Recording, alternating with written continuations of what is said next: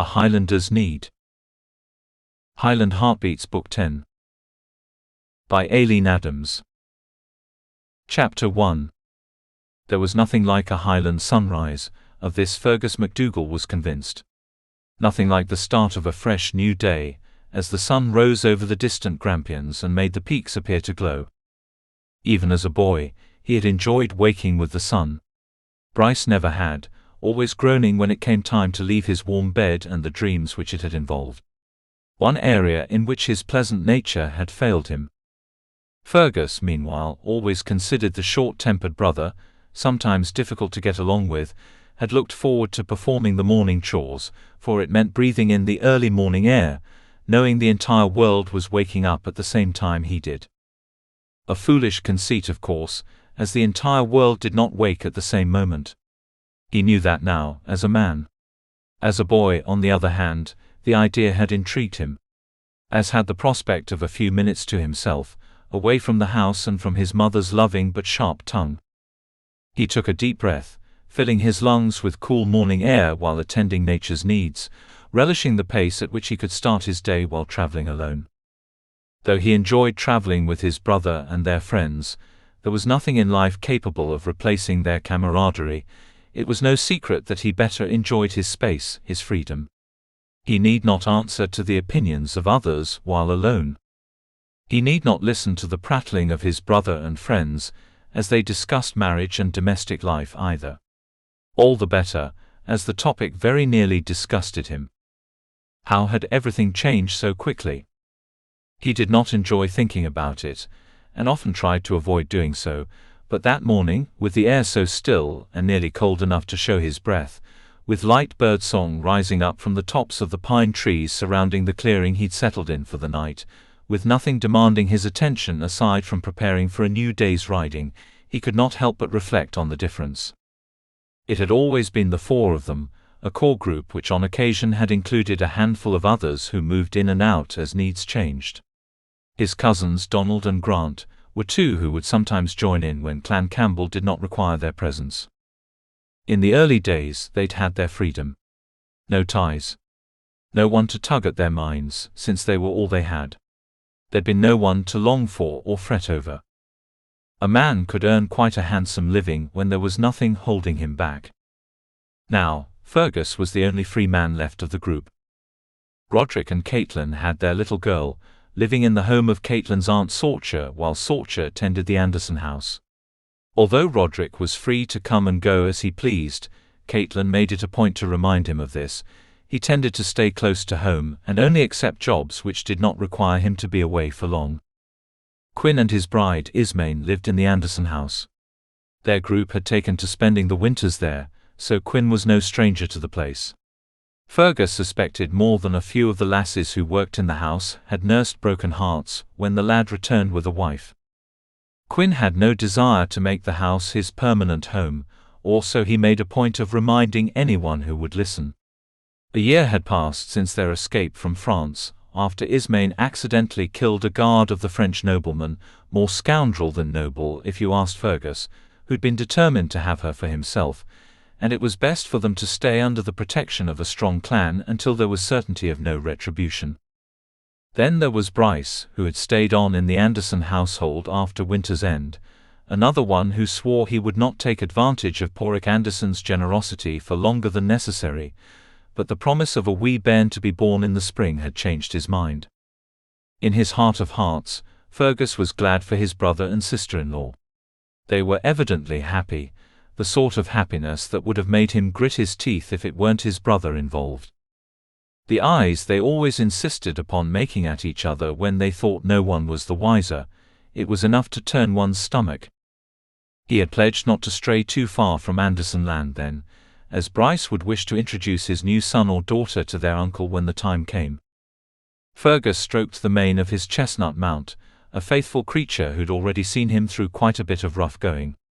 The rains had been heavy for several straight days, causing no end of hardship as he'd navigated the Cairngorms and their uneven terrain. He was clear of the worst of it now, so, as tended to be the case, the weather had turned dry and sunny. The mountains behind him were a sight to behold, still snow-capped this close to the end of winter. They seemed to pierce the blue sky, and he often wondered what the world would look like from the peaks. Not that he would ever attempt such a dangerous journey, for the mountains seemed to have a climate of their own. He had learned as much from visits to his mother's family, the Campbell clan, while he and Bryce were boys. There was a falling out somewhere along the way, one which he'd been too young to understand at the time.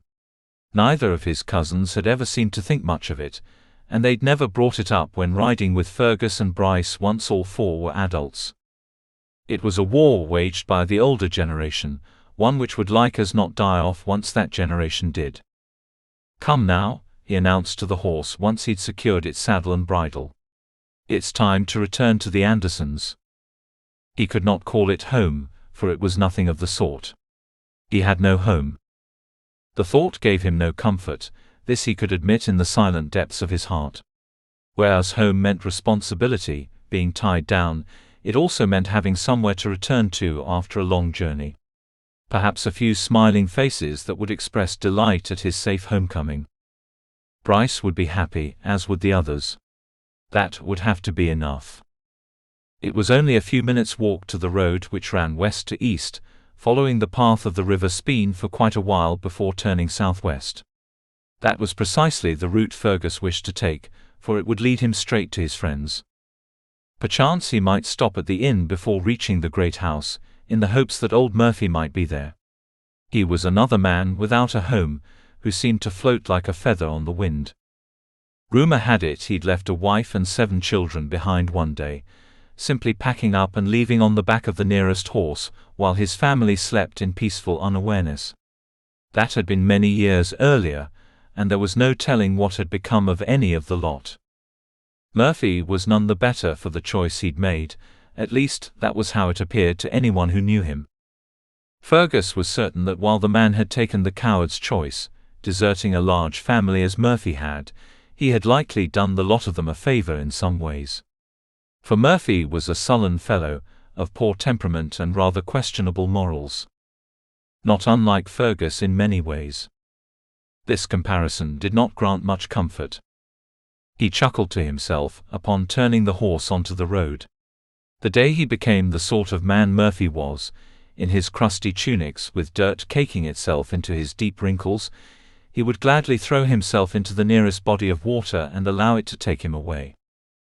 The road was a well-travelled one, the main road connecting the red hills of the Cairngorms to much of the area west thereof, then northeast as far as Aberdeenshire. It did not always widen the way it did as Fergus rode its length that particular spring morning, as the rocky hilly terrain at times meant it narrowed to a mere footpath for the sake of safety. There was simply not enough room for 2 men to ride abreast in some areas. And rain made it even more treacherous, as Fergus had so unhappily discovered. He nodded in greeting to a pair of passing tradesmen. The wagon their team of horses pulled filled with barrels of what smelled like ale, just enough of it leaked from the barrels to send the scent into the air. His mouth watered.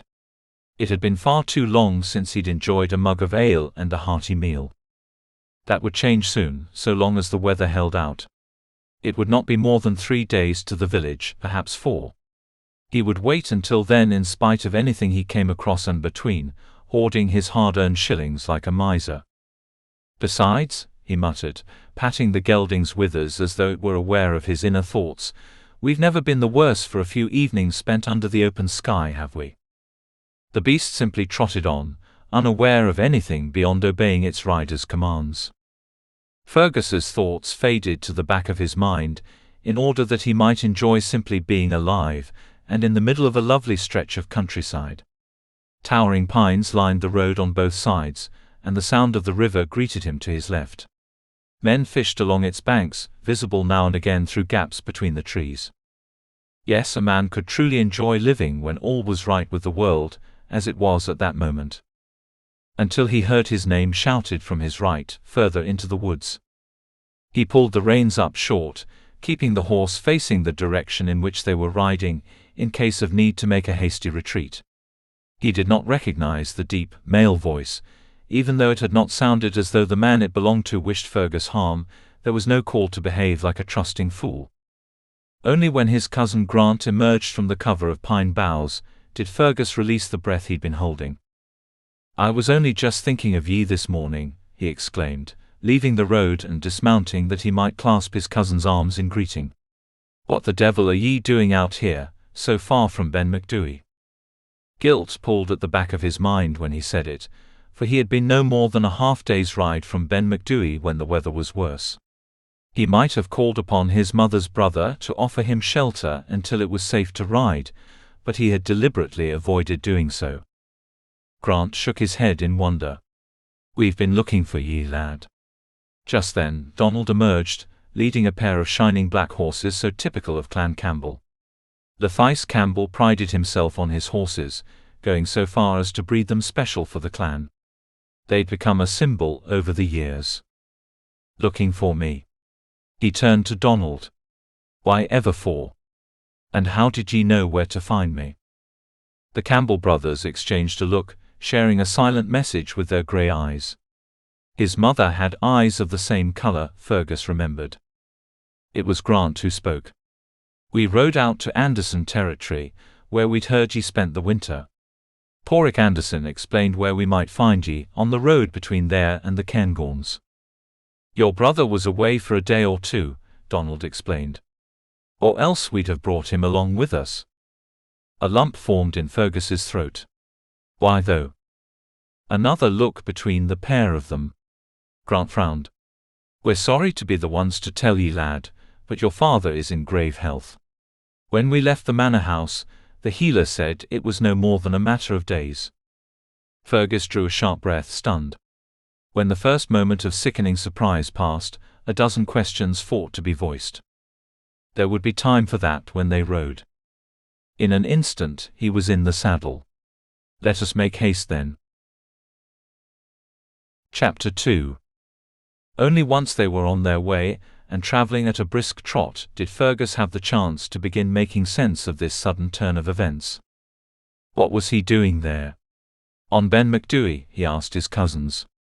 His father was not a Campbell, after all, having no loyalty to any particular clan after leaving his own as a boy. The much younger son, sixth in line, he'd held no chance of obtaining a position within the clan after reaching manhood.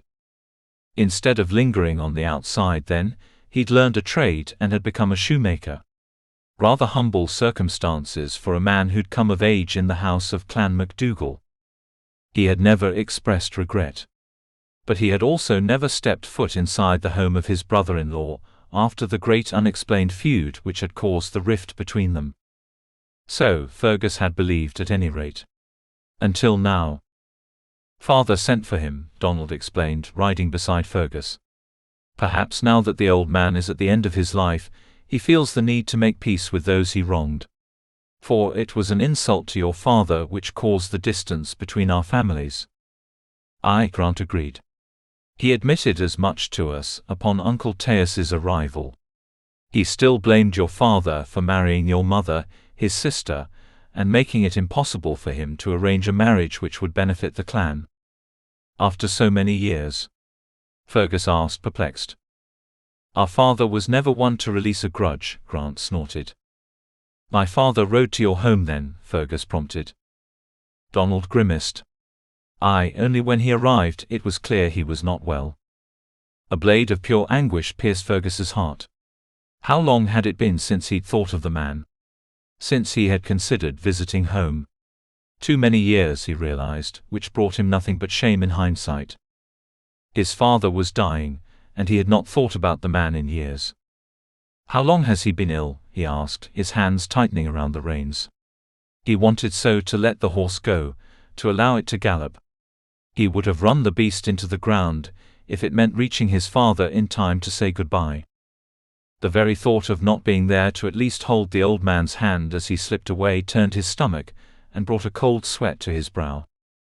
"He only caught the chill while on the road to Ben Macdui," Grant explained with yet another grimace. "'Tis sorry I am to say it." "He would not have become ill had it not been for your father's invitation," Fergus snarled. Of course the rain had fallen so mercilessly, carrying the last of winter's cold with it during the night. Even a young, healthy man might have succumbed under such conditions. The healer suggested he might have been slightly ill upon leaving home, Donald said in an obvious attempt to deflect blame. It would not work. Were it not for his uncle Letheis the blustering blowhard, his father would be at home safe and well, at the very worst, recovering from a minor illness but not at the threshold of death. All because an old man had wished to clear his conscience and make amends with one he'd wronged. Was Taas MacDougall truly foolish enough to believe the leader of Clan Campbell would ever sincerely apologize for the insults he'd more than likely hurled years earlier? Naturally, a mere sixth son who'd turned away from his position within his clan would not be considered worthy of the only daughter of Clan Campbell. Not worthy in Lewis's shrewd eye. And yet Lyanna MacDougall had never once complained, had never flaunted her clan's position in her husband's face. While she'd been a sharp-tongued woman, the Campbell blood still ran hot, which explained Fergus's temperament. She had been just as loving. Never had she given Fergus the impression of regret or unhappiness. Perhaps it might have suited her brother better if he'd believed her to be miserable. He might have rested easy in the knowledge that his sister had been a fool, while he'd been correct all along about the match being a poor one. And the healer. A good one, I hope. She has been our family's healer for as long as I can remember, Donald explained. As good a healer as there has ever been, I would wager. How would ye know? You've only ever had one, Fergus grumbled, unimpressed. Taas might die without seeing either of his sons. Bryce ought to be here. He would be happier to see Bryce than he would to see me. For they had not parted on the very best of terms. Fergus's determination to join the army had been the reason for leaving home, along with being the reason for countless arguments full of bitter words which could never be taken back. Bryce had suggested he accompany Fergus so as to assuage their parents' misgivings, and it had worked. He had always been the more reasonable of the two MacDougall sons, always with a gift for smoothing over even the roughest argument with a well-delivered joke or sharp bit of insight. He'd been the favoured of the two as well, a fact which had never been lost on Fergus. The less loved child was never unaware of their stature, no matter how many times they received assurance of misunderstanding their parents' true feelings. No, Bryce had been easier to love. Yet as a man, fully grown with years of experience behind him, Fergus understood something he hadn't the maturity to conceive of as a lad of 17. His father's refusal to accept Fergus's wishes to go to war was a sign of his desire to protect his son. It was an act of love. He dug his heels into the horse's ribs to spur it to greater speed. Let his cousins catch up to him. He knew the way, and could be there before midnight if he rode fast enough and did not stop except for water. By the time the Campbell house came into view, both Fergus and the gelding he rode were exhausted.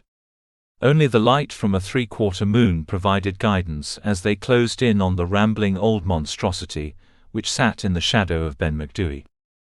Would that the house had been built with the grandeur of the mountain behind it in mind. Fergus's far-off ancestor had not much sense when it came to such matters, thinking size was the only important factor in a grand house. Anything to show off the power of Clan Campbell. And large the house was, surprisingly so. But it had been built with no consideration for appearance. Not like the Anderson house, which impressed without shocking the observer, and certainly nothing like the Duncan Manor house. That was a castle, which the Campbell house only aspired to be. Rooms had been added on over time, one after another, along with towers and spires which served no purpose. How many guards did one need at a time? Who did the Campbells expect invasion from? The effect this achieved was the opposite of what the Campbells had aspired to. It made them look ridiculous, at least it did in Fergus's eyes. His father was dying in there. In that vulgar house so far from home. And yet he slowed the horse's pace as they rode over a stone bridge which crossed the River Dee and led up to the front door. He told himself it was out of pity for the poor beast, who had put in nearly a full day of hard riding, but it was a lie. He knew it was. If the healer had claimed his father only had days to live before they'd made the ride to the River Eden, which would likely have taken at least 5 days or more, then another 4 days to the place where they had met up with Fergus. What were the chances of Taeus MacDougall being alive? He did not wish to arrive at the house only to find that he had missed his father's last breaths, his last words. To know he'd been just as much a failure as a son as he had always been. He'd seen the faces of many dead men. Too many to count both on the battlefield and off. Why did the notion of seeing the same blank piece on his father's face chill him so? Why did he deliberately take his time in reaching the house? There must have been someone in one of the many guard towers who'd taken note of his approach, for a pair of riders met him halfway from the bridge. "I am Fergus MacDougall," he announced. "Aye," one of them replied with a curt nod. "We've been expecting ye." "We're to escort ye to the house and to Taeus MacDougall," the other explained. Hope nearly choked him, gave him renewed strength when he'd been all but ready to fall from the saddle only minutes earlier.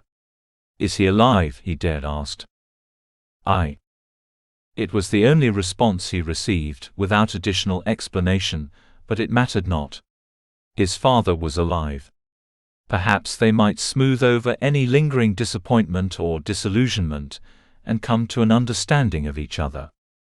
A pity it had to take so long to reach such an understanding, but it was better than never reaching it at all. He followed the pair of guards, dressed in black as Letheis preferred, as with the horses, which made them all but impossible to see when clouds drifted over the moon, through the entry hall and past the great hall where many members of the household were bedding down for the night. Why the leader of Clan Campbell could not see fit to grant them more comfortable accommodations in the house's many bedchambers, he would never understand. No one used them except during clan meetings, and the lack of activity in the house told him there was no such event taking place at the time. Not everyone ran their households as Porrick Anderson did, he supposed.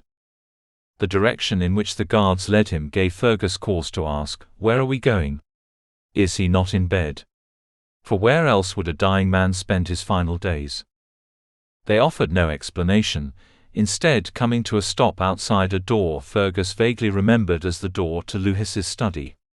He looked from one guard to another, wondering if it did not make more sense to have Taeus on the first floor rather than rushing upstairs and down when he needed help, before pushing the heavy wooden door open. He found his uncle seated by the fire, his legs stretched out, his feet resting on a stool. He held a chalice of wine in one hand, and turned with a pleased convivial smile on his craggy face at his nephew's entrance. He'd grown older naturally, his bright red hair thinner and streaked with grey, his eyes faded, even thinner than Fergus remembered him. As though he'd shrunk. This was not what held Fergus's attention, however. It was the fact that his father sat in much the same position, with his own glass of wine, his feet also propped up close to the fire's warmth. Yet his smile did not hold the same bright, cheerful appearance. In fact, he looked rather ashamed. Fergus's mouth fell open, the exhaustion and grief and guilt he'd battled for hours hitting him all at once. And now, they were accompanied by confusion and budding anger. "What is this all about?" he demanded, his hands curling into fists at his sides. "We are sharing a toast," Letheis explained, raising his chalice. "To the groom." Fergus's lip curled into a sneer as he turned to his father. "The groom?" "Aye, son." His voice was just the same as ever, albeit with an edge of sorrow. "It's sorry I am that we made up such a tale with which to bring you here." "It worked," Letheis crowed before drinking deeply of his wine. "And now we can tell your son of the plans we've made for him." "No one makes plans for me," Fergus spat, anger taking the place of horror. Perhaps it was a natural development, one from the other. His horror at being so easily duped enraged him. The horror that his own father would agree to such deception. With that his uncle's smile turned to a sneer. "That is where you are mistaken, my nephew. For you are betrothed to a young lass from Clan Reed." When Fergus merely gaped in stunned silence, he added, "You are to be congratulated truly. It is a better match than you might have hoped for otherwise." Chapter 3. Moira. You know you cannot hide forever. "That is what you think," Moira whispered halfway up a sturdy oak tree. She pressed her front to the trunk, with one hand gripping a branch to either side and both bare feet balanced on the strongest limb she could find. Moira! Jamie's sing-song tones reached her ears as they echoed through the woods. Come out. Come out. You know I'll find you. Jamie. Ian's voice rang out, so similar to his twins, much like everything else about them. Moira could always tell them apart, however, both by sight and by sound. They could not fool her into mistaking one for the other, though this never stopped them from trying. Jamie shouted. I checked the brook. She isn't there. The two of them met up not 20 feet from where Moira watched, biting her lip to silence the laughter bubbling up in her chest. The sight of her twin brothers scratching their curly brown heads and turning in circles was nearly too comical to be borne. It was unfair perhaps to play these games with boys so much younger than herself. But they insisted that reaching the ripe age of 12 years made them men, and this meant they were keen to prove themselves. Finding Moira when she hid in the woods was as good a way to do this as any, since no one knew the woods and all their secrets the way she did. No one was as swift, as sure-footed, as fearless. And they were becoming frustrated at their lack of progress. They began looking up, into the trees. She ducked behind the trunk, hiding her face. The bark beneath her feet was uncomfortably rough, but she was accustomed to it and felt no need to shift her weight. Such movement would only give her away. I know what let's do. Jamie's voice held a note of secret devilishness. What? Ian asked. Let us practice the trick shooting with our bows since we are alone now. Moira held her breath, straining her ears to listen. Trick shooting? What was he on about? Do you think it is wise? Ian asked, always the more cautious of the two. Moira is in hiding. She won't find us and tell father. She screwed up her face in a scowl. Ooh, the little devil. So this was how he wished to win? By cheating. For he knew she must be somewhere close, and wagered on her flying at them in a half-crazed rage if they engaged in anything as daft as what they were hinting at. He would find out, she was not so easy to fool as all that. She peered out from behind the trunk, watching with one eye as the twins positioned themselves roughly 30 feet apart, with Ian standing against a pine. He nestled a large pine cone on top of his thick, unruly hair, so like his brothers and sisters. Moira's nails all but dug into the bark. They would not attempt something so dangerous. No, worse than dangerous. Deadly. Jamie took his time drawing an arrow from the quiver strapped to his back. Oh, would that she had never seen to it that father acquired one for each of the boys on their 12th birthday. Was this what they had employed their time in practicing? Shooting objects off one another's heads? Ian, for his part, looked confident as he stood there, waiting for the moment of truth. Do take your time about it, he smirked. Jamie knocked the arrow, holding it and the bow at shoulder level. What? You cannot remain still for a minute?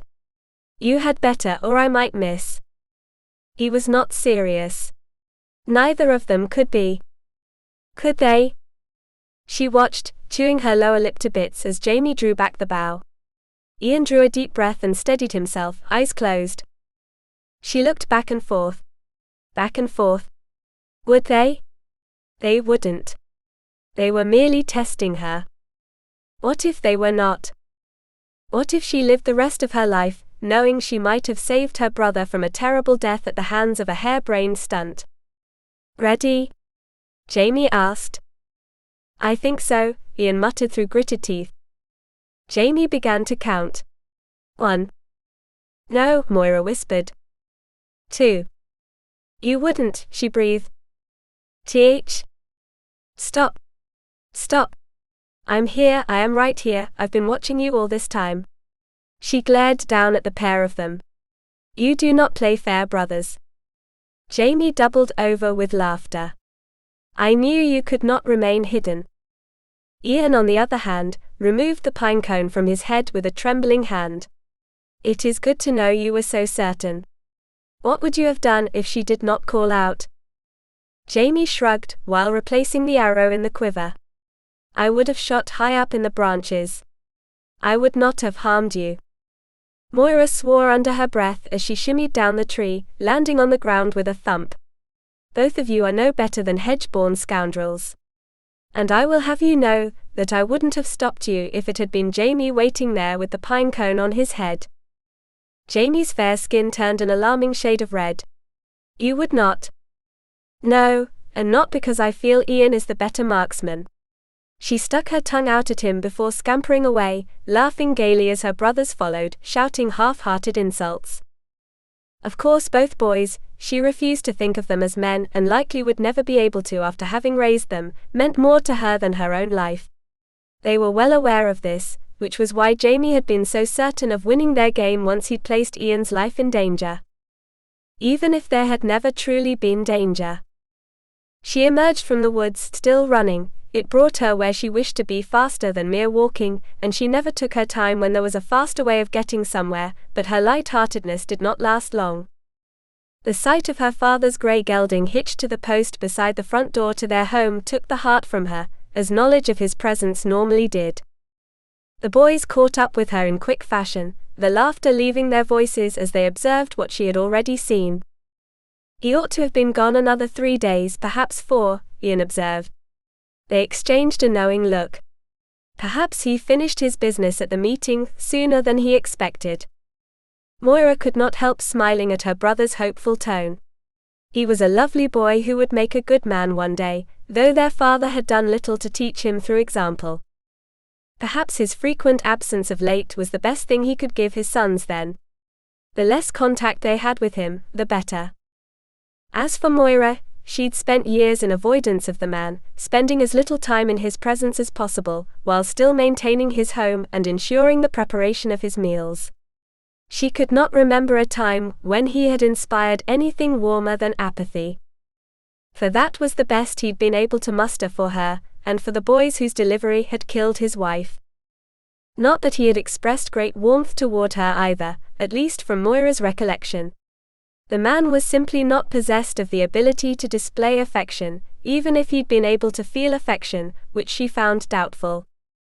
Come then, she smiled, injecting what cheer she might into her voice.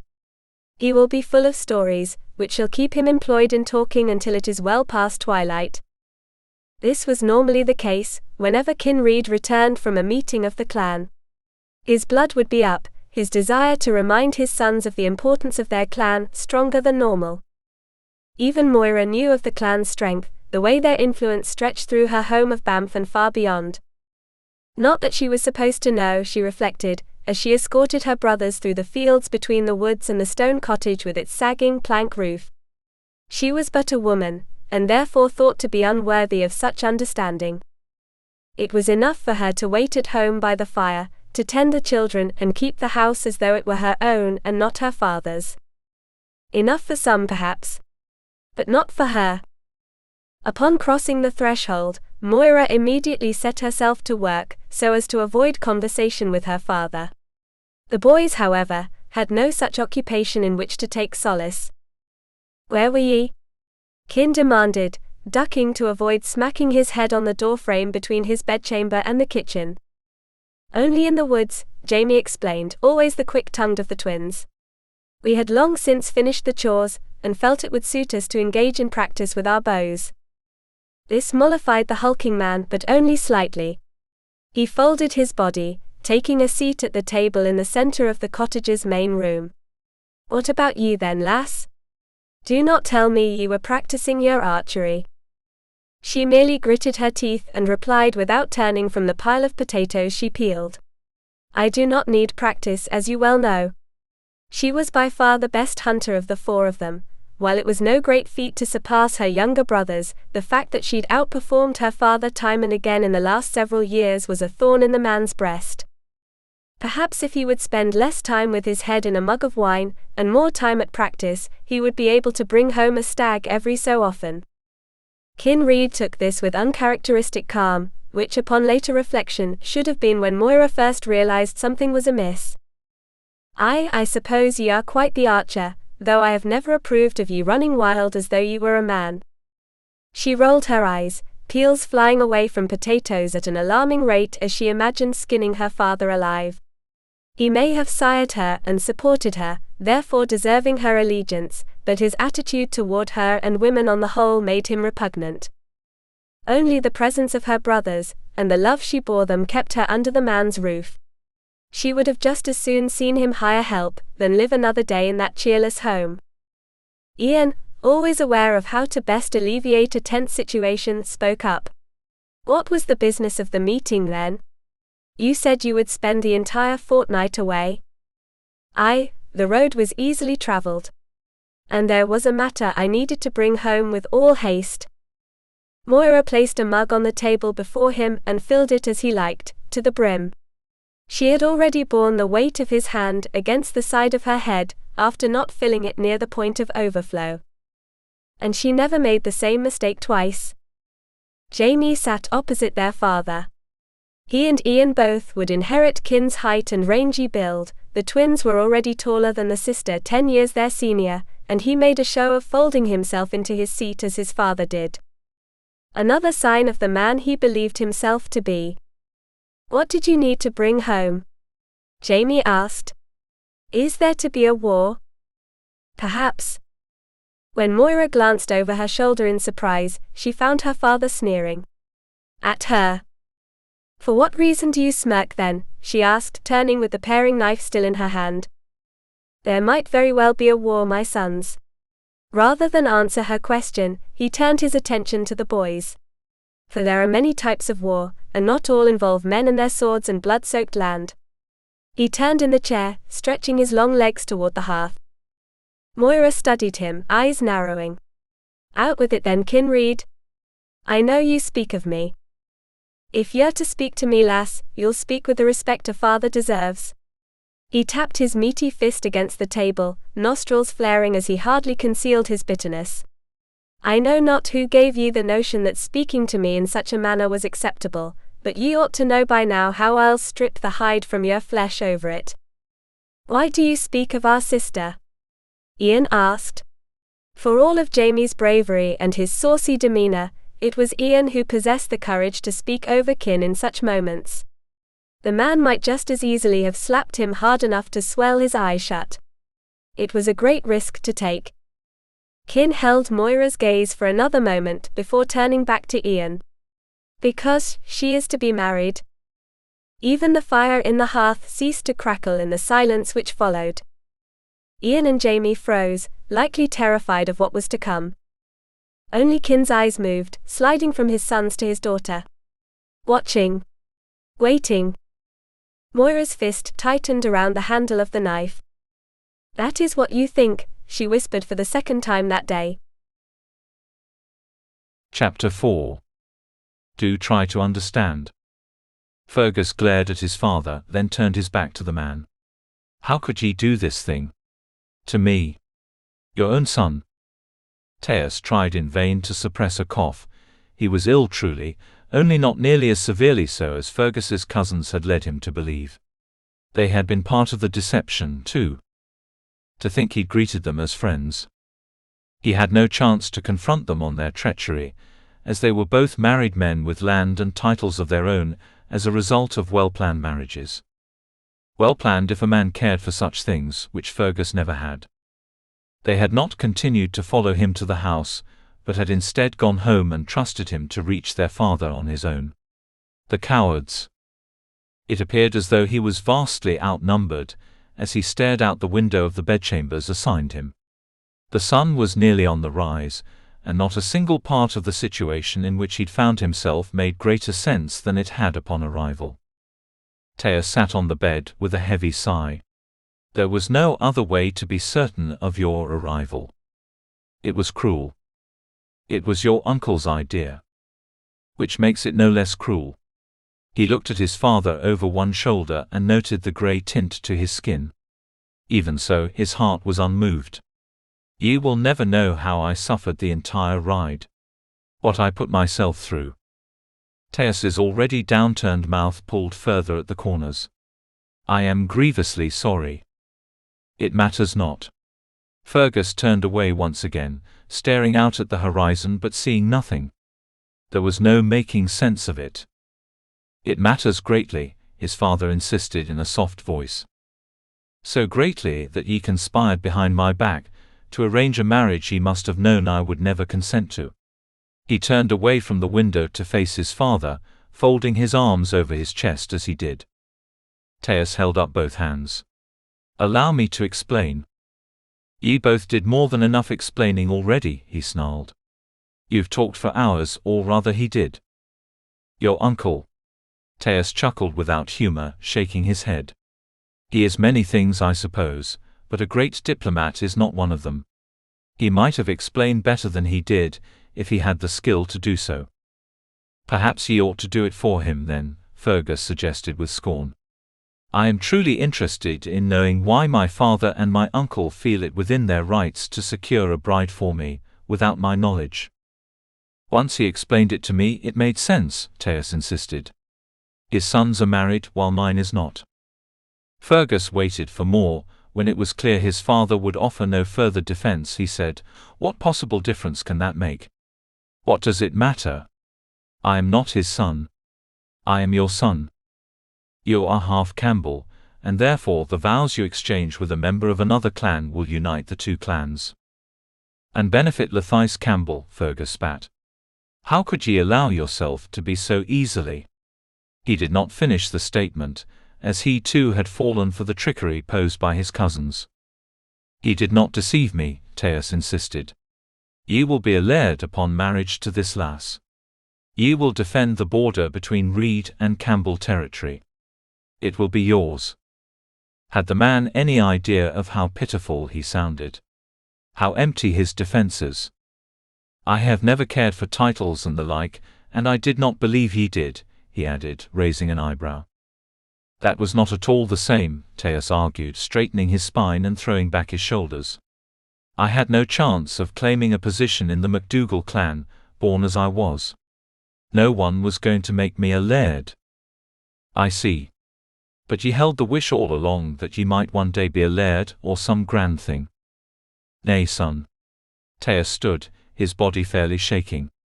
Whether the shaking was a result of illness or emotion was not for Fergus to say.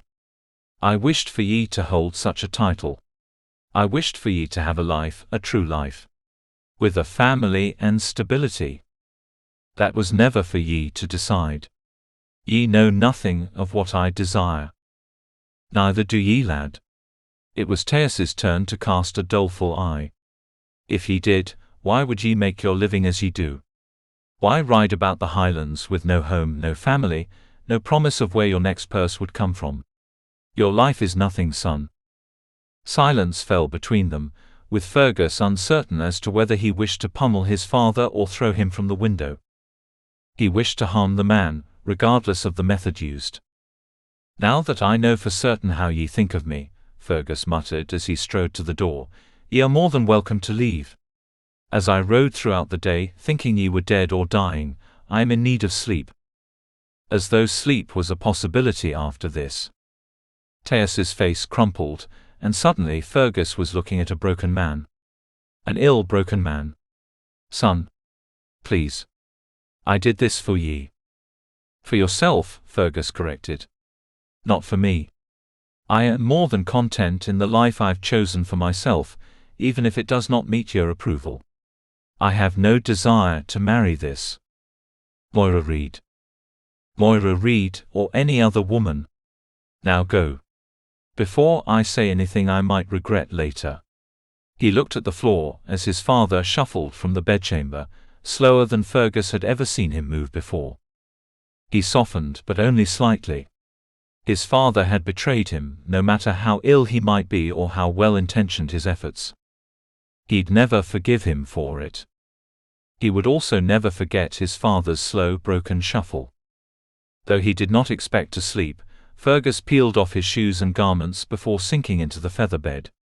By far the most comfortable thing he had stretched out upon in over a fortnight. A rather pitiful thing to take away from the journey, but it appeared as though the condition of his bedchambers would be the most impressive part of his visit to Ben Macdui. The bedchamber was comfortable on the whole, and might have made a pleasant place to stay were it not for the circumstances around him. He closed his eyes rather than stare up at the brown tapestry stretched out across the bed's 4 posters. If he were not so utterly exhausted, he might make his escape and take the chance of outrunning the guards. Then again, his horse was as exhausted as he, likely more so. It would be unfair to press it into such service so soon after his ride to the house. Rather than slip from the place then, he allowed himself to slide into sleep.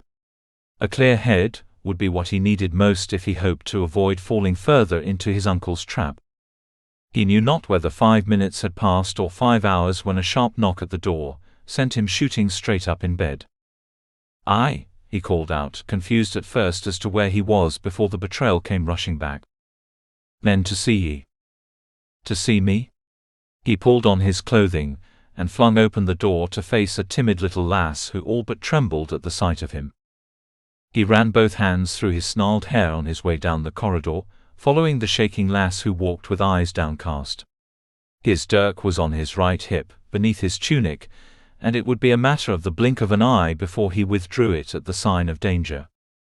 Had Letheis decided to press him even further, he might have hired men such as Fergus and his friends to see to it that his nephew obeyed orders. On catching sight of the 2 men standing just outside the door to the place, he saw how correct he'd been. Not that his uncle had hired anyone, but that the men who had arrived were indeed just like Fergus. "What brings you 2 here?" Fergus asked as he stepped out, smiling in spite of fatigue and the heavy bitterness resting upon his shoulders. Roderick looked at him as though he'd gone mad. "We had a visit from your cousins. They told us how ill your father is." "We're deeply sorry to hear it," Quinn added. "Bryce wished to join us, but Alana's time is nigh." "It meant a great deal to him that he might be here with ye," Roderick murmured. "We accepted a job from old Murphy, which placed us in the area to begin with, so we assured him we would pay a visit on the way to check on ye." "It matters not," Fergus snarled, glancing from side to side before motioning for the 2 of them to follow him away from the house. No telling who might be listening. They walked across the stone courtyard and past the stables, the blacksmith, the smokehouse. He did not stop until they reached a sharp drop-off, which led down to the river winding through the estate. "What do ye mean, it matters not?" Quinn asked, eyes wide. He truly wished to come along.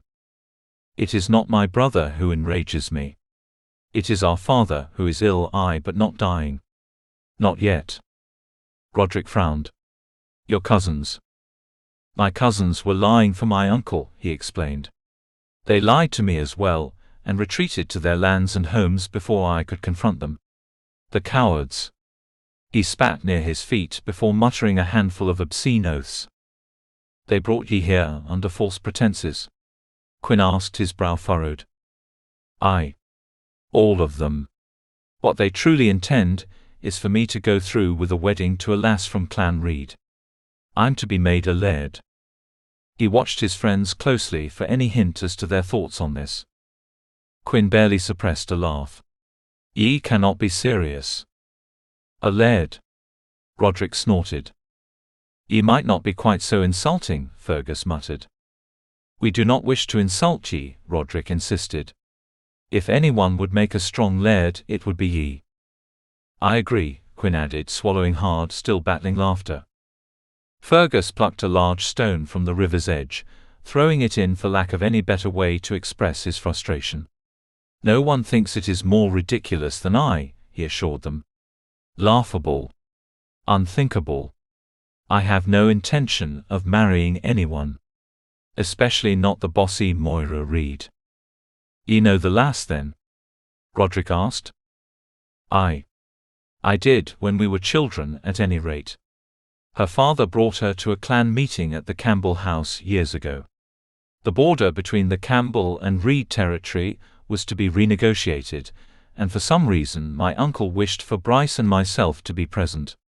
I would not be at all surprised if he was already plotting to bring us into his clan from the time we were wee lads. "A young lass at a meeting of 2 clans?" Quinn asked. "I did not think to ask about it at the time," Fergus smirked. "All I remember of her is a snippy, bossy, mouthy thing who kicked me in the shins in front of at least a dozen lads I was trying to impress." That sounds to me as strong a beginning to married life as any, Roderick chuckled. Fergus rewarded him with a sour look. He added, "Remember, Caitlin and I began in much the same way. I believe she kicked me somewhere other than the shins, however." "And see how happy they are together," Quinn chuckled, barely ducking Roderick's slap to the side of his head. "While I know ye only try to cheer me, it is not worth your effort," Fergus muttered, staring out across the river. "Ye do not have to stay." Roderick clapped him on the back. "Leave. Simply go. Be your own man, as ye always have been." It would be easy, would it not? To simply leave and not look back. To go on as he had before. He need not return with his friends either, so as to avoid his cousins or his uncle's men finding him as easily as they had already done. He might take his horse and ride away as swiftly as he had ridden to the house.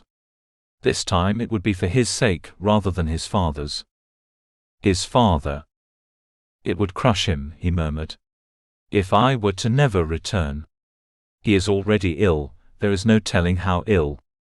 He looks older, grey-skinned, he coughs terribly and is weak. I cannot." "What other option have ye?" Quinn asked. "Certainly, if ye do not wish to marry the lass." "I do not know for certain," he admitted. "But the two of ye have a job to do, and wives to return to. I shall take care of this as best I'm able." Would that he knew just how to do that. A shout from the house turned their heads. Fergus had not taken note of the approach of 3 riders who waited at the door, still on horseback. His uncle had taken note of them, however. The man's face had gone nearly purple as he shook and shouted. As the 3 of them hurried to the house, Roderick muttered, "I do not know Lathais Campbell well, but I would say he's upset over something." Chapter 5. Moira rocked back on her heels, drawing the back of her arm over her sweat-slick forehead. It had been far too long since she'd scrubbed the wood-plank floor Kin was so proud of. He saw it as a sign of his important place in Clan Reed, the fact that his home did not have a floor made of hard-packed earth. Never mind the fact that the children who'd come of age in the house had never enjoyed a minute of his full attention. Never mind that a wood floor needed scrubbing, unlike an earth floor. She opened the front door, allowing the damp pre-dawn air to cool her overheated skin as she emptied the bucket of filthy washwater. One more chore taken care of, and nearly the last. No one could accuse her of leaving her brothers in a home with a dirty floor. Her back ached terribly upon straightening, a reminder of the thrashing Kin Reed had treated her to upon her refusal to wed. He'd taken his belt to her back, shaming her most terribly in front of the brothers who tried admirably to stand between their father and their sister. Only when he closed his fist to them and swung did Moira step forward to take her whipping. The boys did not deserve a beating, merely because she refused to accept orders from her father, or in fact any man. It was during the thrashing, between blows of the belt against her back, he'd allowed she should wear her kirtle rather than stripping down to her chemise, which she'd considered a small blessing, that she'd decided her course of action. For she'd found early on in life that pain could provide great clarity of thought. It tended to strip down one's mental processes, until nothing more than the barest singular images remained, in stark, unflinching shape and color. She had accepted her fate that night. Though it was not the fate Kin Reed had planned for her. Her back was much better, more than a week later, a week full of cleaning and preparation for leaving the boys. The knowledge of it was all which caused her true pain. Her twins, who she loved as her own children. Even if the impossible should happen someday, and she should bear children of her own, she would always consider them her firstborn. They had taught her all there was to know of motherhood, short of the carrying and bearing of wee bairns, and they'd taught her sacrifice and devotion to something other than herself. They were her life's greatest blessing. To find herself ripped from them in such a cold, sudden fashion was beyond understanding. The floor dried, she entered the house and returned the table and chairs to their proper positions, then built a fire to ward off the morning chill. Spring was well upon them, but mornings were still uncomfortably cool. Who would build the fire in the morning, when she was no longer present to do it? In the days since her beating, she had called upon her father's shrewd intelligence and sense of self-preservation, urging him to hire a lass from the nearby village to look in upon them and care of the home. Neither Ian nor Jamie are fit for such work, and they are young men, she'd pointed out, certain to make a point of this. He would never allow his sons to debase themselves by engaging in woman's work. Even so, Kin was a miserly scoundrel who did not part easily with the meager few pence. The thought of his allowing the household to fall to ruin plagued her waking thoughts, and her dreams alike. The house was not hers and she knew it well, but she had kept it standing and shining by the sweat of her brow and the ache of her back. While there had never been much in her life to bring her happiness, she had known the satisfaction, deep, true, peaceful, of turning to look at the clean, orderly kitchen before going to bed, and knowing she'd done a good day's work. Speaking with Kin had been a pointless endeavor, and so she'd turned her attention to what might be done to set her brothers off on the right foot. The larder was full of preserved and pickled fruits and vegetables as a result. Fresh butter, fresh bread, all of the root vegetables she could manage to pull from the garden behind the cottage. She'd weeded the garden to perfection as well, had mended holes in both boys' tunics, had cleaned the hearth and chimney. By the time she'd allowed the floor to dry before replacing the table and chairs, there was nothing left to do but bathe away the grime which had caked itself on her skin, and wait for the members of her clan designated to accompany her to the home of Fergus MacDougall's uncle. He was a Campbell, Fergus's uncle Lathice, meaning his clan was one of the strongest in the Highlands and growing stronger all the time. Would Fergus take the clan as his own after the marriage? Would she be expected to follow suit? It did not matter, as she had no intention of marrying the man. Or any man. She walked to the stream which ran past the south side of their land, her father's land, not hers. It would do her well to remember it, and made use of a thick shrub to conceal her from the notice of anyone who might awaken in the cottage. Not that any of them would, not until the cock crowed them all to wakefulness. It was a pleasure to peel the sweat-soaked kirtle from her skin, along with the chemise she wore beneath it. She draped her fresh kirtle, one suitable for traveling, over a branch before taking the other garments to the stream with her. The water was crisp and refreshing, perhaps a bit too chilly for bathing in the already cool air, but she was no ordinary woman who caught a chill or swooned at the sight of blood. Trifles such as catching a chill mattered little to her. She'd never experienced a day's illness in her life, and had no intention of developing the habit. Instead of avoiding the washing of her hair then, she knelt in the deepest stretch of the stream and leaned back until the water covered her hair. She ran her fingers through her cursedly thick hair, so as to loosen any dirt or dust therein, allowing the rushing stream to carry it all away. Would that it might carry her away. She rarely gave in to despair or dark thoughts, as they were of no assistance to a busy, productive person. But there in the stream, on the verge of leaving the only home she'd ever known, it seemed impossible to suppress her darkest fears. She'd done her level best with what the gods had seen fit to give her. Raising her brothers, growing up without a mother's guidance, without a father's love. Learning both the art of childcare and homemaking at the age of 10, with only the occasional visit from a well-meaning neighbor to provide comfort or instruction. And yet there were times when she wished it hadn't been so. There were even times when she'd wished to have been born male, so that she might make her way in the world without the need to answer to anyone. For had the situation been reversed and one of her brothers had been born first, and she had been the one born just before her mother's death, he would not have given his life over to her raising and well-being. She would have been sold off to another family, or at the very least given away. And her brother would have gone on to his own destiny. Perhaps he would have forgotten her existence, as men were allowed to do. She sat up once. It seemed her hair was clean, the heavy mass hanging over her back and sending water pouring down. After squeezing out as much of the water as possible, she went about the business of washing her soiled garments. What of this Fergus MacDougall, the one to whom she'd been promised in marriage? How was it that he had avoided the burden of wedding vows? He'd run about the countryside for several years after the war, or so she'd heard, performing acts of dubious nature for those willing to pay. How on earth did anyone expect him to settle down into a life of marriage? A fine husband he would be, riding hither and yon with no knowledge of when he would be returning to his wife and family. It was none of her concern, for he would never be her husband. No matter what Kinreed or Lathais Campbell believed. No man told her what to do. Little wonder her father had never learned this, as he had never taken pains to know anything of her. Once finished with the washing, she used her fingers to comb out her hair, then braided it. The morning air had dried her skin, leaving her free to dress. With one more look at the stream, with the tall graceful silver birches which lined it on both banks, she returned to the cottage.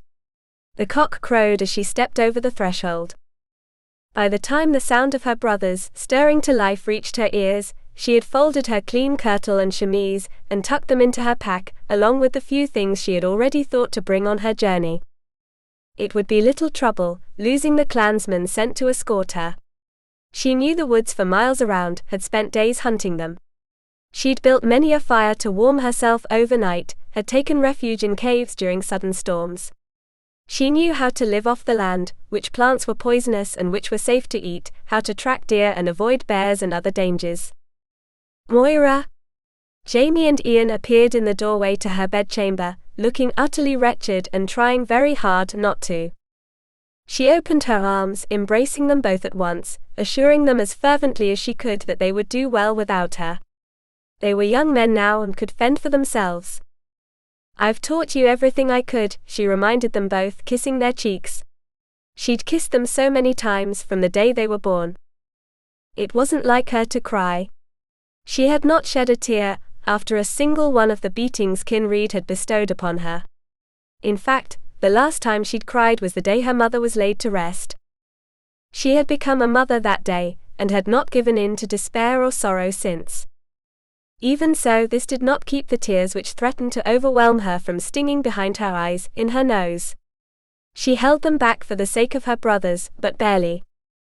Kin did not deign to leave the comfort of his bed, in order to see his daughter off. This was no surprise. In fact, it might have knocked Moira off her feet if he had. The sound of approaching horses sent a chill to her heart. It was time for a final farewell. She had dreaded this moment ever since agreeing to the marriage arrangement made on her behalf by Clan Reed and Clan Campbell. "Remember," she murmured, turning to the twins and taking their hands, so large, reminding her of puppies who had yet to grow into their paws. "No trick archery. I do not wish to hear that one of you shot an arrow through the other's head. What if it is an arm instead?" Jamie tried valiantly to bring a smile to her face. "So long as it is not the arm you most need," she grinned, cuffing him about the ear. She turned to Ian. "Do not push him. You know what I speak of. When he is in one of his tempers, leave him alone. Do not attempt to talk, do not attempt to soothe him when he is dark and brooding. Leave him be. Go to the woods, both of you." "I will remember," he whispered. "Be good men." She took them by the backs of their necks. "Be good men. Be the men I raised you to be. And remember how much I love you, for I do. No matter how far away I might be. You will always be the last thing I think of before I close my eyes every evening." She looked from one of them to the other, and dared share something, very generally, very vaguely, so that they might not be accused of prior knowledge. "No matter what you hear of me, know that I am well. I am taking care of myself. Do you understand?" She shook them slightly. "Do you? Worry not for me. Take care of each other, that is all I ask." Perhaps this would provide a bit of solace, once the inevitable news of her escape reached their ears. They nodded, the green eyes so like her own shining with unshed tears. It would be best to end things there, she decided, before either of them embarrassed themselves by weeping. They might come to resent her for that in the future. "I love you," she whispered again, turning away before she began her own weeping, and went out to add the pack of clothing to the back of her saddle. The grey mare had been carefully washed and brushed by her brothers, one final act of the love they knew not how to express otherwise. Riding down the path from the road were 4 horsemen. She recognized them, but only vaguely, having met them during clan meetings held nearer the farm. While she could not have named them if given a dozen years, she knew them by the shocking, almost obscenely red hair typical of the clan. Her father's hair was the same shade, while she and the boys had taken their mother's brown with hints of gold, bronze and copper. A relief, as she had no desire to live life looking as though her head were on fire. "Are you prepared, lass?" The first rider, tall and muscular with a jagged scar running down the right side of his otherwise handsome face, brought his stately chestnut to a stop close to her. She replied by mounting the mare, tucking her skirts about her legs.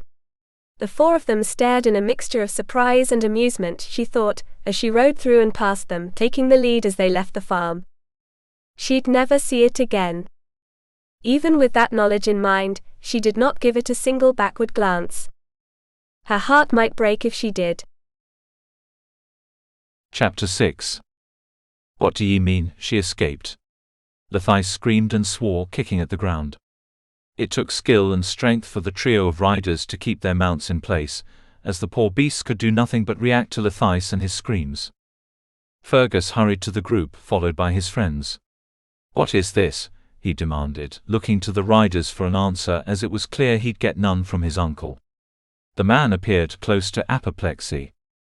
One of the riders explained. "We received word from the Reed escorts, who asked us to bring the message to the Campbell house. Moira Reed escaped the 4 Reeds assigned to escort her here. They are currently looking everywhere for her, or else they would have brought the news themselves." "I suppose that is one way to avoid marriage," Quinn whispered from behind him. He had to hand it to her. Whoever she had become as an adult, the lass had courage and skill if she was able to escape as she had. Tyrone Reed would not assign 4 riders to the task if they were not the best he had to call upon. And she had done him a great favor as well. He would always thank her for it. Leathais glared at him as though he could read his nephew's thoughts. "I suppose this has something to do with ye," he spat. Fergus had been certain his uncle could surprise him no further. "How could it? Ye told me fewer than 12 hours ago of your plans to wed me to the lass." There was no argument his uncle could make to counter this, so he consoled himself with a few more colorful turns of phrase before storming into the house. The riders appeared all too relieved to ride away. Which left Fergus with Roderick and Quinn, the 3 of them looking at each other with equally dazed expressions. "I suppose that is the end of that," Roderick suggested with a shrug. "Ye are no longer under obligation, and might do as ye wish." "I suppose so." It was a great relief, to be certain, but it had come so suddenly as to leave him somewhat unsettled. "Will ye come with us, then?" Quinn was all but prepared to mount up and ride away, it seemed. Fergus could not blame him for his haste, as the Campbell household was hardly a pleasant place even in the best of times. With Leathais storming about the place as he was, swearing up and down and throwing anything he laid hands upon, it went from unpleasant to dangerous. Though he did not wish to spend another minute, he did feel as though he could exhibit the same haste. "I must first speak with my father," he relented. "And ye have somewhere ye need to be. I shall meet with ye at Porrick's, or perhaps at the inn. I had planned to meet with Murphy there." "We shall see ye soon, and if we see Murphy first, we'll tell him ye have business with him," Quinn promised as he untied his gelding from the post. "Ride with care." "And the same to ye," Fergus replied, only partly paying attention to the words which came from his mouth. The question of what to say to his father weighed far heavier on his mind. Taeus was where his son had expected to find him, in Luhas's study, cringing as the man screamed and railed against him, against the Reeds, against everything in his line of sight. Including Fergus, who observed from the doorway. "I ought to have known a matter involving ye or your worthless son would end in such a manner," Leathais growled, lifting a mug and pulling his arm back as though he prepared to hurl the thing at Taeus's head. This stirred Fergus to action, and he was quick to place himself between the 2 men. "Neither my father nor I have anything to do with this," he snarled, looking at his uncle as he would have regarded an enemy on the field of battle. Would that he might bury his dirk in the man's chest and watch him die. "Nay?" Leathais asked with a barking laugh. "Perhaps if the prospect of marrying ye were more attractive, the lass would not have taken such a risk." She would rather place herself in mortal danger than marry the likes of ye. Or perhaps she was just as disgusted at the notion of being sold into marriage as I was. Perhaps it was ye who bargained badly when ye made this plan for us, Fergus argued, before turning to his father and helping him into a chair. It was clear the news had taken the strength from him, which was to say nothing of the abuse he'd sustained thanks to his brother-in-law. "I am sorry, lad," he murmured, shaking his head with a mournful frown. This was all for naught. Guilt and disappointment battled for control in Fergus's mind. He merely patted his ill-aging father's shoulder, before whirling about to face his uncle. "You will see to it that my father is well cared for until he recovers from his illness," he demanded. "If the man is ill, it is your doing. Bringing him all this way, and for what? To press him into accepting this scheme of yours." "Scheme?" Leathice turned purple once again, shaking with fury. "How dare ye, when this is the best match ye could possibly have hoped for? Ye insist on saying this, but I find it difficult to believe. Especially as I have no wish for a match with any woman, ever. As I said, ye will see to my father's comfort, and ye will drop the entire matter." "I will do no such thing," Leathice hissed. Fergus had expected nothing less. "Then I will bring my friends here to visit ye, along with a rather unpleasant band of cutthroats with whom I've become acquainted over the years." When his uncle sneered, Fergus raised his voice to add, "I will also bring the full force of both the Anderson and Duncan clans at my back. If it's war you're looking for, Leathice Campbell, 'tis war you found if ye cross me." This was another matter entirely. To threaten with a handful of rogues such as himself was little bother to a man with a small army at his disposal. To threaten such strength as Fergus knew would come to his aid, for neither Porrick Anderson nor Philip Duncan could abide the evil of a man who took advantage of a smaller, weaker man, was another. Leathice Campbell had few allies, having run off those his father had cultivated in years past with his tempers, his distrust of those surrounding him. After Moira's escape, Tyrone Reed would not wish to align himself with one who might suddenly decide to take vengeance. He would have no one to call upon should an invasion take place. He backed down, as Fergus knew he would. "Aye, it shall be done." How he gritted his teeth when he said it. "I swear to ye, if I receive word he's been treated with anything less than he deserves. I tell ye, he shall be comfortable under my roof," Leathice growled. Fergus held his gaze for a moment longer than was necessary, before returning his attention to Taeus, who seemed to shrink into the chair he sat upon. It pained Fergus to leave his father in that terrible place, where his much stronger brother-in-law might wear him down until there was nothing left. While the men were roughly the same age, a life of daily work and deprivation during the times work was slow showed itself in Taeus's stooped stature and thin frame. At the same time, Leathice looked as strong as a bear and would gladly fight one when his blood is up, as it was at that moment. It seemed the height of cruelty to leave his father in the clutches of one who could needle and scream and berate him incessantly if given leave to do so, and yet it would be cruel to force the man into days of hard going when he was already ill. "Come," Fergus said as he helped the old man from the chair. "We shall go to your chambers, where you might rest." Leathice cursed them both as they made their slow way down the corridor and toward the wide, crumbling staircase. Not only was the house unwieldy, but it was also poorly maintained. "He will not give up his scheme so easily," Taeus warned as they took one slow step at a time. "I am aware of this," Fergus muttered under his breath. "If they find the lass, he will not allow her to escape again." "I am aware of this as well. What will ye do now?" Taeus turned to him when they reached his bedchamber, a room similar to the one in which Fergus had spent the morning. With the deep hearth and a window through which the fresh southern air and sunlight might enter, it was as good a room as any in which his father might convalesce. "I shall go on as I have been," Fergus shrugged. "It is all I can do. Before then, however, I will see Bryce." "And his wife and bairn?" Taeus's eyes lit up. "I'm going to be a grandfather." "Ye may very well be right now," Fergus smiled, softening at the sight of his father's joy. "A grandchild?" He shook his head, his voice soft with awe. "I never would have imagined it. It appears as though one of your sons managed to make something of his life. As one would expect, it was he and not myself." Teus's expression hardened. "That is unfair." "Unfair perhaps, but true." Fergus left him then, returning to his chambers to gather his things.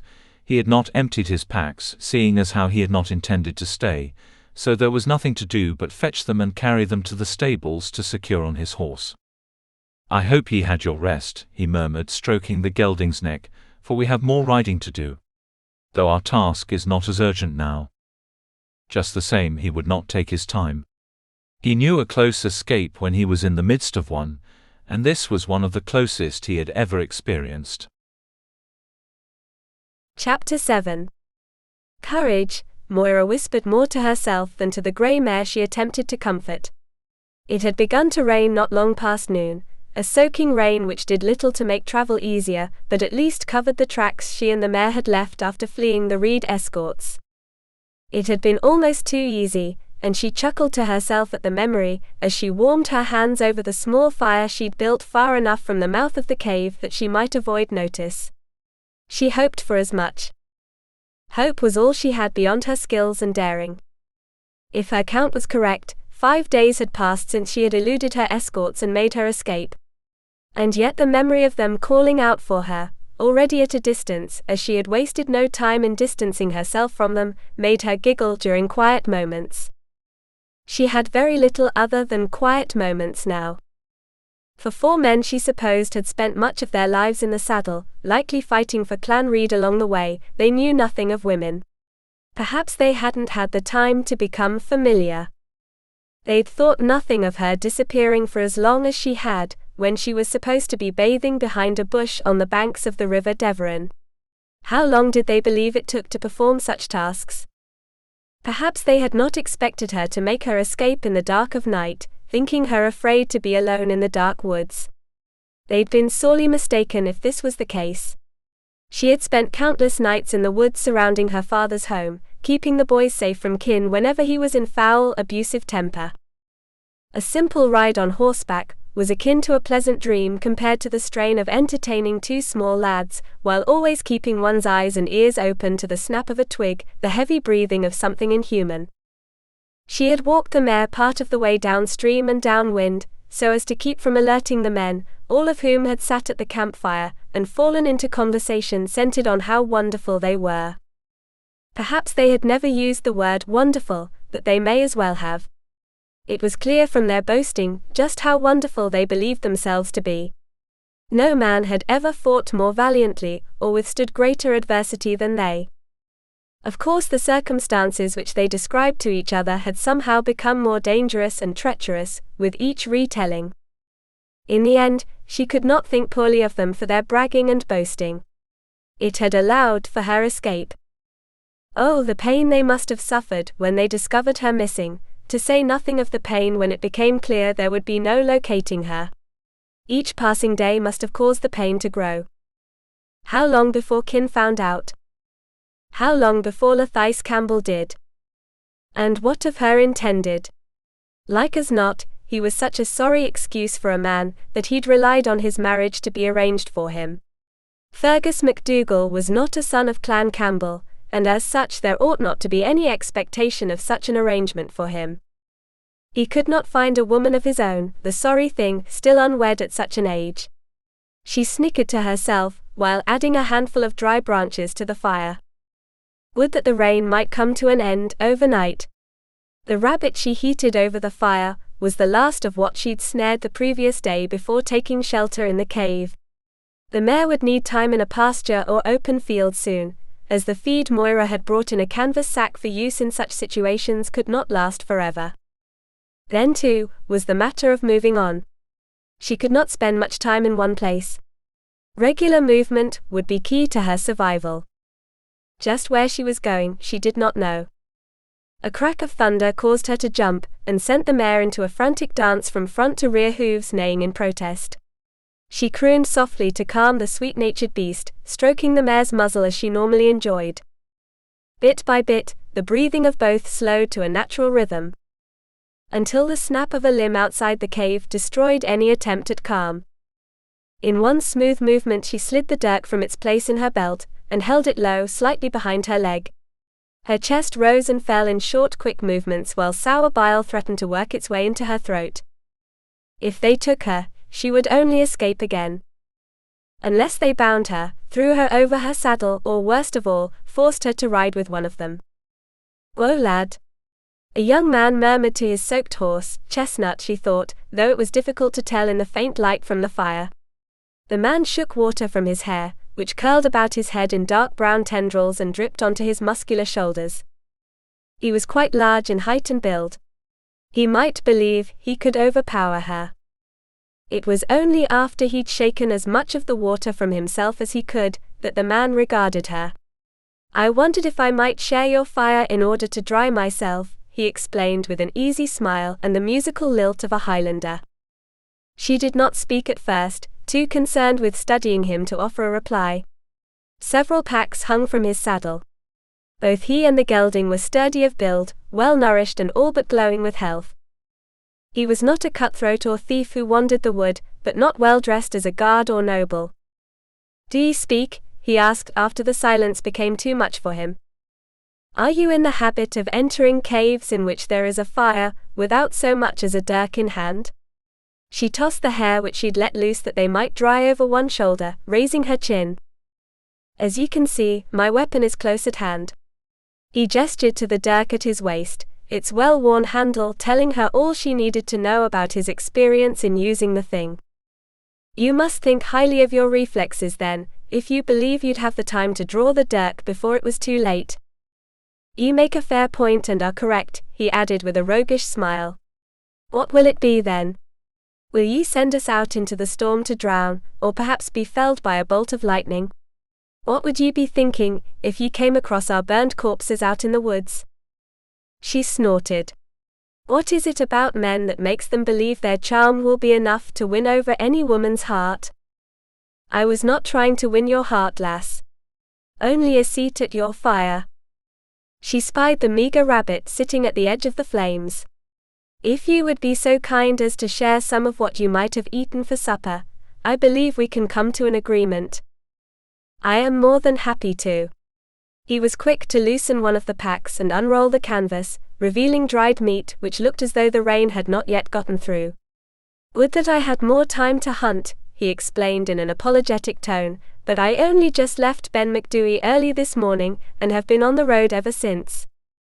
She paused in the act of replacing her dirk. He'd come from Ben McDooey. She was less than a day's ride from the home of Lethice Campbell. Damn the rain. She'd thought herself further away than that, having taken the long route around the northern edges of the Cairngorms to avoid detection. It had taken longer than she'd expected. She was still in danger. "You are a Campbell then?" she asked, holding her breath while awaiting his response. He shook his head, busy rolling his pack and securing it once again. "Nay, I cannot say that I am. Partly at most, though I have never aligned myself with them." This meant nothing. If Campbell blood flowed through his veins, it was like as not Lethice had called upon him for the search. She imagined dozens of men combing the woods, the countryside, the banks of rivers and streams in search of her. Careful to effect a casual air, she tucked her skirts between her legs and wrapped her arms around her shins, drawing them close to her chest. If he made a move as to attack or overpower her, she would kick out as hard as she could and hope to hit something vital. "If you are not aligned with them, what brought you to them? What makes you so curious?" He glanced at her through the wet hair which hung in front of his eyes, before handing over a strip of meat. She reached for it slowly, again anticipating a trap. He might grasp her wrist when it was near enough to reach. He waited without sign of impatience, and released the meat without incident. There is little better to do than ask questions, unless the sound of a driving rainstorm is enough for you. As for me, I've heard more than enough rain today.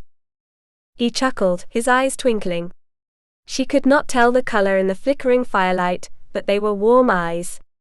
She had seen enough coldness from a man's eyes to make the difference easy to notice. "You make a fair point. I was visiting the Campbells, but my visit was cut short. Is that enough for ye?" She did not reply, merely chewing the meat while considering her options. He could very well be telling the truth, and their meeting might be nothing more than coincidence, but then again, if he had only left that morning, he'd be certain to know the story of her escape. Word must have traveled to Ben McDouey after 5 days. Would he recognize her as the woman in question? "What of yourself?" he asked, stirring the fire back to life before holding his hands out to warm them. The rain had brought a decidedly chill wind along with it. "What of me? What brings you here to this cave?" "A nice lass such as yourself, one who speaks well and knows how to snare and skin a rabbit as you do. I was riding through the woods when the storm struck and found the cave." She pulled another mouthful of stringy, dry meat from the strip, and engaged in loud chewing so as to discourage further questions.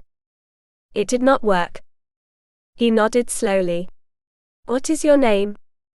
This was it. This was when he intended to capture her. He had heard of her, and knew the horse she rode and her general description, and was bound to bring her to Lethice Campbell, to say nothing of her betrothed. "Elspeth," she replied without further hesitation. Her mother's name. "Thank you for sharing this fire with me, Elspeth, and with my horse," he added, smiling up at the beautiful creature. "Might I know your name as well?" she dared ask. He turned his smile in her direction, momentarily lighting up the dark cave before replying, "Fergus. Fergus MacDougall."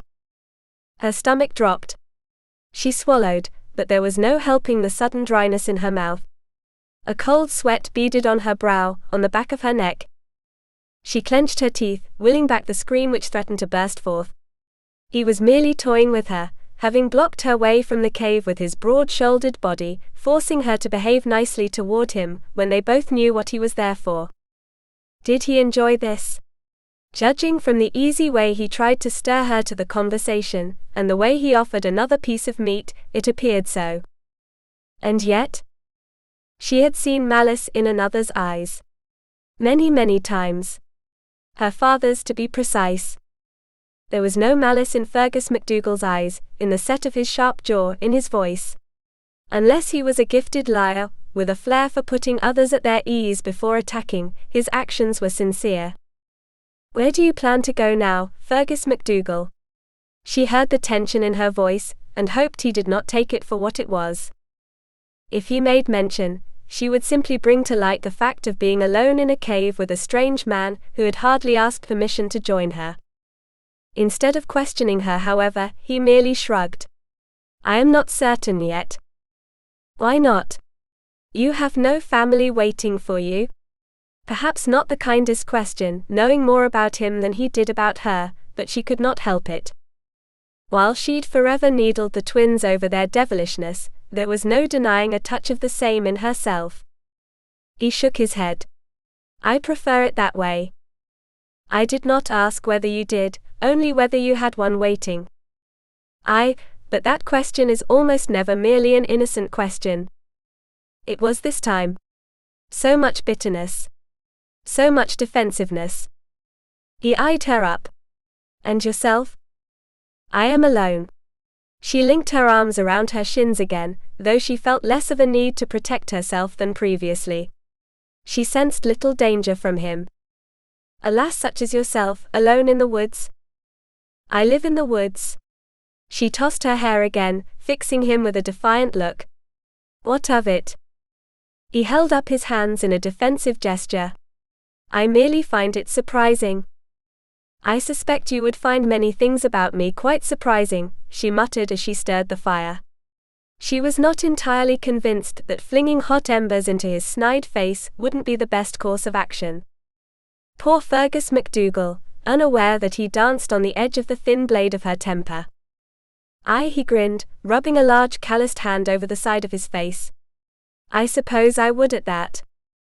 Rather than look at him, which was far too easy to do, he was the first man who wished to converse with her, whose conversation did not involve abusive threats. She turned her attention to the cave's mouth. To call it a mouth was to give the cave more credit than it was due, she supposed, as the cave was more a deep crevice in the side of a rocky hill than anything else. Looking out, she noted the slowing of the rain. In fact, it hardly rained at all. Water dripped down in front of the opening, still trickling down the hillside and from the ash trees just outside. It appears as though the rain has slowed, she observed. Aye, it does that. She looked at him. Blinked. When he did not catch her meaning, she prompted. I suppose you should be on your way then. He began to smile, until it was clear she did not jest. She rarely did. He was unaware of this. I see. He stood, brushed the leaves and dirt from the back of his legs. I was on the verge of asking whether there was a way I could help ye. Help me? Aye. Is that so strange to ye? That someone would wish to offer ye help? She shrugged. It is rare that I have ever been in such need, Fergus MacDougall. Those who know me know I am not one to require it. I can fend for myself quite nicely. Aye, ye seem to be doing well at it, he sneered, looking around the cave. She stood to face him, wishing more than she ever had that she might have grown taller. Often were the times she'd wished just such a thing when Kinreed beat her. Just once she would have liked to give him back everything he gave. And then some. Would that she could stare down the man standing before her then, but it was not easy to do so when one had to look up to meet their adversary's gaze.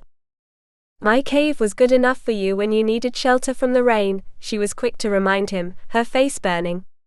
Oh, what she would not give to hit him just once, the sort of blow he would never forget. I would not set up house here, he snickered. She stomped her foot. I never said I planned to. I suppose you feel you must save me from this, eh? Is that what you mean? He cleared his throat with a frown. I never said that, lass. You meant it. You wish to assist me. I do not need your assistance. You may go now. She pointed to the opening. He muttered oaths she'd never heard before as he went to his horse, taking it by the reins and bringing it about. Remember that I offered when ye find yourself facing starvation, lass. Her laughter rang out in the tight space. Yes, I'm certain that I'll starve without you to protect and provide for me. Snide, smug, arrogant. He turned away, leading the horse from the cave without looking back. Only his faint laughter carried back as he disappeared. She stomped her foot again, clenching her jaw tight enough to hurt. The arrogance. Thinking she needed him, simply because she was a woman. Were all men the same? She'd hoped not, but it appeared her hopes had been groundless. The mare whinnied as though agreeing with her, or perhaps to comfort her. She buried her flushed face against the gentle creature's neck, torn between wanting to scream and sob in rage.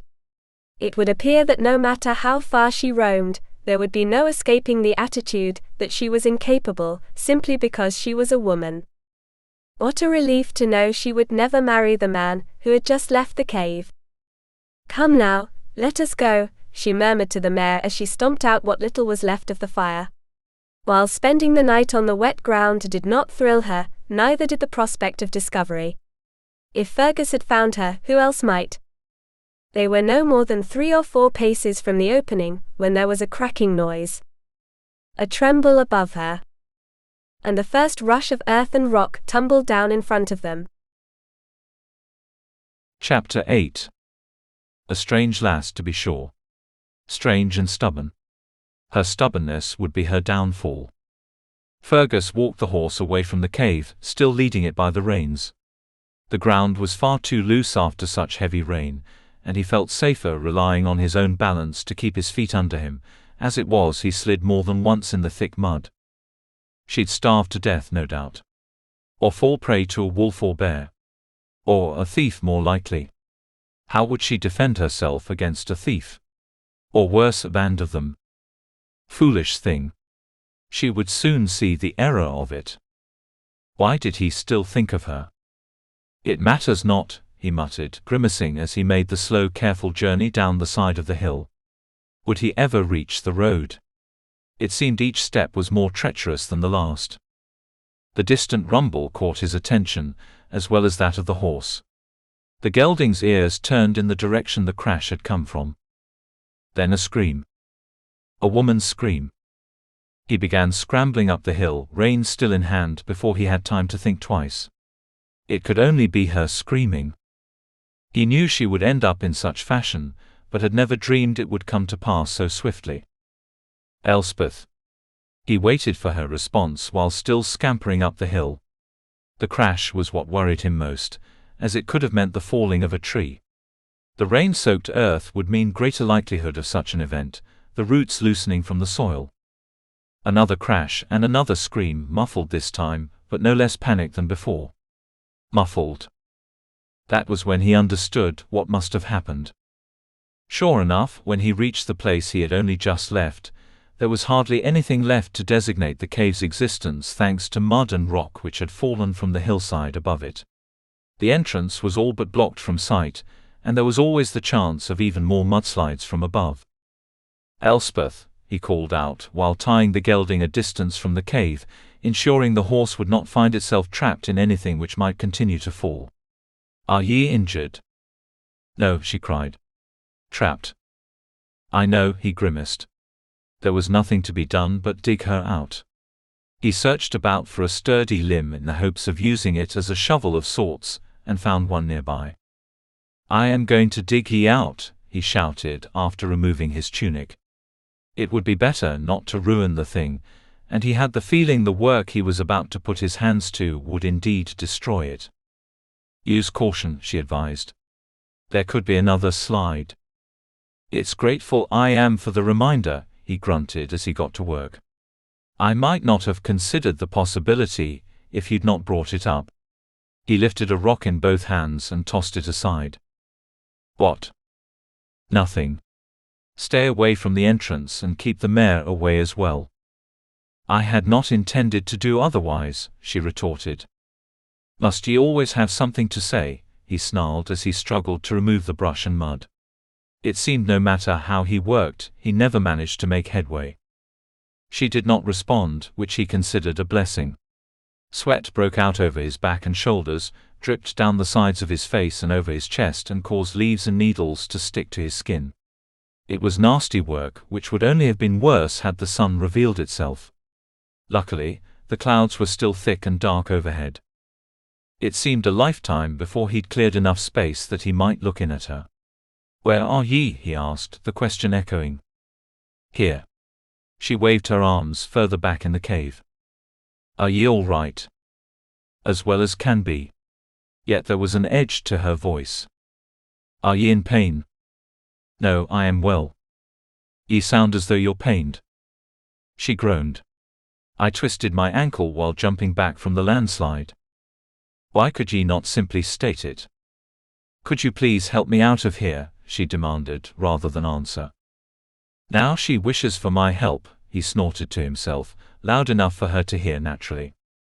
She merely huffed in reply. He returned to the task at hand, as he would not have left her to perish in the cave no matter how stubborn she was or how difficult to reason with. It was not in his nature to leave a person in peril, regardless of his personal feelings toward them.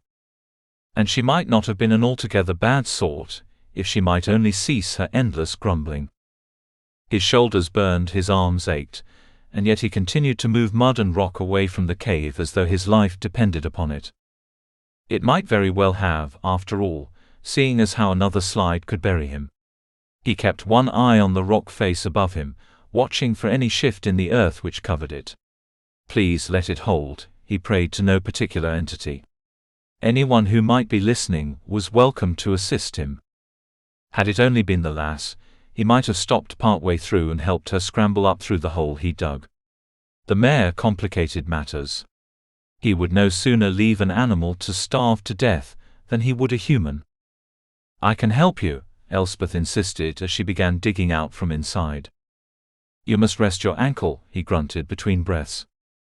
I can stand on one foot, she insisted, and her small but capable hands began moving in the mud, matching his own efforts. Though he was loath to admit it, she made the work easier. Pulling a rock from the mud with her on the other side to push from behind it was child's play. He even found himself smiling at her once her face became visible. She merely averted her eyes. He gritted his teeth and returned to work, grunting from the effort, pushing his body past the point of exhaustion until a slim window opened at one side of the cave. "Can ye lead the mare through?" he asked, backing away. It took time for Elspeth to convince the horse to leave the cave, and Fergus could understand why. The poor beast was likely terrified of what might come of another attempt to exit. Yet little by little, the mare began walking to the front of the cave. "Hurry," Fergus whispered, watching the ground above for movement. "I know," Elspeth hissed, then returned to crooning softly as she comforted the mare. Finally she appeared, and soon after the horse's head, neck and so on, until the two of them stood outside the cave again. Fergus released the breath he'd been holding in anticipation, bending at the waist with his palms on his knees. His back ached terribly from exertion he had not seen the likes of in too many years. But he realized he was happy. Not simply relieved at the lass's safety. Genuinely happy. He dismissed it as pride in himself for having done a good deed, along with pride at what he had accomplished physically.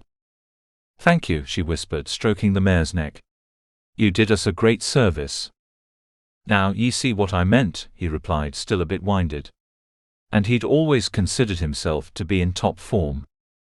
Her expression of reluctant gratitude hardened to resentment, and he knew he'd said the wrong thing. "A woman cannot so much as express gratitude without you reminding her how weak she is," she snarled, eyes flashing fire. They might have been quite lovely eyes, wide and green, had they not looked so hard. "I did not. You seem to have forgotten how I dug as well. On an injured ankle, no less. This is not a competition. I merely wished to remind you that I might have freed myself if you had been too far away to assist me." His very bones ached, his muscles were weak. If he had stretched out right there in the mud, he believed he might have been asleep before his head touched the ground. He was not up to the task of arguing with an impossible woman. "Have it your way," he relented as he wiped the mud from his bare arms, then flung it to the ground. "I'll not be bothering ye again, lass, since you are more than capable of handling yourself in any situation the wilderness holds in store." She turned her gaze from him to her saddle, fingering the stitching as though it suddenly held great importance. "Very well." He waited for one last expression of gratitude. It never came. His blood boiled as he untied the gelding and led it down the hill in search of the quickest path to the river. Would that he might wash the entire experience away, along with the mud. Chapter 9. Fergus had come back for her. Why had he come back? Moira had certainly given him no reason to, as short-tempered and dismissive as she'd been. And yet he had returned. Perhaps she had not given him the chance he deserved. Get a hold of yourself. It was best that they stay away from each other. What if one of the Campbell clansmen met him on the road while she was somewhere nearby? That would mean the end of her freedom. And yet, he interested her. She found him very interesting indeed. He'd asked for nothing but her thanks, which she could admit to herself she'd offered grudgingly and with poorly disguised resentment. Why should she resent the man who'd freed her? She would still be in the cave, clawing at the mud were it not for him. No telling how long it would have taken for her to clear a hole as he had, with his strong, capable body. Very strong. Very capable. His bare back was the last thing she saw before he disappeared between a pair of ash trees, their new bright green leaves still sodden and dripping, weighing down the branches. She thought she saw glimpses of him now and again as he made his way down the hillside. Where would he go? He did not appear to travel east, in the direction of Ben McDouey and the Campbells. Perhaps there would be no harm in trailing him. At a safe distance, naturally, for she had no desire to walk into a trap.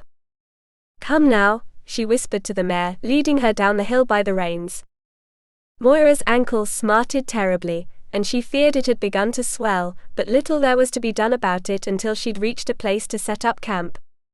She would need to wash away the mud caked under her nails, coating her hands and arms. A stream would suffice, unless she reached the River Dee first. Did she wish to reveal herself to the casual passerby, however? For the river was where riders would stop to refresh themselves and their horses. She had taken note of fishermen there as well, and understood the likelihood of Lewis' men patrolling the land under Campbell protection. Yet that was where Fergus would most likely go, as he would need to bathe thoroughly after his exertion. That made up her mind. She followed the trail he left in the mud, his feet having slipped and slid as he worked his way down the hill. The road was nothing more than a series of deep puddles which she and the mare splashed through in order to cross to the other side, where she could make out glimpses of flowing water between the trees. There were pines on this side of the road, great towering beasts which had sheltered the ground beneath from much of the deluge. It was nearly a delight to trod somewhat dry ground, after the unfortunate incident in the cave. She might have been swept up in the slide, and she knew it. If she had made a move to leave only 3 seconds sooner. Rather than spend time thinking about what had not come to pass, she turned her attention to the trail Fergus had left. He made it easy to follow him. Then again, he had no reason to guard his trail. He considered her beneath his concern. She was merely a woman, after all. It was enough to make her want to trail him all the way to his destination, just to have the satisfaction of knowing she had followed him while he was unaware. It wasn't as though she had a destination in mind. Perhaps this interest in a stranger, who was not truly a stranger, was her way of avoiding the nature of her situation. She growled to herself, while continuing to lead the mare slowly, quietly through the dense woods. It was never in her nature to lie to herself. If anything, she was too honest at times. A fearful temper often got the best of her, the same temper her father possessed. While she loathed it in him, it seemed there was little controlling it in herself once someone had stirred her blood. She knew this, and knew she ought to control herself, and her lack of control was a disappointment. She knew, too, that her temper had often clashed with her father's and resulted in many of her beatings. One would think that so many such beatings would have impressed upon her the need to hold her tongue, but that was not so. Still, she could admit to having goaded him more than once, even if she could not excuse a man striking a woman for any reason, especially a daughter.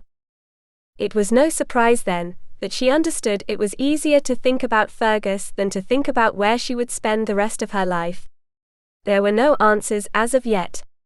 She might always live in the woods, moving from one place to the next, and if it were not for the threat of enemies searching for her, she could be perfectly happy in such an existence. Living outdoors had always been her preference. Yet how could one feel satisfied when they could never truly rest? She could not imagine a life spent looking over her shoulder for the next threat. It was better to follow her would-be husband, to learn about him and his ways. The first thing she'd learned, how right she'd been about his being unable to find a wife on his own. Pity the poor woman who wished to become his bride. Moira guessed anyone with such intentions would also be the victim of a bad fall, perhaps a hit on the head she had never recovered from. Otherwise they would have to be plainly daft. Who could live with such a man? Always puffing out his chest, reminding his woman how manly he was. How weak and fragile she was in comparison. She'd just as soon take a pan upside his head than put up with such nonsense. His male pride would likely have been destroyed by her hunting ability, much like her father's had been. She smirked at the memory of besting him time and again, once bringing home the carcass of a full-grown stag for his benefit. She supposed her back still bore the scars of that beating. One of the most severe she had ever received. Never would a man beat her again. Not for a slight, not for a coarse remark, not because he knew what a foolish, pathetic, useless man he was and wished to take his pain out upon her flesh. Not ever again. Foreign tears sprang to her eyes, which she told herself were the result of placing too much weight on her swollen ankle. Sometimes she allowed herself to lie. Chapter 10. Day turned to night not long after Fergus finished bathing in the River Dee, taking pains to avoid stepping into deep rain-swelled water. Even so, the current pulled at his legs, reminding him there were things far more powerful than himself. There were times when such reminders were necessary, he supposed. They kept men from thinking too highly of themselves, and believing they were the most powerful force in the world. Those who chose to ignore the reminders were like as not the men who fell dead, as the result of accidents, careless and foolish. Easily avoidable. He'd been through too many truly dangerous situations, and lived to tell the tale. To die as the result of mere carelessness would seem the height of stupidity. Once the grief he hoped his friends would express at his loss had worn off, they would more than likely laugh at him. Just as he would have done if it were any of them. They were a strange lot. He chuckled to himself as he washed the mud and grime from his skin, wondering whether Roderick and Quinn had found shelter before the worst of the storm had set in. Roderick had long been possessed of a talent for telling when the weather was about to take a nasty turn. He believed it to be the result of a wound he'd taken to the shoulder while in battle, as he'd never felt the change in weather so acutely before. Would that Fergus might have possessed even a bit of his ability. He may have avoided the entire awkward, frustrating mess with the lass who'd tracked him ever since leaving the cave. She wished to prove herself to him, he sensed. Let her believe she had then. It was far better to do so than to go on bickering. If he were to spend his life in such pursuits, why not get married? He had no desire to engage in behavior he had only just avoided being dragged into. Moira Reed had done him a favor by escaping her escorts, no doubt, wherever she was. Would that he might repay her someday. Within the hour after his bath, crouching before a fresh fire, he skinned a pair of hares he'd caught in a snare and prepared them for roasting. The woods were fairly overflowing with the creatures. While he had never been over fond of them as a meal, he did not take fresh meat for granted. Starvation was nothing to take lightly. He thought again of Elspeth, who must have been somewhere nearby. She would not have left him alone so easily, the stubborn thing. The memory of their exchange in the cave brought a rueful smile. For one so small, she had true spirit. He'd always admired a woman with spirit, one who spoke her mind in spite of her size and gender. It did not hurt that she was rather comely in her way, not the sort of lass he would typically have looked over while riding through a village or enjoying a feast at Porrick's or the Duncan Manor House, but she had her charms. Would that her wild hair did not hold bits of pine needle and twigs, or her face not be so drawn and dirty, she might even have proven lovely. She had lived in the wilderness a while, he suspected, and did not deign to understand why. Perhaps she'd never had a family, or was ill-treated by her parents. Perhaps she had a husband who beat her, or one who had disappeared with the money and left her broken and alone. Regardless of the reason why, the woman was wild. He knew she was nearby. Knew it. And while she had set up camp downwind from him, a clever lass to be sure, it did not conceal the smell of her fire, nor did it hide the scent of roasting duck. Duck. His mouth watered at the thought. So, she had caught and killed a duck on the riverbank. He'd seen a flock of them during his bath, wandering the stony shore. He had not heard a commotion, however. Was she that stealthy a hunter? Regardless of how she'd come into possession of the bird, she was roasting it over her fire, and causing no end of jealous hunger pangs at Fergus's camp. Mere hair would no longer do, no matter how plump both of them were. Was this the way the rest of his journey to meet with Murphy would proceed? Every night, a new and tantalizing aroma from Elspeth's fire. How did she expect to avoid notice this way? Unless she did not. Unless she wished for him to know of her presence. Unless she deliberately taunted him, in an attempt to draw him out. Was this so? Leave her be. Ignore her. Do not engage in this childishness. Yet there was little else to do when one traveled alone. He enjoyed his solitude, but what he enjoyed more was a game pitting two worthy adversaries against one another. While he did not consider her an adversary in the strictest sense, and while she was merely a woman and therefore not quite on the same footing as he, she was a strong hunter who had sustained herself up until then. Even he could admit that, and give credit where deserved. If he stood upon a boulder close to where he'd set up camp, just at the base of a pine tree, he could make out the glow of her fire. She knelt on the ground, turning the duck using the branch running through it. A slight thing like her all alone. It made no sense to him. He had made his early career in the army as a scout, skilled at slipping through enemy territory without capture. He'd learned to see through the darkness. It was the only way he'd ever been able to explain how his missions were successful even in darkest night. In fact, he had preferred moving through darkness. The less light, the better, as it gave his enemies less chance of spotting him. As for movement, he did not make a sound as he picked his careful way through the trees. He stepped over branches, pine cones, sidestepped low-hanging twigs which might have given him away by their rustling. He even held his breath as he drew closer, Elspeth's back now in plain view. She sat still, hunched over in that way of hers. He'd seen it in the cave, knees drawn close to her chest as though she protected herself. The easy rhythm of her breathing, the relaxed line of her shoulders told him she suspected nothing. He would not harm her. He only wished to remind her of the danger the woods held. It would wound only her pride to know he had so easily overtaken her. When he was near enough to catch the scent of her skin and hear her slow, measured breaths, he lifted his right arm and reached for her. He wished only to grab at her, nothing more. When he was mere inches from her shoulder, she grasped his wrist in her right hand and twisted, bringing her left hand up to his throat, along with the dirk which she held in her fist. He froze, eyes bulging, his heart ceasing to beat. The tip of the blade touched his skin but went no further. She was smiling. The most surprising bit of all. When he found his breath, he whispered, "What the?" "You thought you could frighten me," she growled through her smile, the smile of a predator, he decided, or of a dangerous enemy. "Because I'm merely a woman and silly and weak and unable to defend myself. Is that right?" He was afraid to swallow. How had she gotten the better of him? She did not move, did not tire even in such an awkward position, twisted as she was. "I asked you a question." You know that's what I was about," he hissed. "And now you know what a foolish idea it was. Do you not?"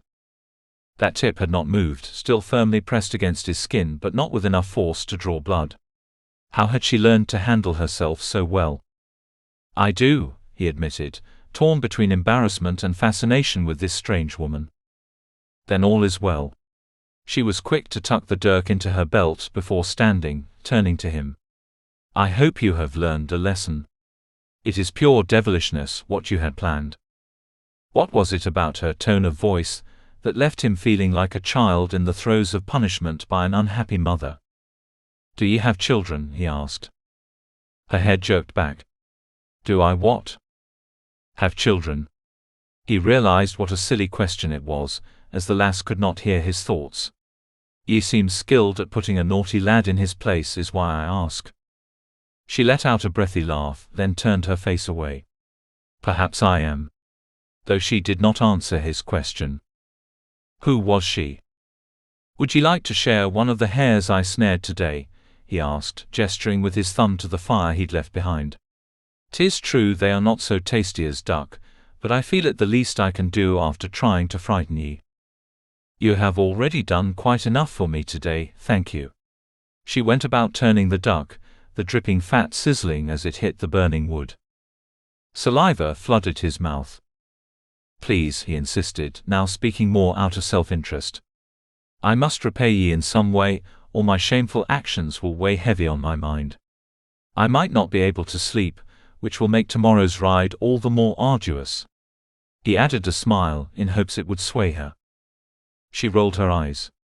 "As I asked before, why does a man believe his charm is enough to earn what he wants?" At the same time, she agreed to share her supper with him. He put out his fire and untied the gelding, leading with one hand while carrying the hares with the other. She placed them over her fire and waited while he secured the horse once again. "A beautiful creature," she observed with a genuine smile. "One which has served me well." It spoke well of the lass that she appreciated such beauty. She was not as coarse at heart as she was in appearance.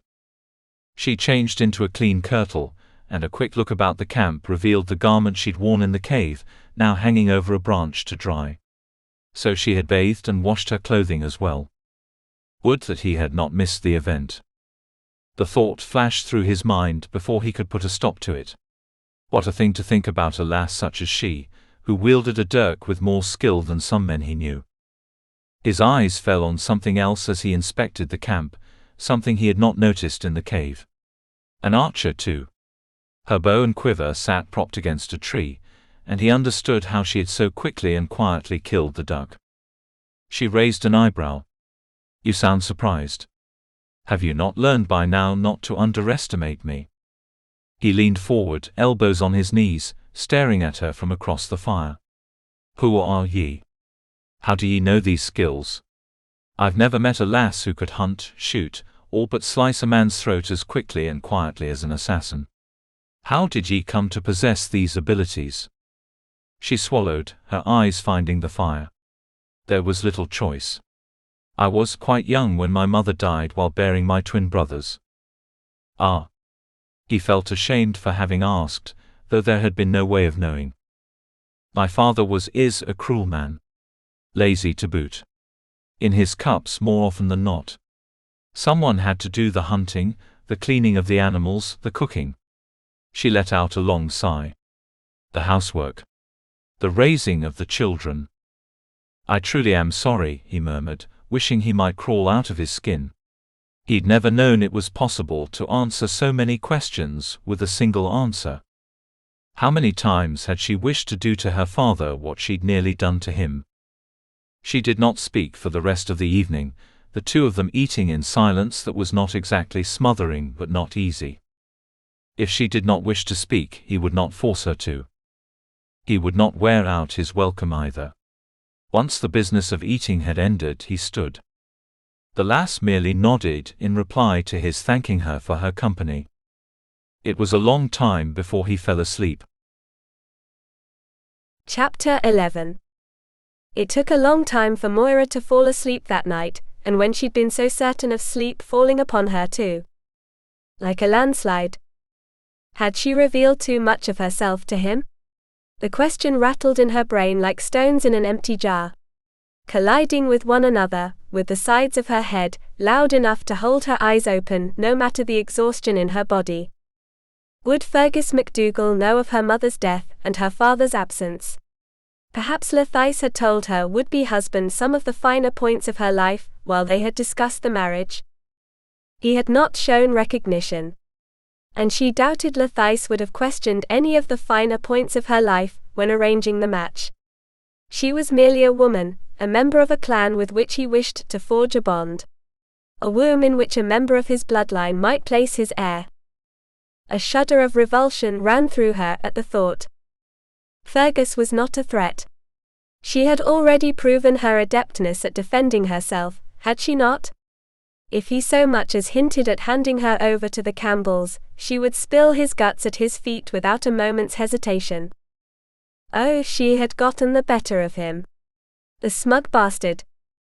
It surprised her that he did not remember her. She had not changed much since their first and only meeting years earlier. Perhaps she had grown taller, a bit fuller as a woman did, but the untamable brown hair and the sprinkling of freckles across her nose had not changed. Her spirit had not changed. She had kicked his shins as a reward for becoming saucy with her, and he had howled like a man with his leg stuck in a bear trap. The memory still brought a smile to her face. That saucy young lad had like as not earned many more kicks from plenty other lasses over the years, so it was only fitting that he had forgotten hers. So she supposed. Her smile faded when she remembered the other reason that journey to Ben Macdui was memorable. When they'd returned to Banff, it was to find out that the bairns had come. And her mother had died. Moira rolled onto her side with a shuddering sigh, curling up on the blanket she'd stretched out over a thick pile of pine needles. As comfortable as any bed she'd ever slept in, to be sure, if only she could fall asleep. Thinking about her mother would not help matters. Nor would wondering how different her life might have been had she not come home to find everything she'd left behind was no more. Kin had been kinder to her in those days, going so far as to bring her along to the meeting so as to give her mother quiet in which to rest. He'd only become brutal after their return, where prior to it he'd been little worse than disinterested. She might have borne his disinterest for the rest of her life without batting an eye. It was not to be. She had met Fergus while the men had argued and drank inside the house. A few winters older than she, and thus far more mature and interesting in her 10-year-old eyes. She'd become enthralled by his cocksure manner, his charm, his skill in the saddle as he'd pranced around to show off his talents in front of the other lads. She'd been the only lass, yet that had not stopped her from climbing onto the wooden fence which marked the pen outside the stable, where the horses had been let out to stretch their legs. Anything to have a clear view of him, separated from the lads who merely wished to elbow her out of the way.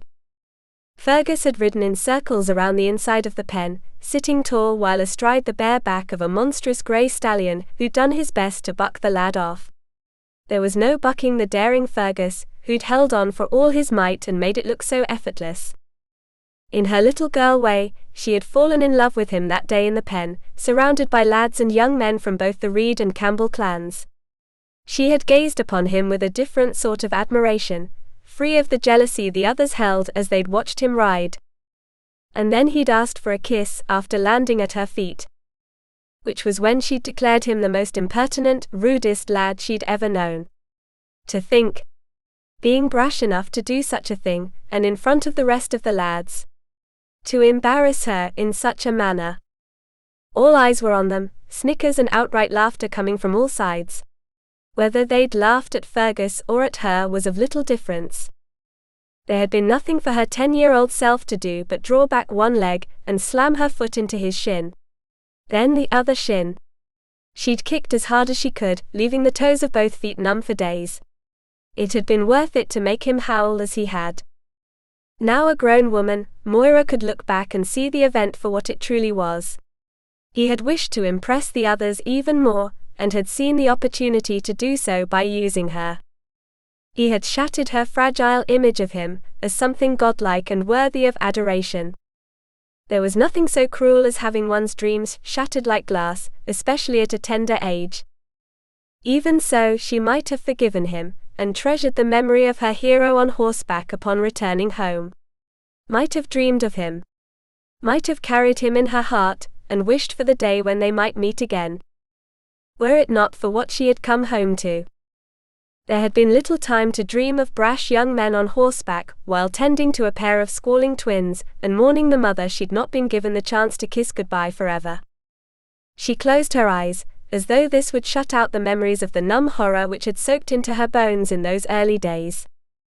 The blessed emptiness of sleep overtook her then.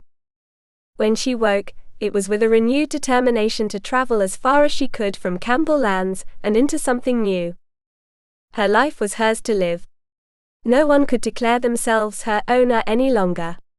And while she would never stop loving the twins as her own, there was no longer the call to live her life in their service.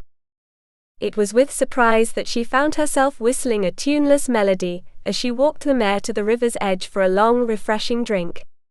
For the first time in as long as she could remember, she felt free. For she had already escaped the Reed escorts. The difficult part of her journey was over, and she had succeeded beyond all reckoning. She needed only to continue. A splash in the water downstream shook her from the images of freedom which teased at the corners of her mind.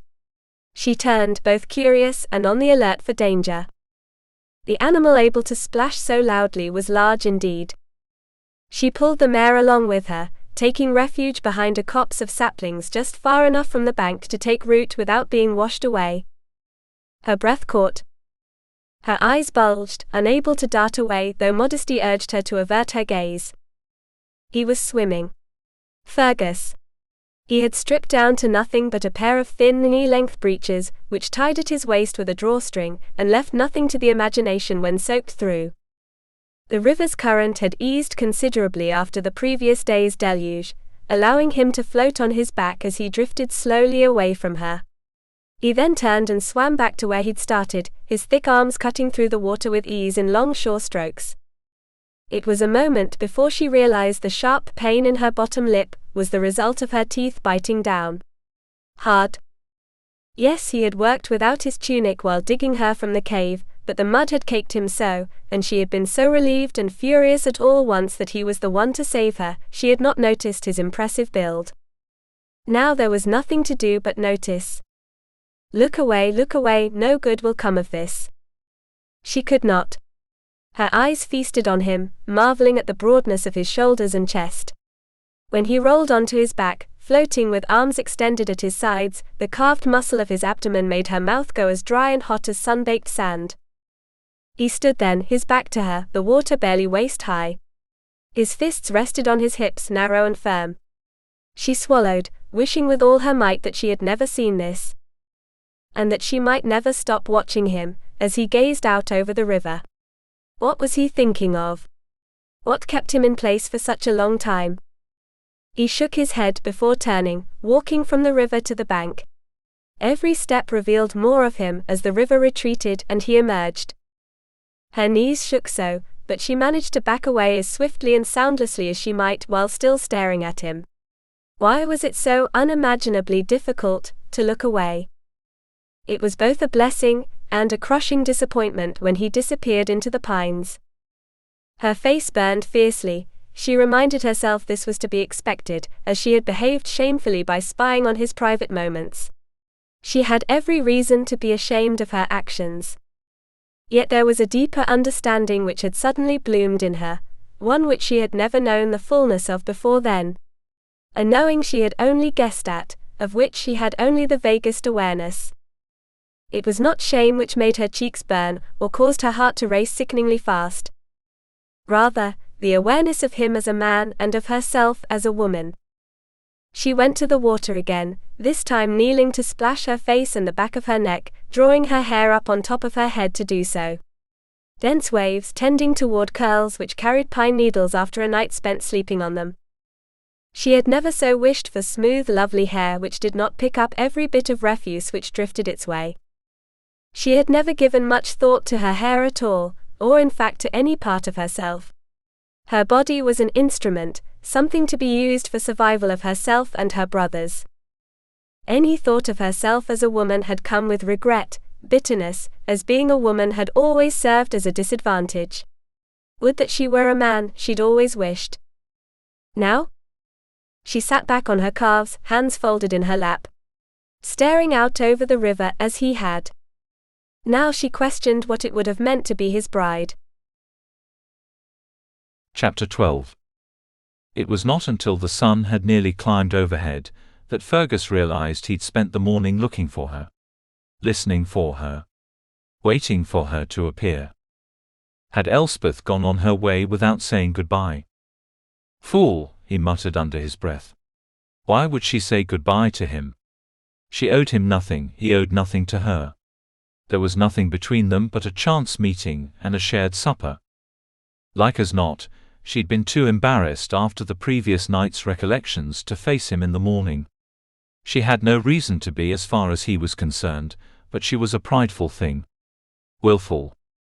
'Twas a shame then, as he would certainly have enjoyed sharing more meals with her. 2 hunters were better than 1, especially when one was as skilled as she. It would be best to focus on covering ground. If Roderick and Quinn completed their mission and reached the inn before he did, they would leave word with Murphy of Fergus's intention to meet with him. He would be waiting, perhaps even saving a job he knew Fergus would do well with. It would not do to keep him waiting long. He reached a familiar stretch of road not long after that, and decided to stop to rest the horse and eat his dinner. He hobbled the gelding in a thick patch of grass it might enjoy eating, and settled himself in front of a birch whose branches provided shade against the midday sun. This was roughly the place where his cousins found him. He would be so much further along, had it not been for their treachery. Would that he knew where they made their homes. He would be more than happy to make the sacrifice of taking more time away from his purpose, if it meant looking into their surprised faces before smashing his fist into them. Had his father grown more ill since they'd said goodbye? How much longer did he have to live? If only they could have parted on better terms. If only the man had not lied to him. It was not Fergus's fault that his father had chosen to lie. He tossed an apple core to the horse that it might eat the thing. Resentment had all but soured the fruit's sweet flesh. The horse seemed to enjoy it nonetheless. At least one of them had. A pair of riders trotted past, neither of them paying notice to the man beneath the tree. It was just as well. After an all but sleepless night, not even a morning swim in the cold river had forced him into wakefulness. The idea of holding a conversation, even idle bits of pleasantry, repulsed him. A look at his pack told him of the need to hunt. He would stop earlier than usual that evening, to allow time to use his bow and quiver for something constructive.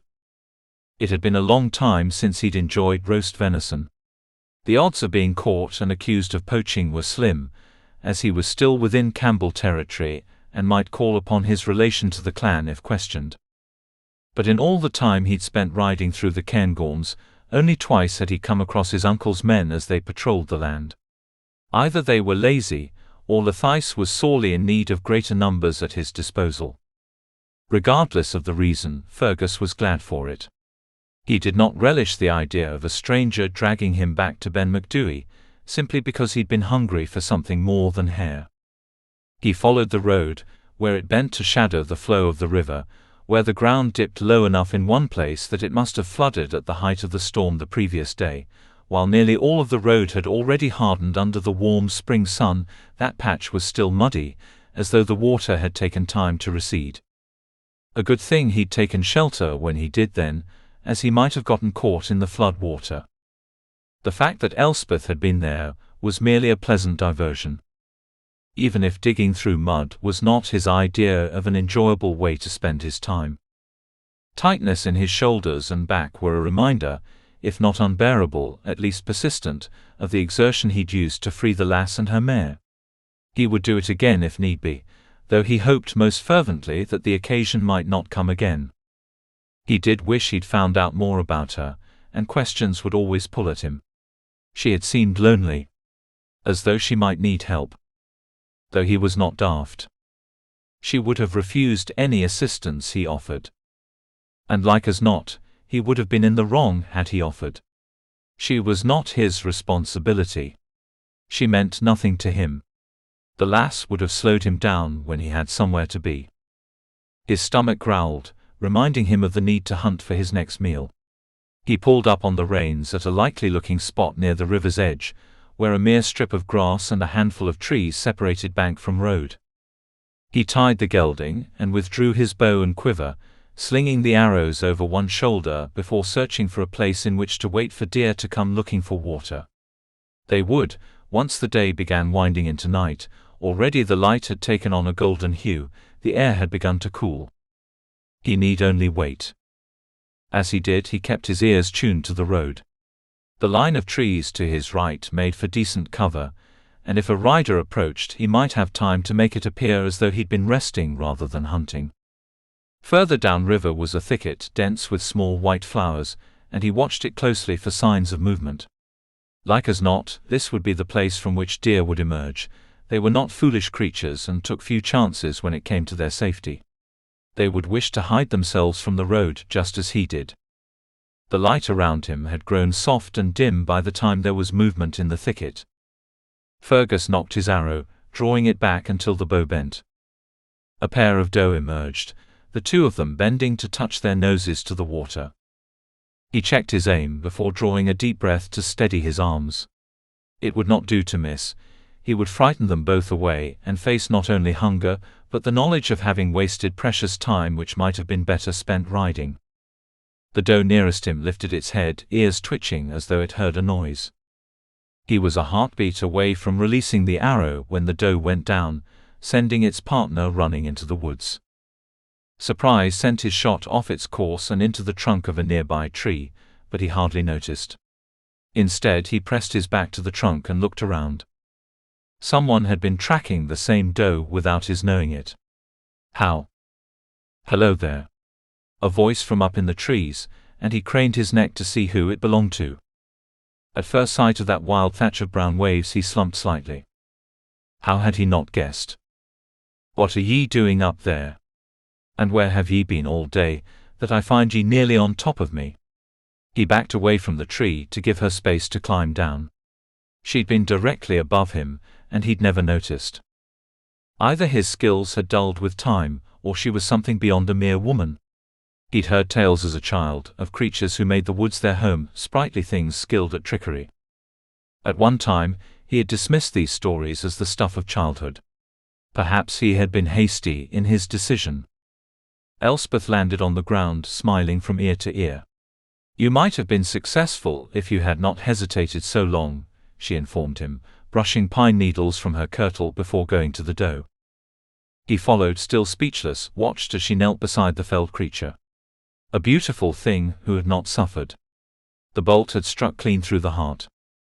To his surprise, the lass stroked the doe's tawny hide.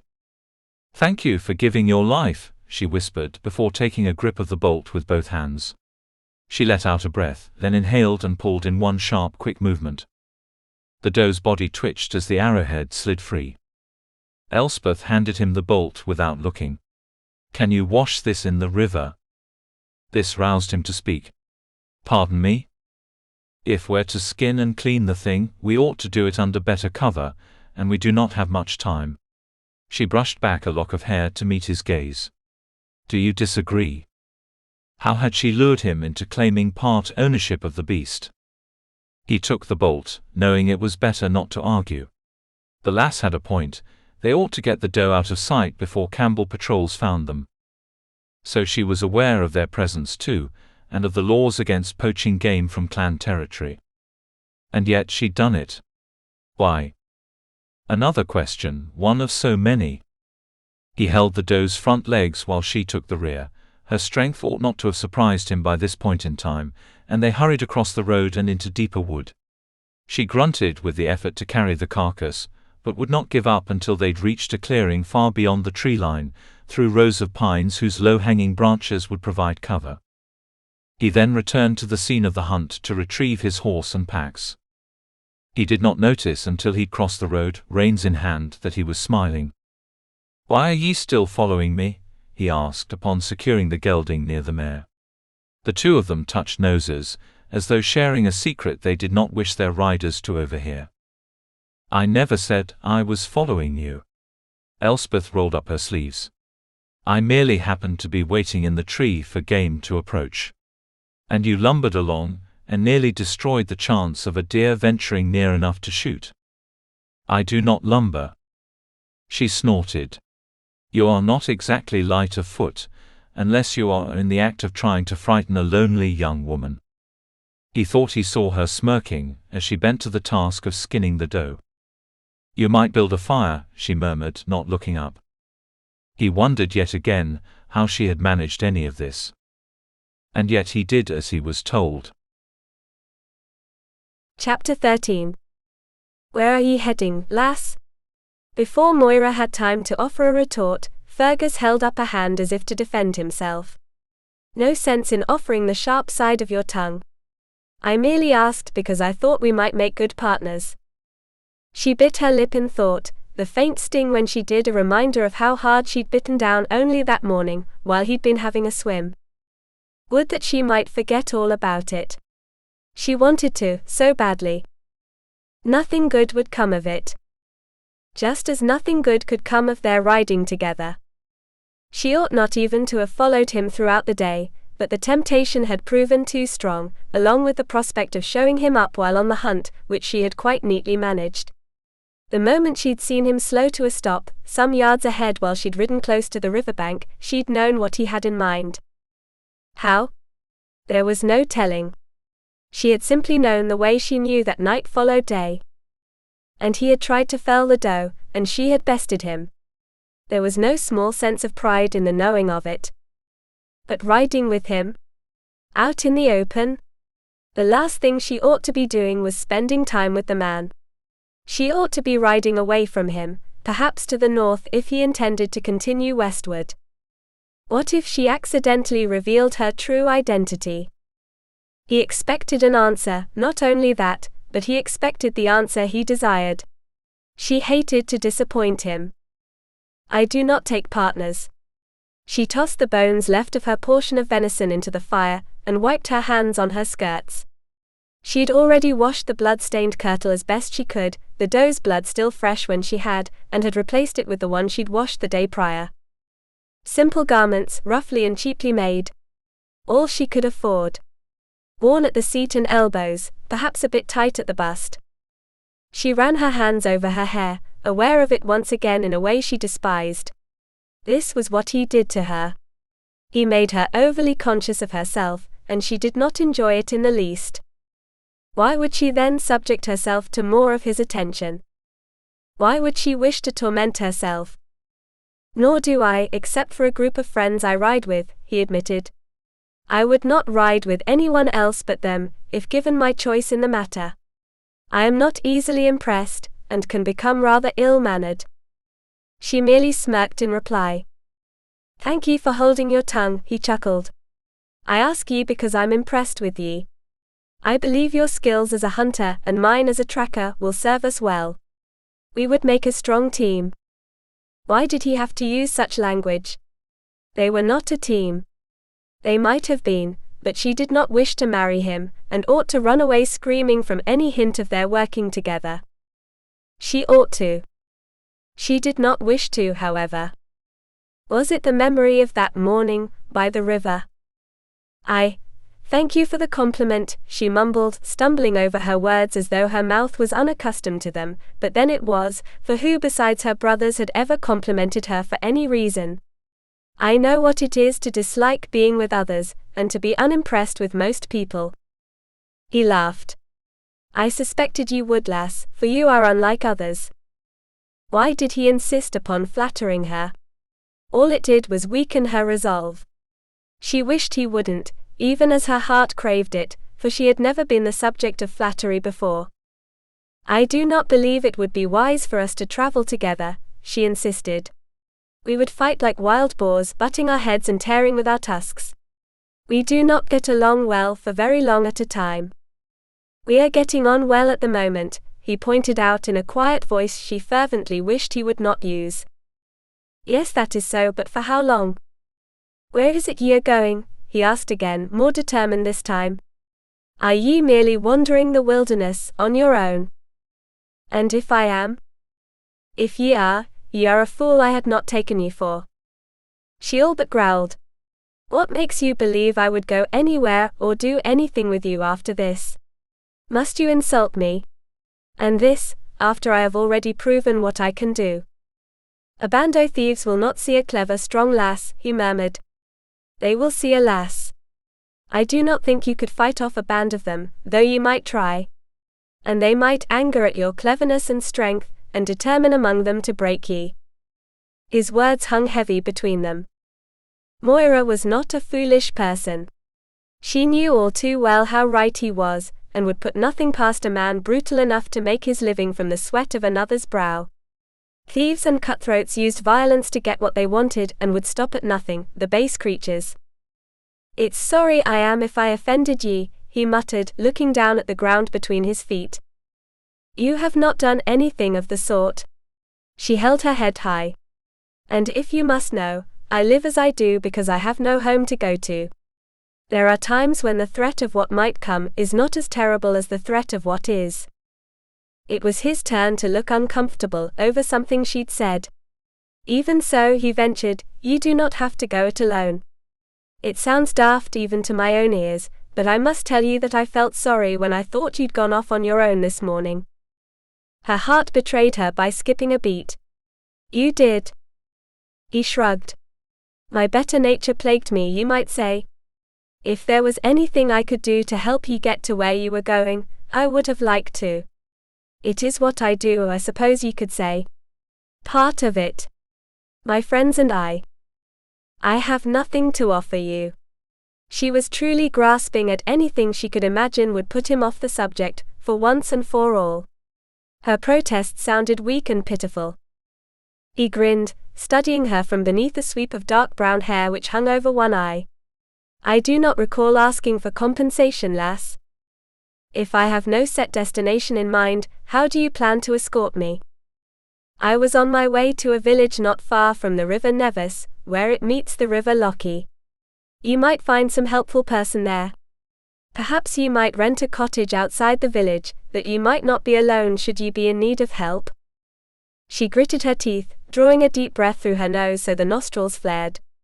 He knew not how dangerous it was to put her in such a mood.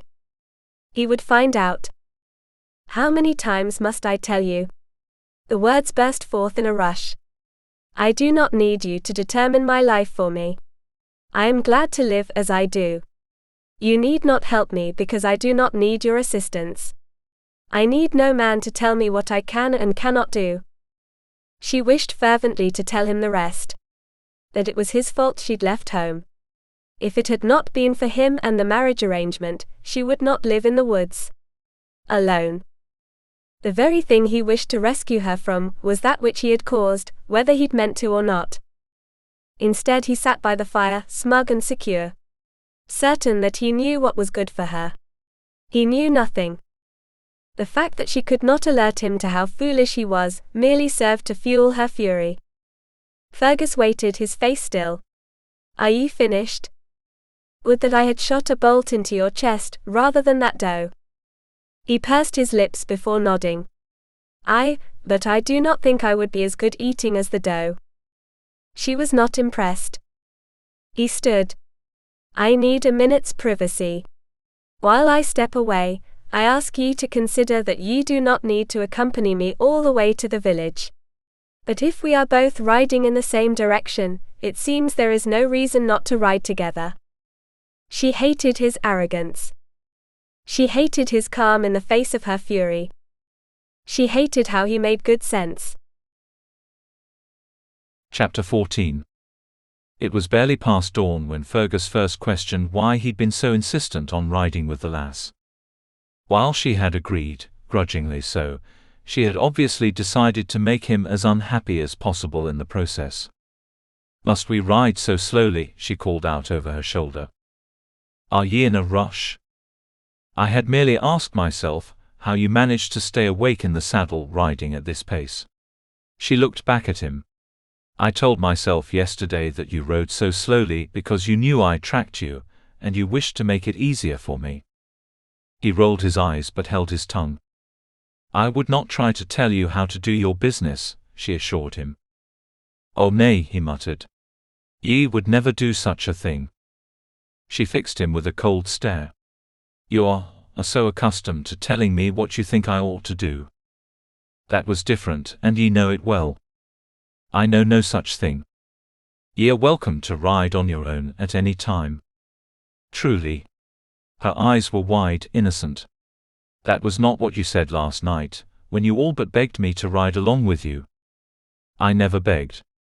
I've never begged a woman in my life, lass, and I've no intention of starting now. You would not cease providing reasons why I ought to. She turned around to face the road ahead. No matter what excuse I offered, you told me why I needed to accept your company. Now you tell me I ought to ride alone. You seem to change your mind rather abruptly. Perhaps I am not changing my mind but rather going out of it, he muttered. All the more reason for you to have company on your journey, she reasoned. One ought to not make such a long ride on their own if they are not in their right mind. There is no telling what hardship might befall them. How did she continue to get the better of him? At the very least, she worked her way into his mind and would not let him go, the questions and doubts she stirred up making it impossible for him to think clearly. As a result, he was in a worse mood than normal. A pity that, since the day was a lovely one. A cloudless sky, a gentle breeze, and when they rounded a bend in the road which marked a vast grassy clearing on both sides, the landscape opened enough that the Grampians were visible. Some of the tightness in Fergus's chest loosened at the first sight of the mountains, knowing his destination was within reach. Elspeth pulled up on the reins, bringing her mare to a stop. What is it? He asked, ready to engage in yet another of their arguments if she so much as turned a cold eye his way. Instead he found her smiling. The sort of smile he would have expected to see on the face of a child. Had he ever found her coarse? Perhaps a bit worn? How had he not seen the beauty in her? For when she smiled as she did now, her entire heart poured from her, lighting everything around them. I had never seen them, she explained, all sauciness gone from her voice. The Grampians. Never. For a lass who spent her life out of doors, she had not travelled far. Where do you come from? Where were you born? In the north. She tapped her heels to the mare's ribs and started off again, her eyes never leaving the far-off purple peaks. The Cairngorms were all I had ever seen, and they are quite lovely. Aye, they are that. Even if they did mark the home of such a loathsome man as his uncle. But this. She nodded toward the horizon, a wistful note in her voice. I would wish to see more of them. Ye might. I will pass through them, skirting Ben Nevis and the Duncan clan. Och, if ye think this is something, you ought to see it from Philip Duncan's manor house. Like something close to heaven, if you're believin' in such things. She shrugged. I don't know that I do. I hope there is, but I do not know. Nor do I. Something they had in common, for once. There were two types in the world, he had come to realize after having seen so much of it: those who faced hardship and needed to believe there was something better waiting for them after they died, and those who could not believe in such things because such belief had been beaten out of them. What sort of creature might she have grown into, had her hope and innocence not been beaten away? In the end, she was not half bad as she was. If only she would cease her endless fighting, the need to prove herself. He might even have found her bearable. She was not entirely unpleasant to look upon, either. Riding slightly behind her as he was, gave him the chance to admire the strong lean legs she tucked her skirts around that she might ride astride. The hem of her kirtle stopped at her knees then, and the lass did not wear stockings. The way she climbed trees and roamed freely around the woods would have destroyed a pair of stockings. As it was, the first thing the lass did upon making camp for the night was to remove her warm leather shoes. She preferred to be barefoot. He would not complain at the sight of those shapely legs with their creamy flesh, but reminded himself how powerful those legs were. Woe to the man who thought little of her, due to her size. She shifted in the saddle, raising herself slightly to adjust her skirts, and he admired her fine, firm backside. He envied a saddle for the first time in his life. What would that firm, round flesh feel like beneath his hands? He snorted, prying his eyes from her form. The man who dared touch the lass would touch nothing else as long as he lived for lack of hands, Fergus guessed. What are you snorting at? She asked, glancing over her shoulder. Ye don't want to know, he chuckled. Another glance, one eyebrow raised high. You're thinking on devilishness, are you not? What makes you believe it? I know the sound of a man whose mind has turned to wickedness. She snickered, clicking her tongue to dissuade the mare from wandering to a likely patch of clover alongside the road. Have ye known many wicked men then? Her shoulders fell as she sighed. I was thinking of my brothers, if you must know. A pair of wicked lads, one more than the other. Have you any brothers? I. One.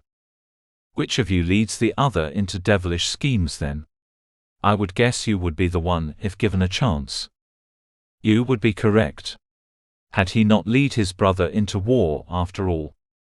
Her laughter was like the tinkling of bells, not at all what he would have imagined from a wild thing such as she. I thought so. One of the twins always leads the other into his devilish ideas. The brash one, the brave one. The other is gentler, more thoughtful. Do ye care more for the gentle one than for the devilish one then?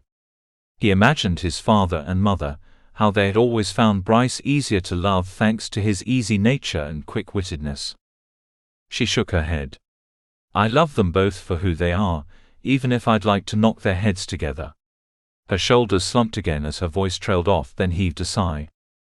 He hurried the horse that he might ride beside her rather than slightly behind. You miss them greatly. Her nostrils flared, her jaw worked. She wished to favor him with one of her sharp remarks.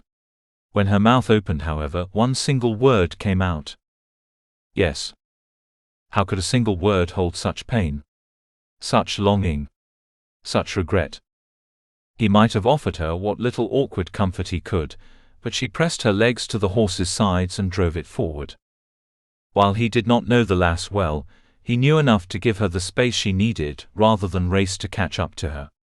He watched her gallop away, the braid which hung past her shoulders bouncing against her straight back, her thighs holding her just above the saddle. She was rather beautiful in her way. Like a wild animal, free and untamed. The thought of another bringing her pain tightened his chest, curled his hands into fists around the reins. Chapter 15. What are you doing up there? Moira glared down at Fergus from her perch in the pine tree, pressing her finger to her lips. Staying away from you, she wanted to say, but knew better. He would wish for an explanation when there was none to offer. None that would not leave her sounding silly and weak. They did not need more venison. The doe she'd felled the previous evening was more than enough to feed them handsomely for 2 days. He knew it too. We do not need more meat, he hissed. And we can hardly ask the horses to haul half a deer carcass each. Do you truly wish to skin another one tonight, after doing so last night? I thought you might perform the honors tonight, she hissed back, delighting in the way his face darkened in indignation. I'll have no part of it. If you wish to break your neck, go ahead. He muttered something to himself, as he moved about the place they'd chosen to camp for the evening. She heard the words stubborn and reckless. If you will not be silent, there is no chance for anything to come our way, she informed him, raising her voice slightly as he'd moved away from the tree. The fact was, it mattered not. She had no desire to hunt. She desired an escape. He asked too many questions. He stirred too many feelings.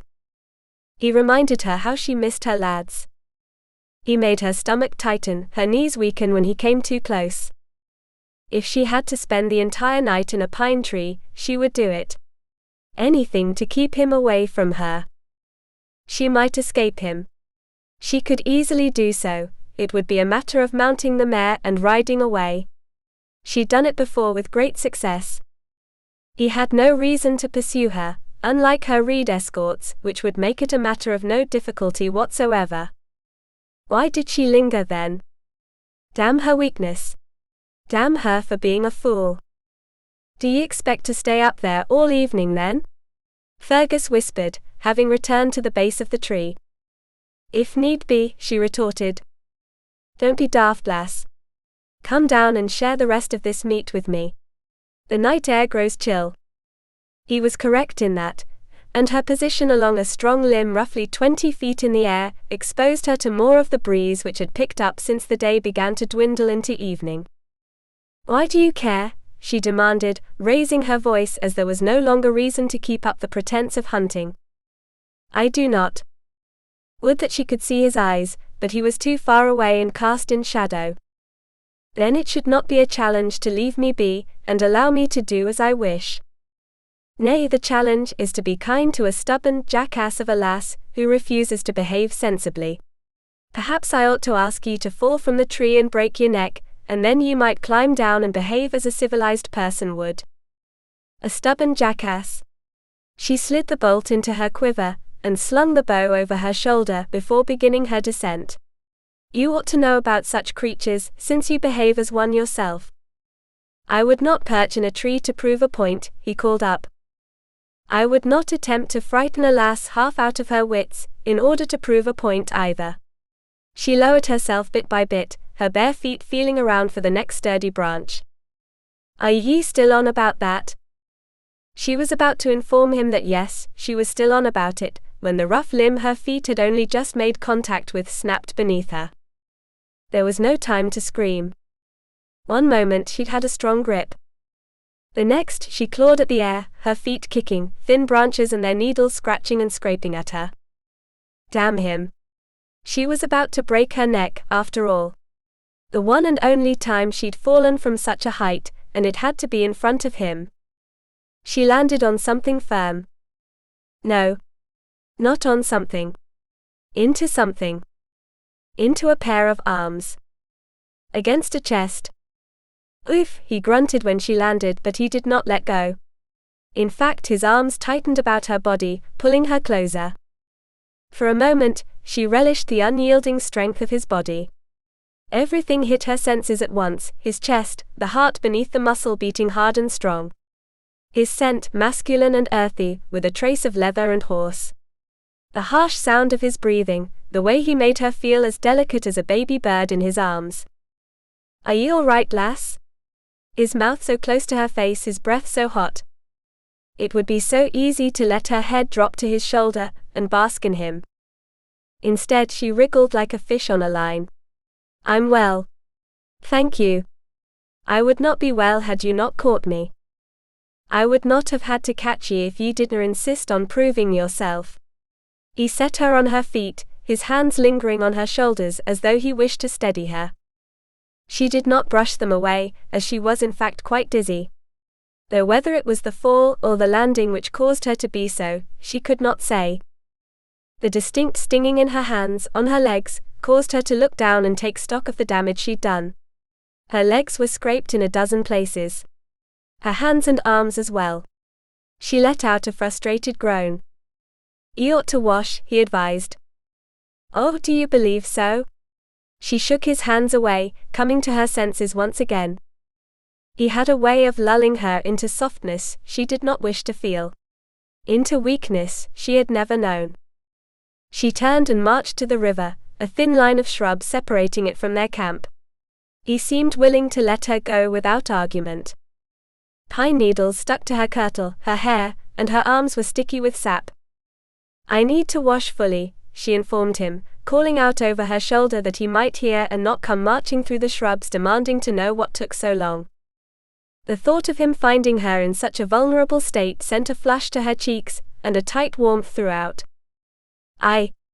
He tossed her pack over the shrubs, already knowing which one held her garments. She pulled her clean kirtle from inside, and set to the task of washing what sap she could from the one she'd just taken off. She'd torn one of the elbows. "Drat," she hissed, ashamed at her clumsiness. She owned all of 2 kirtles, and now one of them had been ruined. "Do you know of somewhere along the road that I might have my kirtle repaired?" she called out while scrubbing out the sap. "Nay, though I'm sure you could find someone in the village." "How much longer will it be?" She chose not to argue the point, even though she had never agreed to make the entire journey with him. 3 days perhaps. 3 days. She grunted with frustration at herself, wringing the water from the soaked garment and stripping off her chemise when she was certain he could not see. The water was cold, refreshing, but it did little to cool her overheated skin. All he'd need do was to break through the shrubs. There would be nothing she could do to stop him, unarmed and naked as the day she was born. She dunked her head, running her fingers through her hair to loosen the needles stuck therein. If he were only everything he was. Less strong, less handsome, less alluring. The way he'd held her. She could still feel his arms around her shoulders beneath her knees. The rapid beating of his heart. His hot breath. When she emerged, sputtering and blinded by the hair which stuck to her face, she knew she had to get away from him. Their time together had been a diversion, which was beginning to turn far more serious. Well, it looks as though we found ye at last," she gasped, sinking to her knees so the water might cover everything below her shoulders. And found herself staring at one of her 4 clansmen, watching from the bank with a triumphant smile. "Avert your eyes," she hissed, wrapping her arms about herself. "Och, I dinna think so." He crouched, his smile turned predatory. "I willna be taking an eye off ye from now, until we reach Ben Macdui, lass. I've learned my lesson." What could she do? He had her trapped. There would be no running, no screaming for help, for what could Fergus do? The water's cold seemed to seep inside her bones. He would know who she was. "Where are the others?" she whispered, shaking until her teeth chattered. "Up and down the bank searching for ye. We shall meet to make camp, and they shall see how fortunate it was for me to choose this place." "No, they shall not." Fergus bolted from the darkness, slamming into the red-haired stranger, knocking them both to the ground. He got the upper hand, pinning the reed man on his back. With one hand around the man's throat, Fergus snarled, "Who are ye? What business have ye here?" The man's eyes met Moira's for an instant before he choked out, "She ran from us. We were taking her to Ben Macdui, to see Lathais Campbell." Moira wished the river would take her away. She ought to have left him. She ought to have ridden north, away from him and from the clansmen still searching the woods for her. She would never get another chance. Fergus released the man's throat, backing away before turning to her. She wished the moon would not shine so brightly, casting his distraught expression. Moira Reed. Chapter 16. It was a strange sensation. The way everything suddenly made sense. It took no longer than the snap of Fergus's fingers for everything he'd questioned, everything he'd wondered about her, to come together in a single solid whole. She had not run away from home. She had run away from her escorts. She had only been in the woods as long as she'd been running from them. Little wonder why she had not wished to be forthcoming about herself, for it would mean revealing her identity. Moira Reed, he repeated, not a question this time. She told ye she was someone else. The red-headed man staggered to his feet, still winded and perhaps bruised from the blow he'd received to his midsection. For I am Fergus MacDougall. He swallowed. Her betrothed. The man's mouth fell open. Then he laughed, throwing his head back. Fergus snarled. He ought to have killed the bastard. It would have taken nothing more than a bit of extra pressure on the windpipe. So she tried her tricks on ye as well. This was the most amusing thing the man had ever seen or heard of, judging by his hearty laughter. I suppose it makes ye feel less of a failure for losing her, Fergus muttered. Fergus. He glared at her. If ye know what's good for ye, lass, you'll hold your tongue. Her mouth snapped shut. The lying, deceitful wretch. He would deal with her once they were alone. There was still the matter of the reed standing there. He would wish to take her for himself, to complete the mission he'd been tasked with. That simply could not be. Thank ye for helping me see clearly what I've not understood. He held out a hand for the man to shake. I owe ye a debt of gratitude. You might be certain to extend this to Lethice Campbell, the man suggested with a laugh not nearly as light as he took pains to sound. He wished for a reward for having performed the task set forth to him. Fergus forced a smile. I will that. When I bring her to him, I shall certainly make it plain that ye told me of her true name. The man's smile faltered. The light left his eyes. When ye what? When I bring her to my uncle. But 'tis our task. And you've been away from home for far too long, Fergus reminded him. If I am already due to visit my uncle, there is no reason for all of us to make the journey. Your clan resides in Aberdeenshire, does it not? Quite a long ride from here. The man blinked. He was evidently not much for thinking. He looked to Moira, still in the water. She is to be my wife, Fergus reminded him, the friendliness in his voice now nothing more than a memory. This man needed to be brought to heel. She thought she could escape marriage to me. I do not take such slights lightly. There is only one of ye, the man argued. And 4 of ye allowed her to escape, Fergus was quick to remind him. I know of her trickery. Worry not. I will see to it we're married, and our clans united. As it should be. It became a silent battle of wills, the two of them staring at each other. Fergus dared the man to offer further protest, nearly wished he would, for it would provide a reason to kill him. Fine then. The red-headed reed glared at Moira.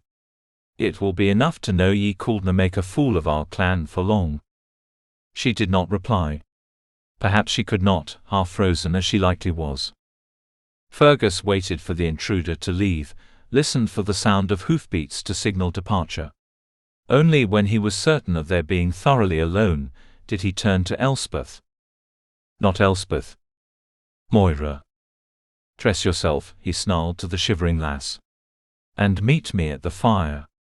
You will need to warm yourself thoroughly before we set out. Set out, she whispered over chattering teeth. It will no longer do for us to spend the night here. He left her there but did not stray far, standing with his back to the shrubs that he might listen for her movement. Splashing meant she left the water, teeth still chattering in the cold. Would that she might freeze to death, damn her soul. Now there was a witness who could tell all who might listen, that Fergus MacDougall had found his betrothed.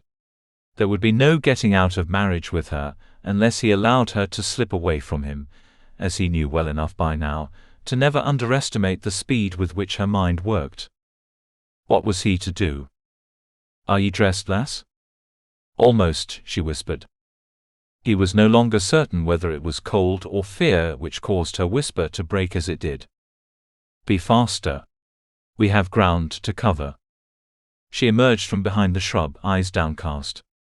For once, she had nothing to say. No quick remarks, no smirking, just the shame she deservedly suffered. "We'll want to eat." He led the way to the fire, and the venison which had more than likely burned by then. It would be better than nothing. She sat, eyes still trained on the ground, and accepted the meat which he offered her. He kept one eye trained on her as he ate. When it was clear she would merely pick at it with her fingers, he growled. "Eat, woman. We shall need our strength." He chewed hard, needing some way to release his rage. The meat may as well have been tree bark for all he enjoyed it, but there was a point to be made. "Might I speak?" "Nay. I did not wish to lie." "Ye are lying now, deceitful wench." "That is untrue." She jumped to her feet, which she spread shoulder-width apart. "You know nothing of what I've done, but it was what I had to do." "Ye had to lie to me." "How was I to know you would not take me to your uncle? I went to the trouble of escaping those fools. Was I to deliver myself into your hands?" "Ye all but did just that, lass, as ye tracked me that very evening and the day after." He stood as well, tossing what remained of his meal aside. It was barely edible, and thus no great loss. To this, she had no reply. They stood that way for a long time, staring at each other. She had not braided her hair, and it hung in wet waves about her shoulders and over her chest. Her skin had not dried before she dressed either, and the kirtle clung to her as a result. He ought not to look at her in such a manner, but it was likely a better option than killing her for having made a fool of him. "How many times have ye laughed at me?" he murmured, most of the fight gone, leaving weariness in its place. For he was weary down to his bones. Her eyes widened. "I never laughed." "Liar." "That is the last thing I would have done." "Why would I?" "This was not all a matter of trickery, of playing a prank on you. This was my life." She crossed her hands over her bosom. "Nothing less than my life. There was nothing to laugh at. Ye made a fool of me." "Just like a man," she sneered, her lip curling. "Caring about nothing but his pride. As if that were all that mattered. I am sick of the sound of your complaints about men, as though we were a scourge ye had to rid yourself of.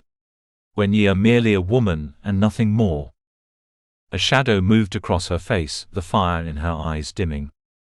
"Now, thanks to ye," he continued, curling his hands into fists to spare himself the pang of guilt at her reaction, "we must move. Tonight. We cannot let those reeds find us." Did her chin truly quiver?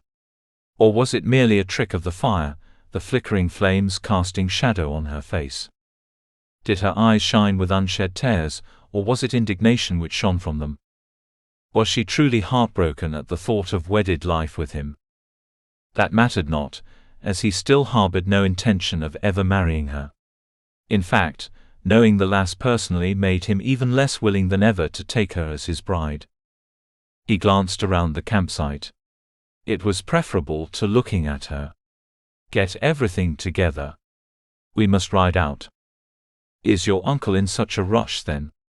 A bit of the old fire had returned to her voice, though it was barely loud enough to hear. He did not offer reply. Instead, he set about preparing the horses. She had lied. He had ridden with her all along, and she had lied. He had all but begged her to come along with him, fool that he was. Even if the reeds had found her, they would not have found him. He might have avoided them. Damn her lying soul. Chapter 17. Moira's mind raced. How could she escape him, when he would be aware of every breath she drew? He would never let her out of his sight, she was certain of it. He might even bind her, tie her to him, demand she remain at his side no matter where they rode. And now that she had brought about his fury, and the bitter resentment of wounded pride, he would never treat her well. Any tenderness that might have come about had already died. Dead before it had the chance to bloom. She touched her forehead to the mare's soft neck, a wave of regret mixing with bitterness. He thought he could command her, force her into riding to Ben Macdui. He was wrong. No man told her what to do. She closed her eyes. No man tells me what to do. No man. Not even him. Not even one who she might have grown to. Are ye finished, or are ye merely wasting more of my time? Rather than flinch beneath his cold, brutal voice, she stiffened her back as she always had while suffering indignities at her father's hand. I am prepared, but I must know where we go. For if he truly meant to take her to Lathice Campbell, she would break loose the moment she was in the saddle. There might be no other chance. She thinks she deserves an explanation, he snorted, walking the gelding to where Moira stood. It did little to ease the growing tightness in her throat, that he was so much larger than her when on horseback. The difference was difficult enough when his feet were on the ground. Regardless, she drew herself up to her full height, what there was of it. I do, as I shall make the ride with you. I doubt you need me to explain that I have no wish to pay a call on your uncle. There is no need to explain, he assured her. He was so angry. A man such as he might prove quite dangerous when angry. She had no desire to find out just how dangerous.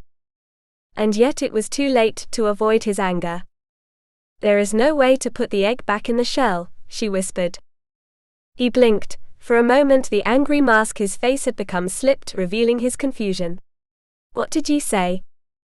She hadn't expected to say it, and any explanation would sound foolish. Even so, she replied, something I taught my brothers years ago. Once an egg's shell is broken, there is no hope of replacing the egg inside and sealing it up again. And that was what I remembered now. I thought to myself that I did not wish to incur your anger, that you might prove dangerous, but it is too late for such considerations. Your anger has already stirred. I see. She took a deep breath, holding steady to the mare's bridle in an attempt to keep herself fully upright as her knees all but knocked together. Kinreed had never inspired such terror, the sort which soured the inside of her mouth and made sweat roll down the back of her neck. He had been a beast, but one she'd learned to live with. She had not cared much for him since she'd been a child either, which also helped. Otherwise his treatment would have hurt doubly, rather than simply leaving bruises and scratches which faded without fail. But this man? She did not care for him. So why did the thought of him hating her leave her feeling sick and broken? He took a deep breath. If ye must know, I have no intention of taking ye to my uncle. Her heart all but soared. If her feet had left the ground, and her body had floated above the trees like that of a bird, it would have seemed natural. Truly. The quaver in her voice gave away her deep gratitude. Aye, he replied, still as angry as ever. For I would rather swallow fire than marry ye. Something we can agree on. He pressed his lips together, cheeks expanding. Then opened his mouth to allow a hearty laugh to escape. Now that we're of like mind, let us go. Now? I wish to distance us from the rest of your escorts. Had you explained that from the first, we might already be on our way. She mounted the mare in haste, then followed him at a trot from the site to the road beyond. He looked back and forth, up and down, watching. She held her breath. When he signaled for her to follow, she turned left with him and trotted at his side. They would not go to Ben Macdui. He would not deliver her to the Campbells. He did not wish to marry her. It was a relief, naturally. She told herself it was. So long as he did not expect to trap her in a life of servitude, she would follow him as far as he would allow. For now, it was more dangerous than ever to travel alone. If any of the Reed men found her the next time, they would know she had escaped again. They would show no mercy. She needed Fergus more than ever. He knew it like as not, the rogue. They rode in silence, with only the moon to guide them. More than once did her stomach grumble in protest, and she wished she might have found the venison edible. There was no telling how long they would continue before stopping to rest. It mattered not. They would be free. She would be free. "Might I ask you something?" she whispered after they had traveled untold miles. The moon was much further along in its path across the sky then, the singing of the crickets and frogs down by the riverbank all but deafening at that time of night. Overheard, bats sometimes flapped to and fro, capturing insects. "So long as ye vow not to argue. I dinna think I have the energy to fight ye now," he grunted. "I merely wish to know if you do not wish to marry anyone, or if it is only me." He snorted. "And I thought ye were smarter than other women. In the end, ye are all the same. If you have not the energy to argue, you might do well not to insult me." He snorted but nodded. "Aye. You make a fair point. I ought not behave so. To answer the question, it is all marriage in general which I have no desire to entangle myself in. It makes some happy, I'm certain. I've seen it with my own eyes in fact, but it is not for me." This soothed her ruffled feathers a bit. "You were no more willing to marry me than I was to marry you then." "Aye. Your uncle arranged things without your knowledge, I expect." "Aye." This was a growl. "You are not fond of him, I suspect. Ye never cease impressing me with your wisdom. I've heard he is not an easy man to know." "I do not know him," he clarified. "I have only spoken with him a handful of times in my life. He wishes to align with your clan, but his sons are already wed, and my brother and I are his only nephews. Bryce took a wife, leaving me." He sounded so terribly unhappy. She could not help but feel for him, though her situation had not been much better. At least he had been able to avoid the man he disliked. There had been little avoiding her father. "You had already heard of my escape when we met then," she reasoned. Was this a wise observation? Should she perhaps not mention it? I ought to thank ye for taking the trouble. Otherwise we might already have exchanged vows." She gaped at him. "You would have gone along with it?" "Hell, I dinna know," he snarled. "I would not have wanted to, I can assure ye. I might have made things difficult. Nay, I'm certain I would have." "Well then, how can you say we might well have wed by now?" Hot angry words burst forth. "It was not only me. There ye have it, lass. Now ye know. I had more than just myself to think about." For a long time all she could hear was the jangling of the bridles, the beat of hooves against earth. And his breathing, heavy and hard. What did he struggle with? He'd made it sound up to that point as though there was no one in his life. A married brother, nothing more. "I am sorry for whatever weighs on you," she dared whisper. "It does not weigh on me. It might have, had you not made your escape and freed us both. I did not know you felt as you do about marriage. I could not have known," she mused. "I thought you might have been part of the reason the arrangement came to be. That you agreed to it." His head snapped around, their eyes meeting. "Is that why you've behaved as ye have to me? Like everything I say is a chance to argue. Because ye thought I was part of the plan to force ye into marriage?" "Oh, not at all. I simply enjoy arguing." Silence. Then, the sound of their laughter blending together in the first truly honest moment they'd shared since the afternoon in the cave. Chapter 18. Moira. It sometimes took a moment for him to remember her true name, curled up on her side, one arm beneath her head. She had fallen asleep soon after they reached a likely spot to bed down for the night. As for Fergus, he did not feel comfortable with the idea of sleeping. Not yet. Not until he knew for certain none of the other reeds had tracked them. He'd heard nothing, seen nothing outside the ordinary. No extra set of hoofbeats, no snapping twigs or sound of a heavy body moving through the brush on either side of the road. Even so, his senses were on alert. Every sound, every scent, they all fought for attention and left him wide awake. At least she was able to sleep. She trusted him enough to sleep opposite the dying embers of their meager fire. Could he trust her? She knew he held no desire for marriage, which gave her less reason to run from him. He would not drag her to the Campbells, kicking and screaming. The last thing he wanted to do was cross paths with his uncle ever again. Especially not while he had Moira in tow. She shifted slightly, muttering words he could make no sense of. She sounded angry even in her sleep, her forehead creasing. There was no peace for the lass no matter where she roamed, even if she went no further than her own mind. He had the strangest sense of her being his responsibility, and he resented the idea. He wanted no such burden dragging him down, otherwise why not simply marry and settle down? His aim was freedom. Why then had he insisted she accompany him? And that had been before he knew her true identity. Now, with the knowledge of her running away because of their intended marriage, he supposed the least he could do would be to see her to safety. Though not in the village. Anywhere but there. For she would never cease plaguing him if she were so easy to access. Plaguing his thoughts, his dreams. Was she safe? Was she well fed? Was there any chance of her being happy with her life? He understood people on the whole well enough to know Moira was not the type to place happiness at the top of her concerns. If anything, she had no desires along those lines whatsoever, as the survival of both herself and her family came first. She might not know of such a thing as happiness. She like as not would consider it daft to place one's hopes on it, as the hope of avoiding starvation was far more pressing. Her face worked again, seeming to crumple as a rag might crumple inside a fist.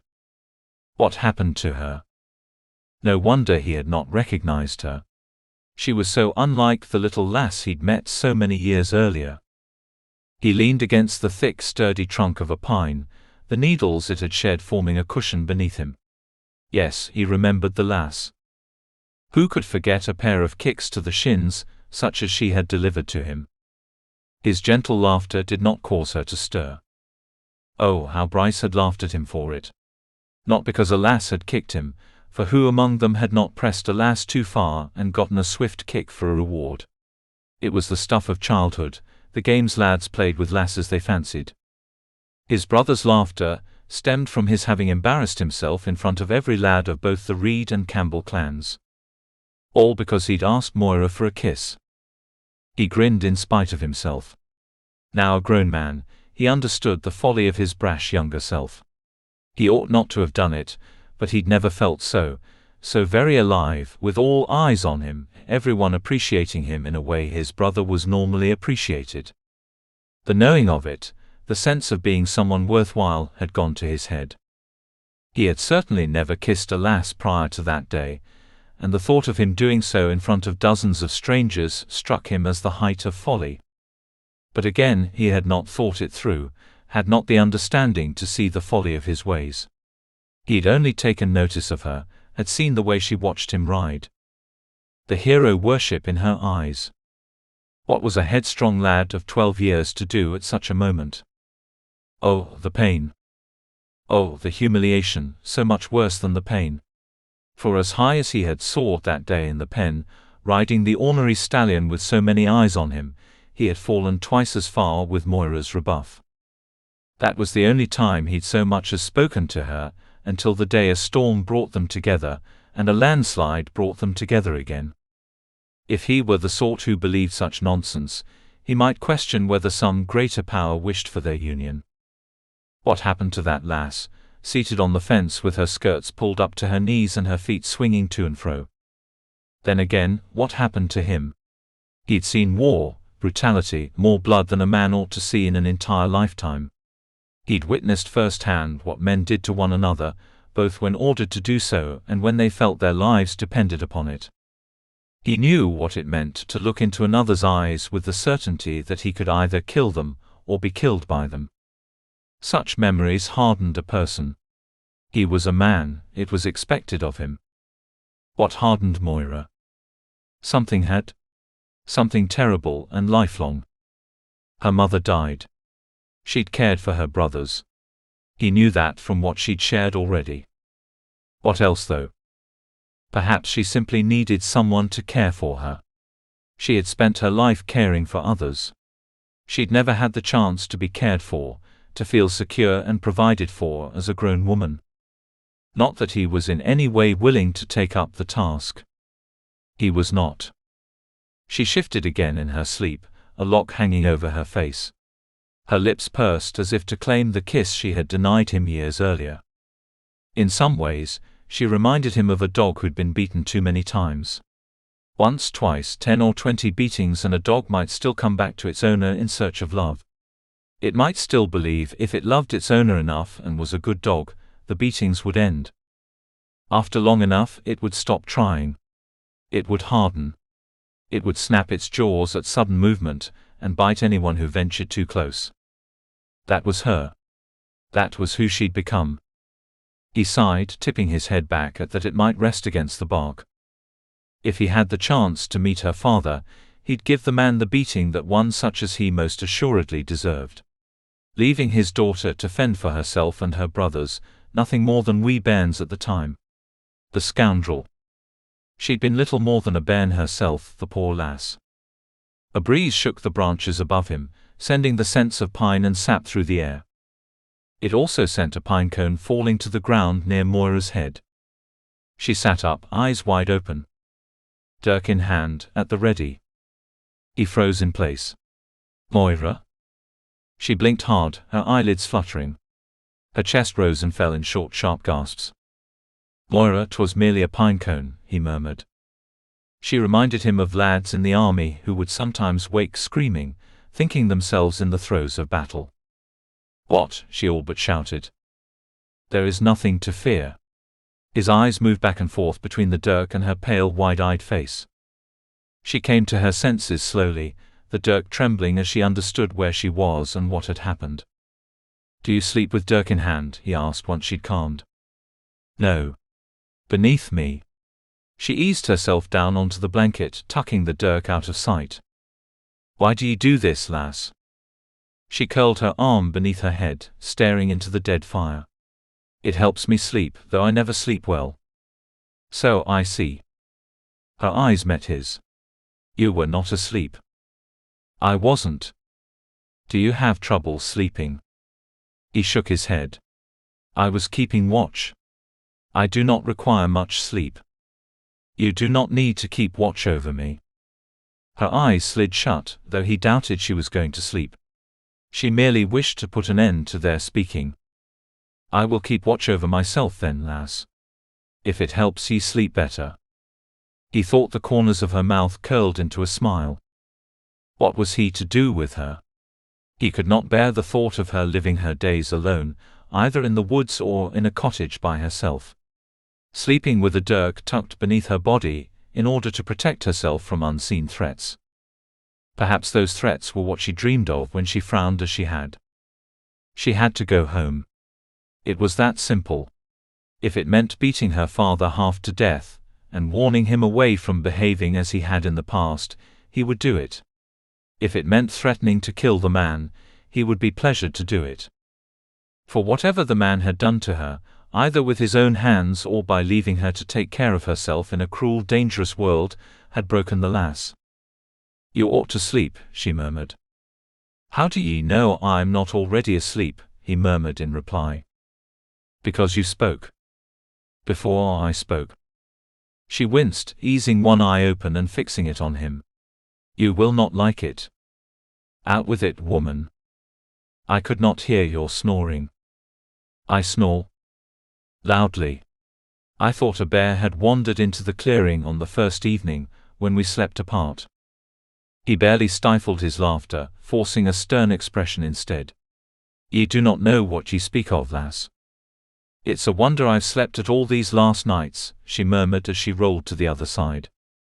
He only closed his eyes, smiling as sleep overtook him. Aye, he would hurt the man who'd hurt her. Chapter 19. Fergus was rather pleasant when he made an effort to be so.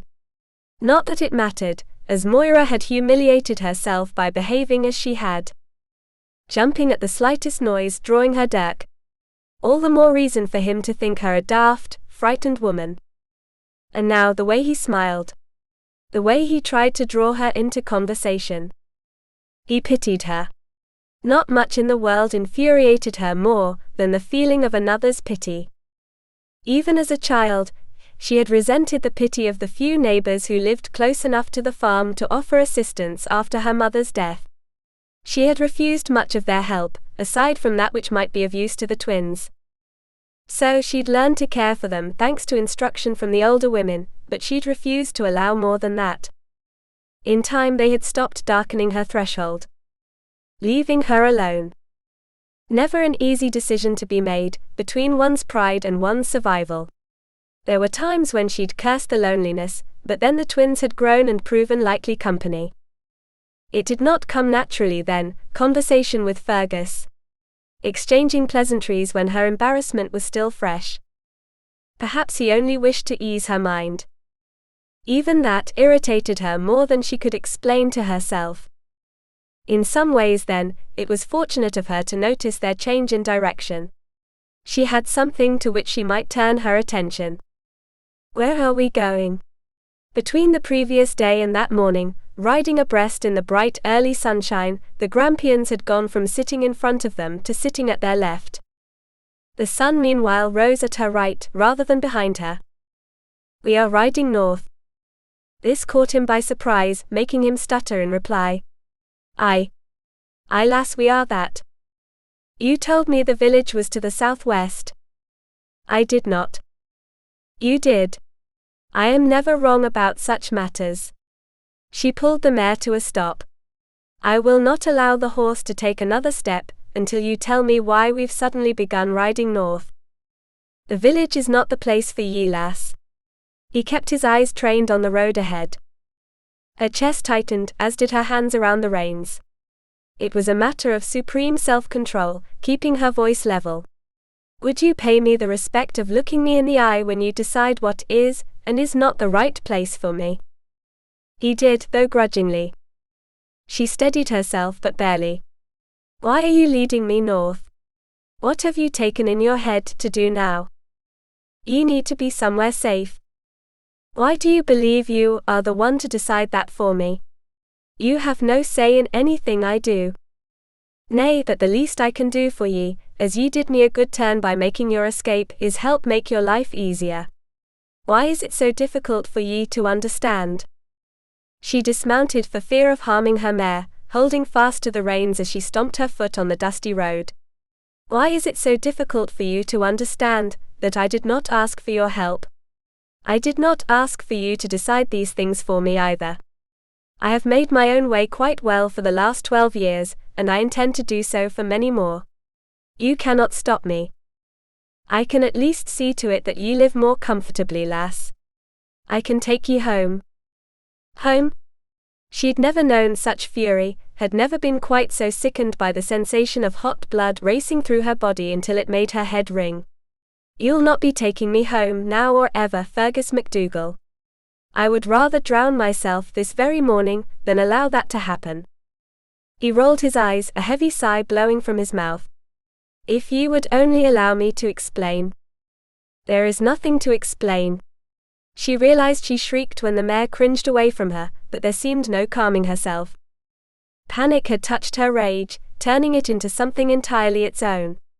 Panic at the thought of seeing that terrible man again, at the idea of facing him in the morning and cleaning up after him in the evening. At the notion of enduring another beating. I swore to myself I would never do it again, and I will not break that vow. I will kill any man who defies me, even if that man happens to be you, Fergus MacDougall. Fergus dismounted, his brow deeply lined as he drew near. Will never do what again, lass? What is it that has ye so frightened? I am not frightened. She threw back her head, peering at him over the bridge of her nose. I am not frightened of anything. Nay, only of the slightest noise in the dark. Her hand shot out and struck him across the face before she'd had time to think it through. If his cheek stung half as much as her palm, he was in a great deal of pain. And rightly so. How dare you? She demanded, her voice trembling terribly and betraying her aching heart. To think, she'd considered him handsome and worthy of her admiration. She had even asked herself what it might have been like to marry him. Now she knew. He was as cruel as all other men. When he did not respond or so much as flinch, which inflamed her further, she raised her hand again to provide relief from her pain, but he was quick enough this time to catch her wrist before she could strike. His hand easily ringed her wrist along with half of her hand, yet he did not squeeze. He did not try to cause her pain. "I deserved the first one," he muttered, the shape of her hand a red splash on his cheek. "I will not allow ye to deliver another. Just as I will not allow you to tell me where I ought to live, or how." When she wrenched her wrist free, he did not strive to hold her fast. "I had intended to see to your comfort and safety upon your return. There is nothing you can do. You do not know me well, lass. And you do not know my father." She took him by the hand. "Come. I want to show you something." He walked beside her without argument, leading his horse, and she led hers into the trees beyond the road. She had never shown anyone. Not even the twins. Sometimes if she twisted herself a certain way and stretched her arms, she could feel the raised scars he'd left behind. "What are ye on about?" Fergus asked, tying off the gelding when they came to a stop in a place with enough of an opening in the branches overhead to allow sunlight through. She did not say a word, merely turning away from him and bending at the waist with her arms crossed. When she lifted the kirtle over her head, he sputtered. "What are ye doin'?" he demanded. "Wait." She tossed the kirtle aside, now in nothing but a thin chemise. Though the sun shone warmly on her skin, goosebumps ran over her shoulders and arms. She pulled her braid over one shoulder, before easing the garment over her shoulders down her arms. "What?" His feet crunched on fallen pine cones twigs as he approached. "This is what I need you to know," she whispered, arms wrapped around her middle. "This is what he did to me. I've never seen it myself, but I know it's there. I feel them when I lie on my back, which is why I try to avoid doing so." "Och, Moira." His voice so heavy. "Do ye want me to show ye?" "Show me?" She did not feel the pressure from his fingers at first. Only when he began drawing them from her left ribs to her right, did she know what he meant to do. He stopped at her right ribs, then moved up and repeated the left to right motion. Another slash, longer, this time from right shoulder blade to the middle of her back. Each measure of every scar. He touched all of it, tenderly, as though tracing a trail on a map. He might as well have been tracing the path of her life. She felt no shame at the man's hands on her scarred skin. In fact, he was the first man ever to touch her so sweetly. She closed her eyes against fat hot tears which welled up from her broken heart. "Lass? I never thought." Finally, once every scar was traced, he rested the palm of one hand against her back. "You never said." "I brought home a stag one night," she explained in spite of the quaver in her voice. Now that she had started, it seemed only right for the entire story to pour forth. It took hours to drag it through the woods and the fields surrounding the cottage. I was alone, of course. I normally hunt alone. Fergus's hand found the chemise's shoulders, and eased them up until they were in place once again. I had the strange idea that he might take pride in me, just the smallest bit, as I had not only felled the great thing but had brought it home on my own. Oh, my shoulders ached. And my back. I thought I knew pain. She snorted, bitter. Fergus was silent. He took a look at me, up and down. I must have looked a fright, she recounted, a rueful smile drawing up the corners of her lips. Oh, he was so cold. I may as well have been a rodent beneath his feet. He asked who killed the stag, and called me so many filthy things when I insisted I'd been the one to do it. Before I knew what was happening, he'd taken me by the arm and pulled me into the house, and after that... Tears dripped from her chin to her chest. After that, I do not remember much. Perhaps it is for the best. He beat you because you did something good? He beat me because I did something he could not. He was in his cups, hardly able to stand up straight when I arrived at the door. Never much of a hunter even on his best days. That was why I had no choice but to learn to do the hunting for the family. She hung her head. Fergus's hands on her shoulders were warm, strong, and she did not protest when he turned her to face him. Rather than ask her to look him in the eye, something she knew she could not manage, not with tears flowing down her cheeks as they were, he thoroughly surprised her by wrapping her in his arms and drawing her to his chest. "He would be so angry if you told him you know what he's done to me," she wept, shaking in spite of the comfort of his chest beneath her cheek and the arms which held her fast. "You must see it.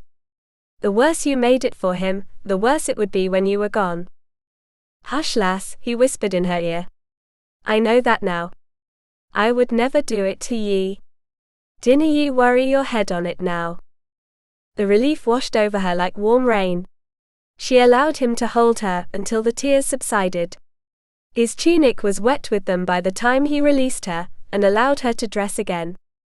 There was no mistaking the tightness in his jaw, the tension in his shoulders and arms as he waited. His nostrils flared. His eyes were narrow, dark. She could only guess at the manner of thoughts going through his head. None of them were pleasant, she would wager. Once she'd finished and had taken the mare's reins in her hand, Fergus muttered, "I suppose this means we must devise a new plan for ye. I canna take ye back to your home. I little like the notion of leaving ye in the village to fend for yourself there." She cleared her throat. Would it work? His mood toward her had softened quite a bit in light of her honesty. If there was ever a time when he might accept such an idea, it was just then. "I had a thought of my own, which I would like to share with you," she ventured. He raised an eyebrow. Her spine stiffened. Her shoulders rolled back. Her chin lifted. This was it. "I want to join your group. I want to ride with you and your friends." Chapter 20. And Fergus had thought there was no chance of Moira surprising him again. "Ye wish to?" He scratched his head, squinting. "Ye wish to join us? Ye mean, to ride with us and accept missions and perform the duties we perform? Along with us?" "Yes. That is what I had in mind." His mouth fell open. She rolled her eyes, jutted her chin. "You need not look at me, as though I've suddenly grown horns. Ye might as well have." He wanted more than anything to laugh at the notion, but even he with his limited understanding of the female gender knew his laughter would sound cruel after everything she had just shared. Her hands found her hips, and she went from a weeping, shaking lass to the Moira he'd come to know. Angry, bold, full of ideas of strength and skill. "I do not understand what you feel is so amusing or unthinkable," she muttered. "Ye do not? Let me see." He leaned against the nearest tree, counting off on his fingers. "First, ye know nothing of fighting. We do have to fight from time to time cutthroats, thieves along the road. Or enemies of the person or people we've been tasked with protecting. I would leave that to you, though you've seen how easily I handle a dirk," she reminded him. "I'm a skilled archer as well. If I can hit a deer in the heart before it has the chance to learn of my presence, I can hit a man. Ye won't have the chance to put enough distance between the two of ye to so much as draw your bow," he assured her. "As I was sayin'. Second, ye would be riding with men. If ye think I'm unpleasant to ride with, wait until ye meet my friends." "I have dealt with unpleasant men," she sneered. "I understand the true nature of your protests. You do not wish to ride with a woman. Are you afraid to? Have I done anything since we met to give you cause to fear me?" He laughed. "That is not a fair question, as ye have held a blade to my throat." "Which proved how well I handle a blade," she reminded him. I admit it. Even so, I can promise with all certainty that none of the others will take well to the notion of working alongside a woman, no matter how able she is," he added, when she opened her mouth to unleash hell on him. "Third," he finished, counting off one more finger, "and this is most important of all, lass, so ye might be paying close attention, when there is a woman on the road, she is the one a man will devote his attention to. And I dinna mean because he finds her comely. You mean because you'll feel I need protecting. Aye, and it matters not how much you protest." He held up his hands, half certain the lass would pummel him if he did not. "We shall always feel as though your safety needs protecting first of all. We know all too well the dangers of women traveling over rough, open road. Which means we may not devote the attention we need to our own safety, or the safety of someone under our care. Do ye understand me, Moira? I understand perfectly well that you lot are afraid to admit a woman can take care of herself without your help, she smiled. He wanted so much to take her and shake her when she smiled in such a way. She refused to see the truth. He tried hard to help her understand. She was the type who would have to learn the hard way. He did not wish to subject her to such difficult lessons. She'd already learned more than her share that way. He would never forget the rippled scars on her back, the way they crossed each other. 10 in all, none of them very thick but all visible to his eyes and fingers. How many other strikes were there, strikes which had not broken the skin? What a mass of bruises and blood she must have been afterward. He hadn't thought to ask who'd treated her, and never would, as it would mean bringing up ugly memories again. Perhaps her brothers had tended her, washing the wounds. How old had they been? She hadn't said. All 3 Reed children had faced the hardships of life from a young age, it seemed. Why did the eldest of them insist upon bringing more of the same upon herself? I cannot allow it. I'm sorry, lass, but this is simply not the way things are done. You cannot expect to do what we do. 'Tis difficult enough for us, and we've been at it for many a year. She did not squall in protest. She did not swing at him as she had earlier. She merely narrowed her eyes. He knew this was more dangerous than anything else she could have done. Her smile was slow. Sweet. Do you have the courage to make a wager? Or does the idea of wagering with a woman frighten you as much as the thought of riding with one? I would watch my tongue if I were ye, he warned. I only have so much patience. Very well. He watched in bemusement as she went to the mare, withdrawing her bow and quiver. The question is the same. Are you up for a wager? It depends upon the stakes. She nodded, a faint smile playing upon her lips. Fair enough. Her head tilted back, her eyes scanning the sky. What are ye looking for? A target. Her smile widened. She pointed up. I would not normally do this, but if it is to prove a point, I choose that hawk. Up there. He shielded his eyes with one hand, looking up in the direction of her extended finger to find a hawk perched atop a tall pine. Ye choose a hawk for what? If I hit that hawk, you must allow me to come with you on one mission. And if that mission is a success and I prove myself worthy, you will allow me to continue on with you. What were the chances of her striking the thing? If it were a trunk she wished to strike, he would feel less confident in his chances. But a hawk. It would likely take flight before the bolt reached it so far from the ground. He looked at it again, then at her. She certainly appeared confident, with that knowing smirk of hers. She'd already knocked the bolt, and was merely waiting for him to agree. Come now, she whispered, grinning. Are you game?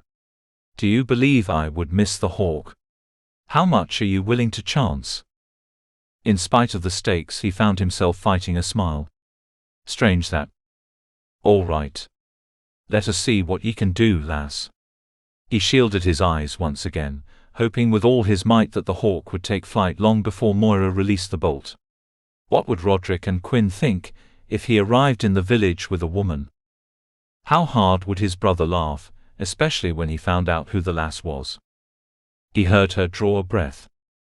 And just then, in that very instant, the hawk spread its impressive wings and took to the air. His heart rejoiced, his mind eased. Moira meanwhile released the bolt and sent it flying. The hawk soared, seeming to hang in midair. Then plummeted to the ground. This cannot be. He took off at a run, eyes moving back and forth over the ground until he found the bird. Dead on its back, the bolt having pierced its chest. Moira joined him, dropped to one knee beside the fallen hawk. I am sorry, she whispered. Thank you for giving your life. Who taught ye to speak that way to the things ye kill? He asked, remembering how she'd done the same after taking down the doe. Moira glanced up through the hair which had fallen from her braid. My mother. I was a small girl, and we happened to be walking through the woods when we saw some of my father's friends returning from a hunt. She told me I ought to always thank the animal who gave their life for my meal. She returned her attention to the hawk. I cannot tell myself I needed to kill this sweet bird. Perhaps I was a bit bold in naming it as the target. Ye act before ye think, he observed. I have been accused of just that. She stood, bloodied bolt in hand. So have I. They stood that way for a long silent moment, regarding each other. In another place and time, he might have taken her in his arms and kissed her, until all such foolish ideas were nothing but a memory. He might have taken her and made her his own, for he'd never known a woman who stirred him body and soul. So strong was the impulse, that the only way to overcome it was to turn away. He could not gaze into her clear, frank, shining eyes another moment. "Well?" she prompted from behind him. "What will it be, then? Will you honor your word, Fergus MacDougall?" What choice did he have? The lass would only track him until they reached his destination, then continue to do so once Murphy gave him a task to complete. Better to keep her close to him then, to be sure of her safety. So he told himself. "Aye," he grunted. "Supper," she uttered, kneeling to collect the hawk. He beat her to it, then mounted the horse. "Let us be on our way." Her smile was radiant. The sort of smile a man could become accustomed to. Chapter 21. I could use a hot bath, Fergus grumbled beside her. 2 days. For 2 days he'd been telling Moira how much he needed a hot bath. For 2 days she'd listened to his complaints, his grumblings, his muttering. "Could you indeed?" she asked, favoring him with the same smile she'd shown up to then. An old tactic, one she would not fall victim to. He forgot she'd already raised 2 willful lads. "Aye," he snarled, raising an arm and ducking his head to smell himself. "I might just as well burn this." "You would not want to go to the trouble of washing it," she observed, still smiling. "I need good hot water and soap to get the smell of me from it," he groused. "It's a good thing we'll reach the village before nightfall then." She took care to keep her eyes on the road and away from him. He had to see how unaffected she was by his deliberate attempt at making her miserable. Her behavior had the effect she desired. He was fit to be tied, muttering under his breath whenever she did not respond as he wished. For he wanted her to argue. He wanted her to fall into despair and join in his complaints. He wanted to hear her swear an oath that if he complained once more, she would slice his throat and give him something to truly complain about. She might have won their wager, but he was not about to make life easy for her as a result. Just as the twins had done when they were younger. No more than bairns. And he, a grown man, resorting to the same childish behavior. She was of a mind to ask how he'd managed to avoid growing up since the day they first met, but knew better. He might just as easily call off their bargain, and refuse to have anything to do with her. She couldn't have that. For this was the first real, true adventure of her life. Keeping body and soul together while living in the wilderness was a challenge to be sure, but it was one she'd long since become accustomed to. There was nothing to it, once a person decided to survive, and thus did whatever it was they had to do to make it so. Hardships mattered little at such times. She knew they mattered little to Fergus as well. He'd been traveling the countryside for years, and she would have made another wager that it bothered him little, if at all, to smell as he did. Further, if he'd ever shared his complaints with his brother or friends, they would have surely shown him the true meaning of misery. Men such as they did not make a habit of voicing every grievance. It was only when they wished to make a woman regret having set eyes upon them that they behaved so. She could not allow him to trap her that way. The worse he complained, the louder and more determined he became, the sweeter her temperament. The more it pleased her to drive him mad. Perhaps there was something to be said for holding her tongue, after all. She never would have believed it. Times such as these called for a new way of behaving, it seemed. For she'd certainly never imagined herself as part of a band of former soldiers who accepted payment for protection and, she assumed, committing acts of violence on behalf of those who paid well enough. It was a dry day and warm. Sweat soaked into her braid and caused it to hang heavier than usual against her back. The kirtle stuck to her back, under her arms in wet patches. Would that she had a hat to shade her eyes and prevent her face from burning. A strong gust of wind blew dirt and grit into her eyes. She grimaced, knuckling away what she could, tears springing up to wash away what remained. Uncomfortable.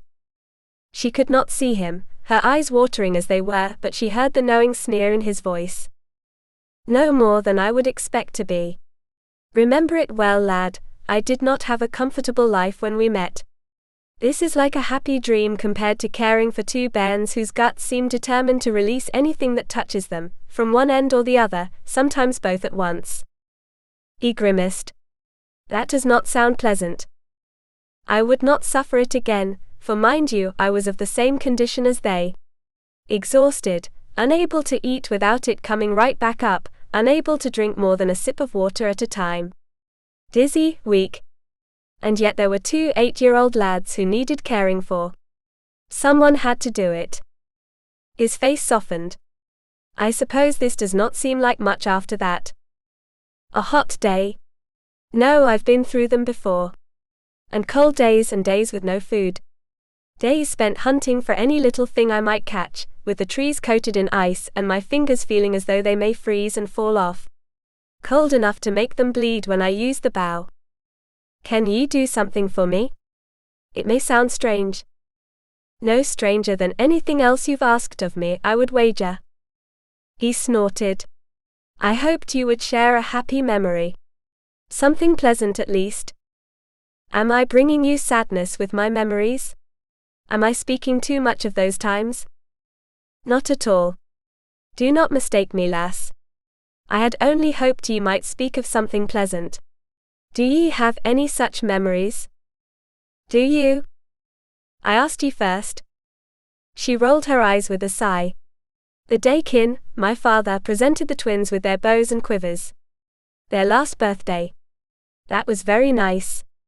They were so pleased. It made her smile to remember their shining faces, their eagerness to get out of doors to practice.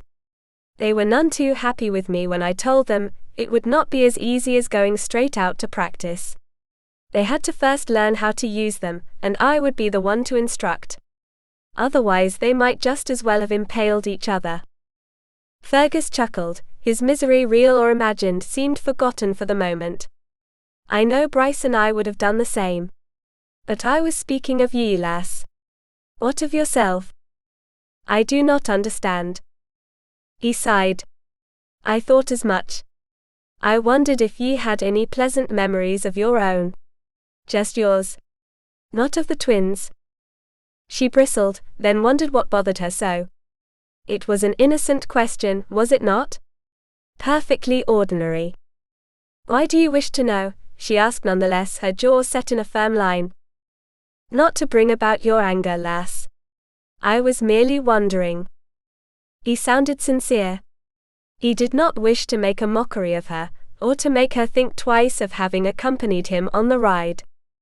I can tell you of the last pleasant memory I have before my mother died, she offered. I would like to hear it. She bit the corner of her mouth. He thought he would, but she knew he would likely feel differently when she began to speak. I remember watching an older lad ride a stallion. Bareback. He growled softly out of her line of sight, and she bit her mouth again to hold back her laughter. I remember how the lads all around me both admired and hated him, she continued. Hated him? He sounded surprised by this. Oh yes. Because he was so good, and he knew it, and they knew he knew it. Nothing is worse than a person who knows how good they are at something, and does not bother to feign ignorance. Perhaps he was too young to understand, he mused. I suppose. He was too young to know a good many things, if I remember correctly. Such as? She shifted in the saddle, and not only because of the chafing caused by so many days of riding. Such as how embarrassing it is for a young girl when a lad asks for a kiss, as though it were a dare. especially when it does it in front of so many others he wishes to impress. I thought you said this was to be a pleasant memory. She snickered, catching him out of the corner of her eye. It is pleasant. I remember kicking the lad in the shins, hard enough to make him howl like a skinned cat. I didn't know that he howled quite so loudly, he muttered. Oh. You know the lad? She laughed when she turned to him and found him scowling, his eyes narrowed and trained on her. You know I remember it well, lass. I thought you would. A person does not forget such a shin-kicking, no matter how many years have passed. She sighed, returning her attention to the road. I found you quite dashing before you made that mistake. You did now? What young girl would not? You looked so impressive on the horse, keeping your seat no matter how he tried to buck you from him. You could not have been much older than the twins are now, and I cannot imagine either of them managing such a feat. She could all but feel his chest puff with pride. I'd been practicing for quite a while, whenever I could get away from my father's watchful eye long enough to do so. It showed. They fell single file, to make room for a wagon coming from the opposite direction. A peddler, slow-moving, household goods and other wares all but overflowing from the wooden box which creaked along on 4 uneven wheels. She was glad for the distraction, as she did not wish to explain her reason for kicking him. He would more than likely ask, knowing him and his devilish ways, and she would not give him the satisfaction of knowing just how closely she'd watched him in the horse pen.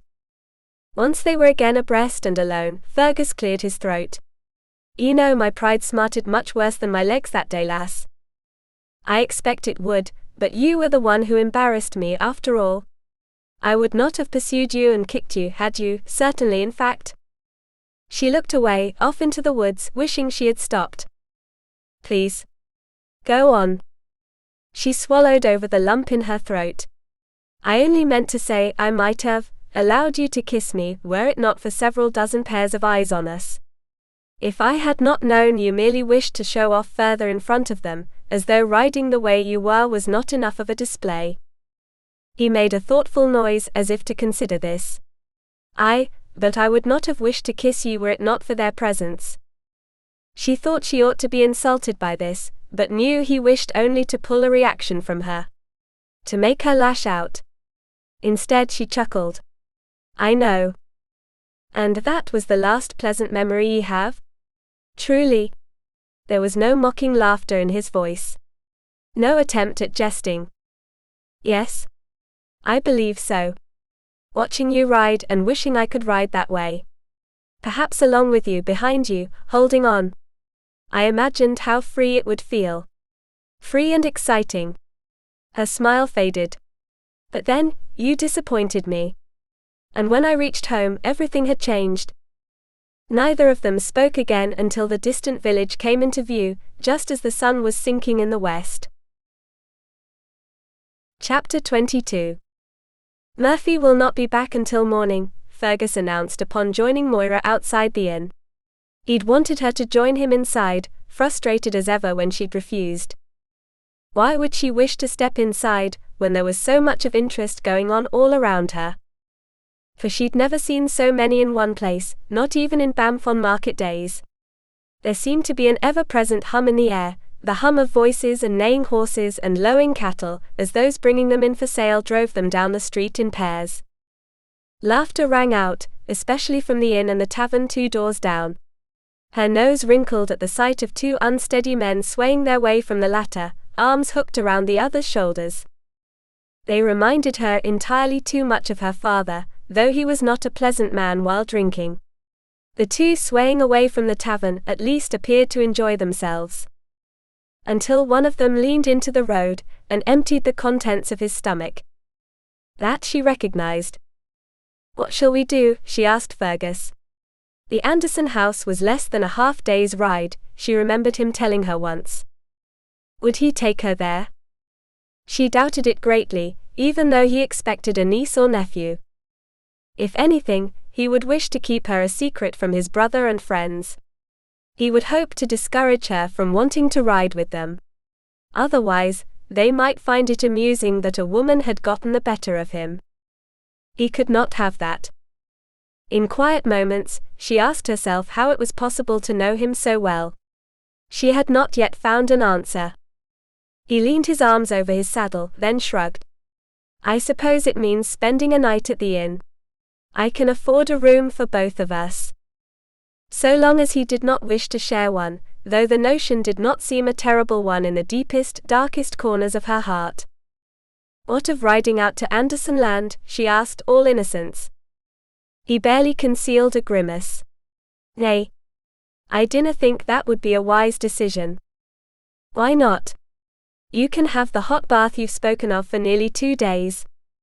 I can offer a few extra pence for the bath here as well. The stubborn devil. Fergus was correct about one thing, which Moira reflected upon while lowering herself into a washtub. It was a luxury she had desperately needed. Her garments were even being attended to downstairs, both washed with real soap and mended where need be. Was this what it was like to be well off? To have one's needs taken care of, whatever they happened to be? For no one had ever filled a washtub for her since she'd lost her mother. No one had done her mending, washed her garments, prepared her meals. She sank low in the tub, her hair floating around her while her knees stuck up in the air. It was nearly sinful to be so idle, and she had never been one to believe in sin, at least, not in the notion of a body being punished for sin after they'd died. From what she'd seen, most sinners received their punishment while they were still alive. Would that her father might. Her mood darkened. Why did she think of him, when she ought to be feeling happy? She had nothing to do for the rest of the evening other than bathe, comb through her hair, and have a good night's sleep in a comfortable bed. Her eye fell upon the straw tick with its rather flat pillow. If not comfortable, at least clean. Which was still a sight better than sleeping on the ground for days on end. Rather than dwell on misery, she began to ponder over what was on the other side of the wall. Just beyond the bed. Fergus's room for the night. Was he bathing as she was? Washing away the dirt and sweat? Perhaps wishing he had not agreed to bring her along. What of it? She scrubbed her arms a bit harder when she imagined his disappointment. That would be his problem to deal with, not hers. She would have her adventure. What would he do after his bath? Her scrubbing slowed and stopped. He was familiar with the village, was he not? That meant he was likely to be familiar with the establishments at the edges of the place. She'd noticed one of them on the way in, a shabby building into which men disappeared like flies into a jar of honey. When she'd asked Fergus the nature of the place, he'd made a choking noise and flushed deep red. She had not needed further explanation. The water suddenly felt cold, and she sat up, drawing her legs to her chest to wrap her arms about them. Would Fergus visit one of those places? He'd been without a woman for as long as they had ridden together, and it had been many days since they'd first met in the cave. Something about the idea brought tears to her eyes. They only made her angry with herself for being weak enough to care. What difference did it make how the man chose to spend his time or his money? He'd seen to her comfort that night, had he not? He had only complained slightly over the sum, which, she'd reminded him in a sweet tone, he needn't have spent if only they could have ridden on to the Anderson house. That had shut his mouth.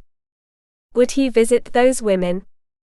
The question hung heavy in her heart as she finished her bath, no longer nearly as pleasant as it had been at first, and dried on a linen sheet.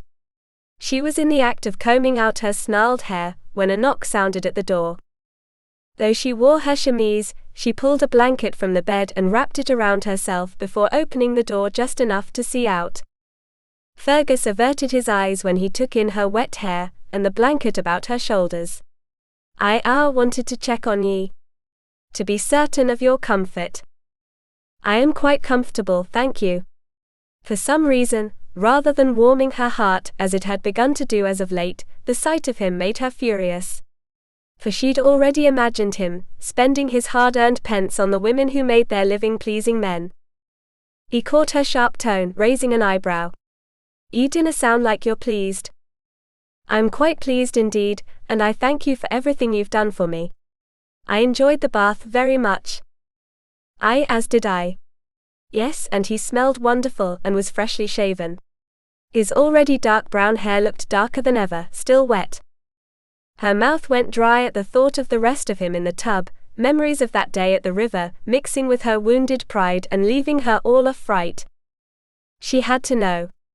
How do you plan to spend the evening? He frowned. I look forward to sleeping, to tell you the truth. It's been a long ride, and I've looked forward to a bed through all of it. Yes. She would just wager he'd be sleeping. I will not keep you from it then. Good night. I shall see you first thing in the morning. He made a sound as though he wished to speak again, but the closed door cut him off. She listened, her ear pressed to the wood until he muttered an oath under his breath. Then his door opened. And closed. When she went to the wall separating the rooms, she heard the bed creak as he sat down. Perhaps he told the truth. Perhaps she ought not to have been so unpleasant. I ought not to have been unpleasant at all, she whispered, closing her eyes, touching her forehead to the wall. For she had no hold on him, no claim. No matter what he intended to do, it was none of her affair. He had been kind to her. He had protected her, though she still refused to believe she needed it. He had even agreed to have her join him, after knowing who she truly was. He'd held her when she wept over her scars and the beating which caused them. Oh, what a fool she was. Chapter 23. The morning dawned bright and clear, and Fergus could hardly wait to start out again. The sooner Moira understood the difficulty of life on the road for a woman, the sooner she would forget the entire daft notion. It seemed she harbored a great many daft notions. What was on her mind the previous evening? He had only wished to inquire as to her comfort, and she'd all but slammed the door in his face. Not that he had expected much better. But he talked himself into believing there was a new warmth between them. Tenderness which had not existed before then. Ever since she'd shown him her scars. He was not a man for much deep thinking. He spent his life riding and hunting and sometimes struggling to keep body and soul together when it seemed nature worked against him. Yet he'd spent more time than he cared to sum up thinking about her. How difficult it must have been to bear her back to him. How shameful, the memory of the beating. How she must have hated her father for it, for Fergus hated him as he'd never hated another. A total stranger, and he would gladly see the man dead were it not for the sons who depended upon what little he could offer them. Somewhere along the journey, Moira had captured his attention. His admiration. His curiosity. But then she behaved as she had last night, and he wished he'd never set eyes upon her. She rapped at the door, not long after he'd finished washing his face in the bedside basin. He knew it was her. Only she would rap with such precision, and so loudly at such an early hour. Sure enough, she stood outside his door, looking somewhat more pleasant than she had when last he saw her. "Good morning," he muttered, turning away. "Good morning to you. How did you sleep?" "Wonderfully well," he scowled. "You do not sound as though you did." "I had quite a lot on my mind, thank ye." What was the matter? What truly amused him was how sincere she appeared. How earnest. She knew nothing of the way he tossed about on the lumpy tick, wishing he might get her out of his head. Nothing worth discussing now. He slung his packs onto his back before holding his hand out to take hers. "Come now, let us go downstairs. I'm certain Murphy knows I've brought a lass to the inn, and is all but dying to meet ye." Sure enough, the old man waited at his customary corner table, already deep into a mug of wine at just past sunrise. The moment old Murphy's shrewd eye fell upon Moira and her fresh clean kirtle, her shining hair, Fergus knew he was in for quite a time. My. The old man leaned back in his seat, taking the lass in from head to toe. "What have we here?" For her part, Moira looked neither surprised nor impressed by the man. She hardly batted an eye at his unseemly appearance, or at his leering. Fergus, on the other hand, took no little offense at the man's behavior. "She isn't for ye, if that's what you're thinking." He sat with a decided thud, elbows on the table. "You need pay her no mind." My name is Moira. She folded her arms, sitting back the way Murphy did. Lass, Fergus warned. Would that she hadn't shared her real name. He hadn't thought to warn against it, to suggest she use the name she first gave him. Murphy knew all, and he would know who she was right off. Sure enough, the old man laughed heartily. "You don't say. Well, this is quite a treat for me, as I have heard quite a bit about ye. No one mentioned how lovely ye are." "Because I am not, and we both know it," she returned with a wry smile. "Perhaps your kind words would soften the heart of another lass, but I am not another lass. I am myself. And I trust you will not be sharing our meeting with any who might find interest in it." Fergus could only watch as Murphy's face revealed his surprise, and soon after his admiration. "Aye, lass. I shall keep ye to myself." "With pleasure." He winked, a lewd gesture which caused Fergus's fist to clench. "Ye found one another, after all," he observed, turning to Fergus with one corner of his mouth quirked up in a knowing smile. "Seems quite a coincidence, does it not?" Aye, let us get on with it," Fergus grunted. He had no desire to speak of coincidence or any other such thing. "Did Quinn or Roderick warn ye I would be meeting ye here?" Murphy set his mug down on the table, some of the ale sloshing over the sides and onto the wood. "Aye, they did, and I do have word of a mission ye might like to take on. Though I dinna know if it is quite the sort of thing a lass is suited to, not to insult ye," he was quick to add when Moira's mouth opened to protest, colour coming to her cheeks while her eyes flashed. Fergus knew that expression all too well, and knew it was a prelude to something dangerous. "What is it?" "Get on with it, man," Fergus grumbled. Murphy leaned in, which Fergus wished he would not do, as it only made his stench more difficult to bear. A lad trained in the army as ye were. He beat a man to death over some small matter, claims it was the other man's fault, as is normally the case in such matters. He lives to the north of Gairlochie, along the river Lochie, and wishes to get away from there before he's strung up for the crime. The only thing which has saved him from a neck stretching till now is the man he killed is a stranger to all. But once some weeping widow or grieving mother comes calling, it will all be over for him." "Where does he wish to go?" Moira whispered. Fergus groaned inwardly at the sight of her bright, eager eyes. "He has family up in Killerwomen, at the southern point of Loch Ness. Believes they'll keep him safe up there. But he does not wish to travel alone." "Fair enough. We ought to start out." He pushed back his chair. "I merely need the specifics as to where he can be found, as always." "Not so fast, why so hasty?" Murphy grinned at Moira. "The pair of ye have not yet eaten, and 'tis quite a ride to Gairlochie." "A matter of miles."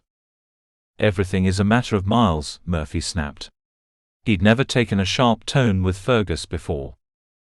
It would be best to keep the man happy, he decided, as Murphy's connections stretched all over Scotland and into England.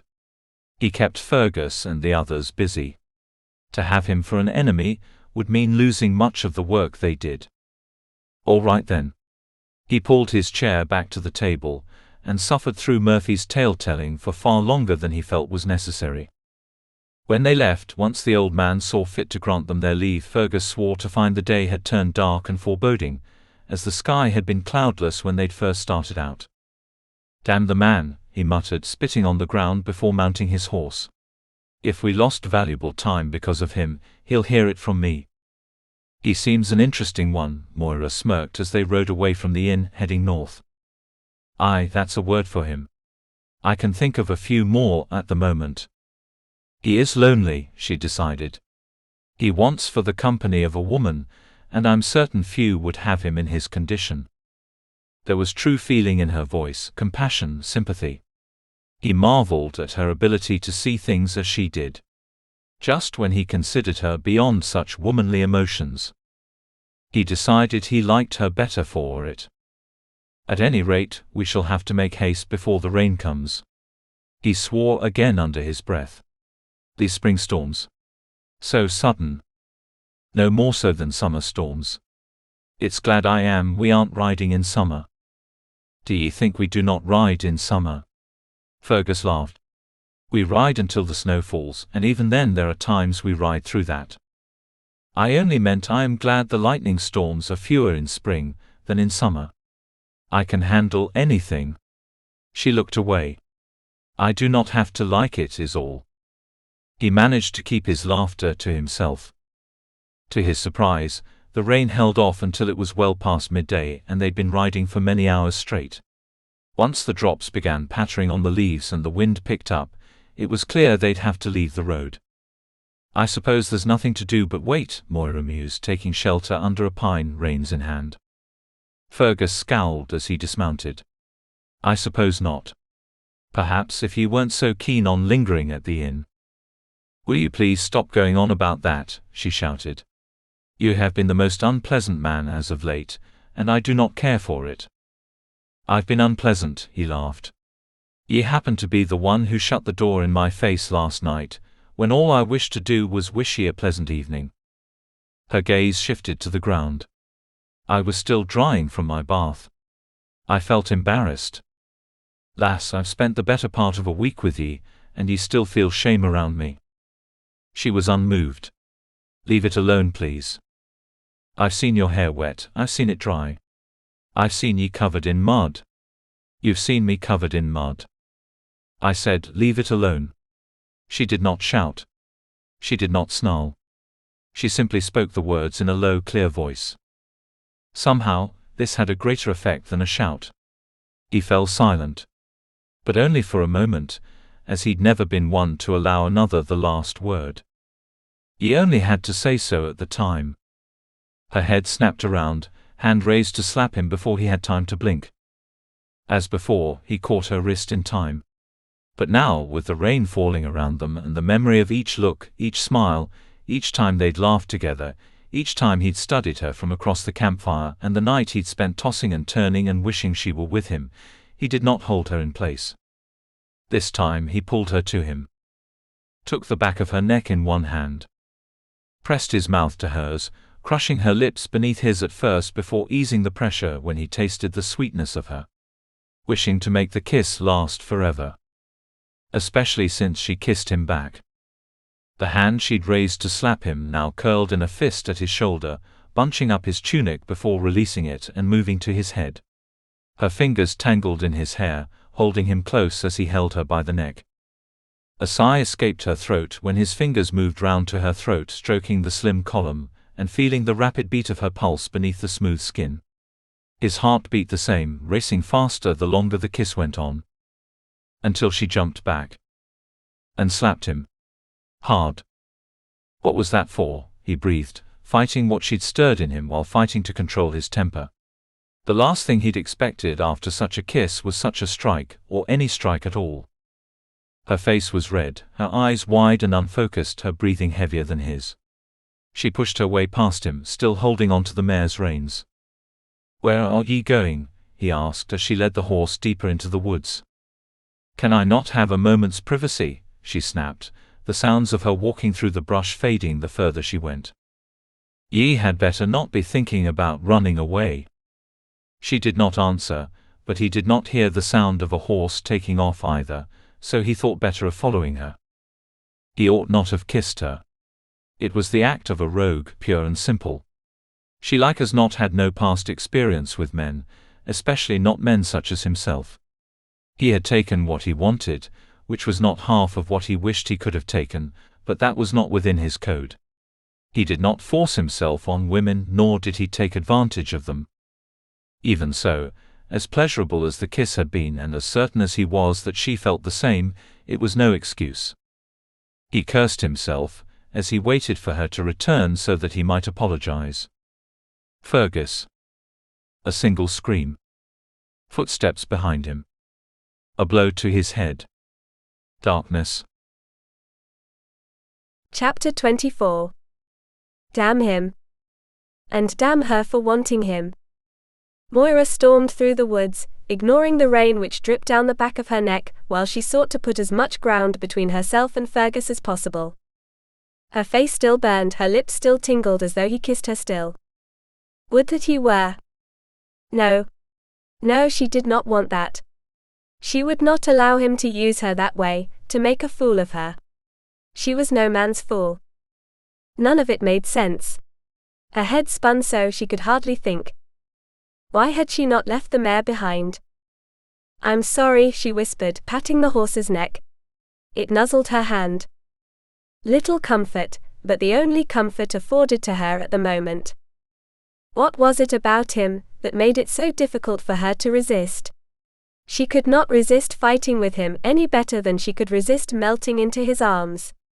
It seemed she always wanted to do either one or the other.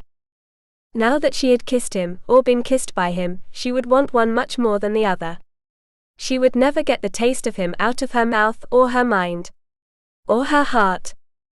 She leaned against the trunk of the nearest pine, tilting her head back, that the few drops of water which made their way through the branches dripped onto her upturned face. What was she going to do with him? With herself? The mare snorted, causing her to look around. Had she heard a noise? "Fergus! I want you to leave me alone." Another noise, something like a footstep. A broken twig. The mare fought against the reins, wanting to break loose. "Fergus!" She reached into her belt for her dirk. There was no time to reach it before a pair of rough hands grabbed her from behind, spinning her in place, slamming her against the tree. Stars burst behind her eyelids as the side of her face made contact with the unforgiving trunk.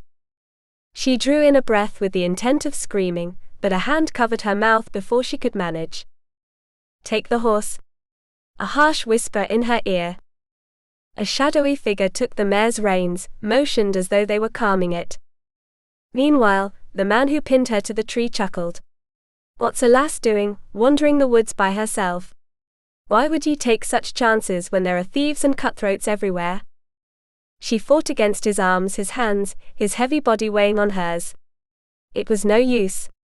He was unmoving as the pine against which she wreathed in protest. "I enjoy spirited lasses such as yourself," the man chuckled, his breath hot and sour in her face. "I believe you'll make life more interesting, until we tire of ye. Or wear ye out." Her mind reeled in horror at the prospect, and somehow gave her the strength to bite his hand and push him from her when he recoiled. "Fergus!" she screamed, but that was all she managed before those strong hands slammed her against the tree again and all went black. Her last clear thought was of Fergus, and how she had at least kissed him before she died. But she did not die. When Moira came to, she was hanging over the saddle, bouncing with each step the mare took. Her wrists and ankles were bound tight enough to leave hands and feet numb. Useless. Her captors, cutthroats the word was, muttered to each other as they walked through the rain. It did not seem to matter to them that the heavens had opened as they had. She remembered the sour stench of the man who'd attacked her. The rain was likely a good thing. He might come clean. They thought she was still unconscious. Good. She listened hard, willing herself to ignore the pain in her face. It felt as though the entire side was bruised, scraped. But not broken. She could still move her jaw, though it pained her to do so. "Now we'll get nothing for her," one of them muttered. "We didn't take her to get anything for. From her, but not for her." Their laughter, filthy, nasty, told her what she needed to know. He had already told her as much, of course. They planned to use her until they were through with her, then either kill her or leave her to die. But why would they get nothing for her if they tried? Fergus. Where was Fergus? "You left him there, then?" A third voice. He'll not be tellin' any one of us. He'll not be tellin' anyone anythin' now." They laughed again as screams rang through her head. They'd killed him. They left him to die after attacking her. He was back in the woods somewhere, and he would never know she'd loved him. Stupid, foolish, damnable pride. There was no holding back her grief, no matter how she tried. Her sniffling got the attention of the men, and they stopped the mare. "What have we here?"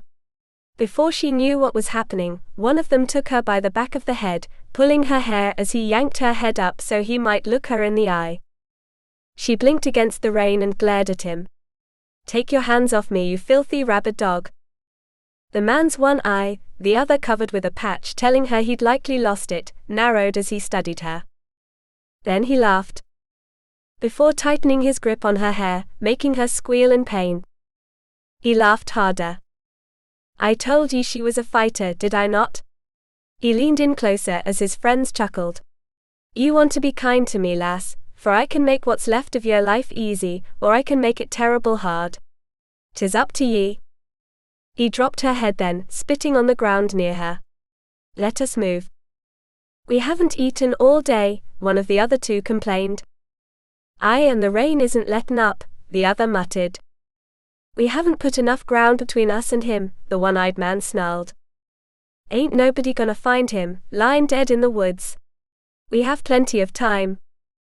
You animals, she screamed, fighting to throw herself from over the back of the horse. It was no use, bound as she was. You'll be shutting your mouth, one of them snarled. The one-eyed man chuckled. Full of fire. We'll see how long it takes that fire to burn out. The horse came to a stop. I might as well camp here then if the pair of you willna stop crying like bairns about how hungry ye are. Minutes later, Moira hit the ground with a thud. Build a fire, the one-eyed man growled, and one of ye catches something to eat, as ye already complained how hungry ye are. Meanwhile he sat across from her, his back to a tree as hers was. He wore a filthy tunic, trousers torn and patched many times over. His shoes were worn nearly all the way through at the heels. His long hair was thin, dirty. Why do you do this? She asked, her nose wrinkling at the smell of him. It does not bring you wealth, that much is clear. I wouldn't be insulting me if I were ye, he muttered. You murder innocent people. No insult is strong enough for you. He chuckled, looking away, turning his eye patch to her. Maybe I like it, he snarled. I enjoy the killin', the endin' of a man's life. Just as I'll enjoy killin' ye when the times. Oh I'll enjoy it much more now that I've heard the things comin' from your wicked tongue. I'll say a lot more than that, she warned. Oh, I've no doubt, unless I break every one of your teeth before gaggin' ye. She swallowed hard, unwilling to reveal the horror he inspired. Even so, the thought of the violence he promised made her quake inside. Made her close her mouth. It hurt to speak anyway. Everything hurt. Why had she not told Fergus how she felt when she might? She would never see him again, and he had died without knowing. He cannot be dead. He must not be dead. There is no world without him in it.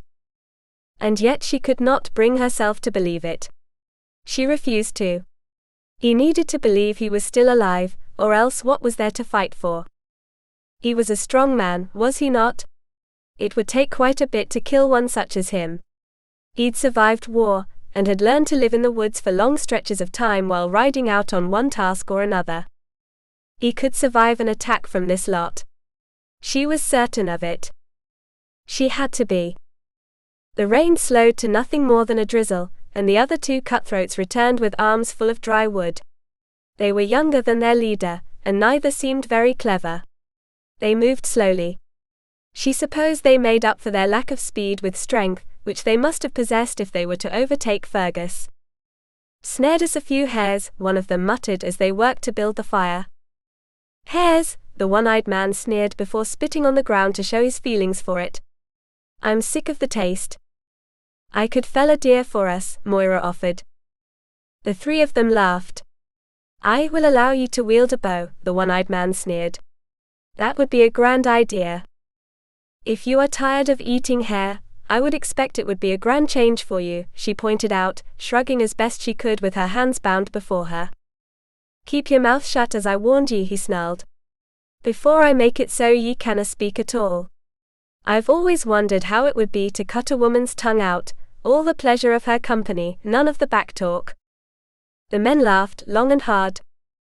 Moira shuddered, and asked herself what was taking Fergus so long to find her. For she had finally come up against something she could not defeat on her own. Chapter 25. Fergus. Her scream echoed through his head again and again. But he could not reach her. He was lost in the dark, so far from her that her voice grew fainter until it was silent. He struggled against the heaviness in his limbs, the sense that he moved through the thickest mud. There was no getting through it. He could not even lift his head. Moira. His mouth was dry as he whispered her name. He'd wished to scream it, to tear through the darkness with it. He opened his eyes, and it was no longer as dark. Where was he? Her scream echoed through his head again. He remembered. Moira.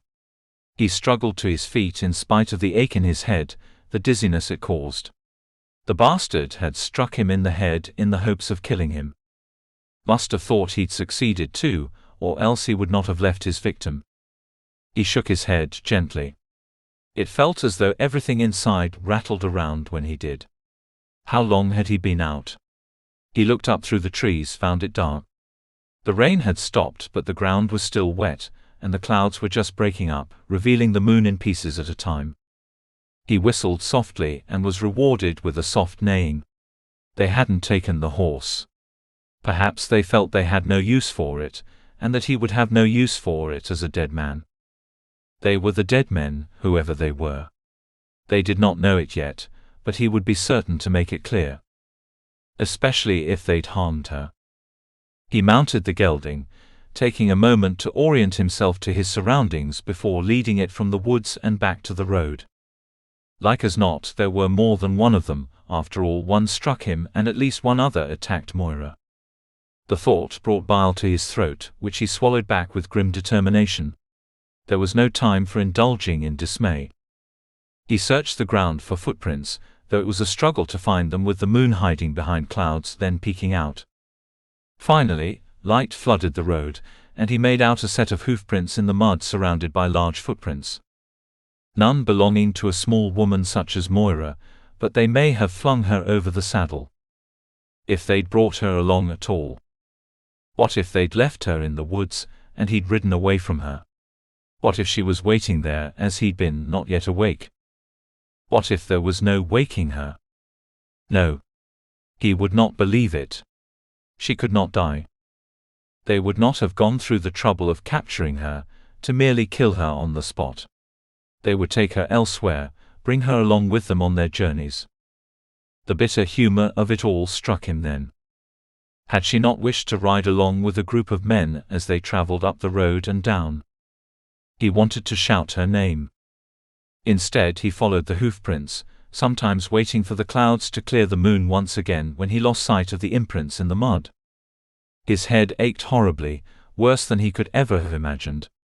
His vision doubled once, twice, but he was able to clear it by shaking his head and blinking hard. A mere aching head would not stop him from finding his woman.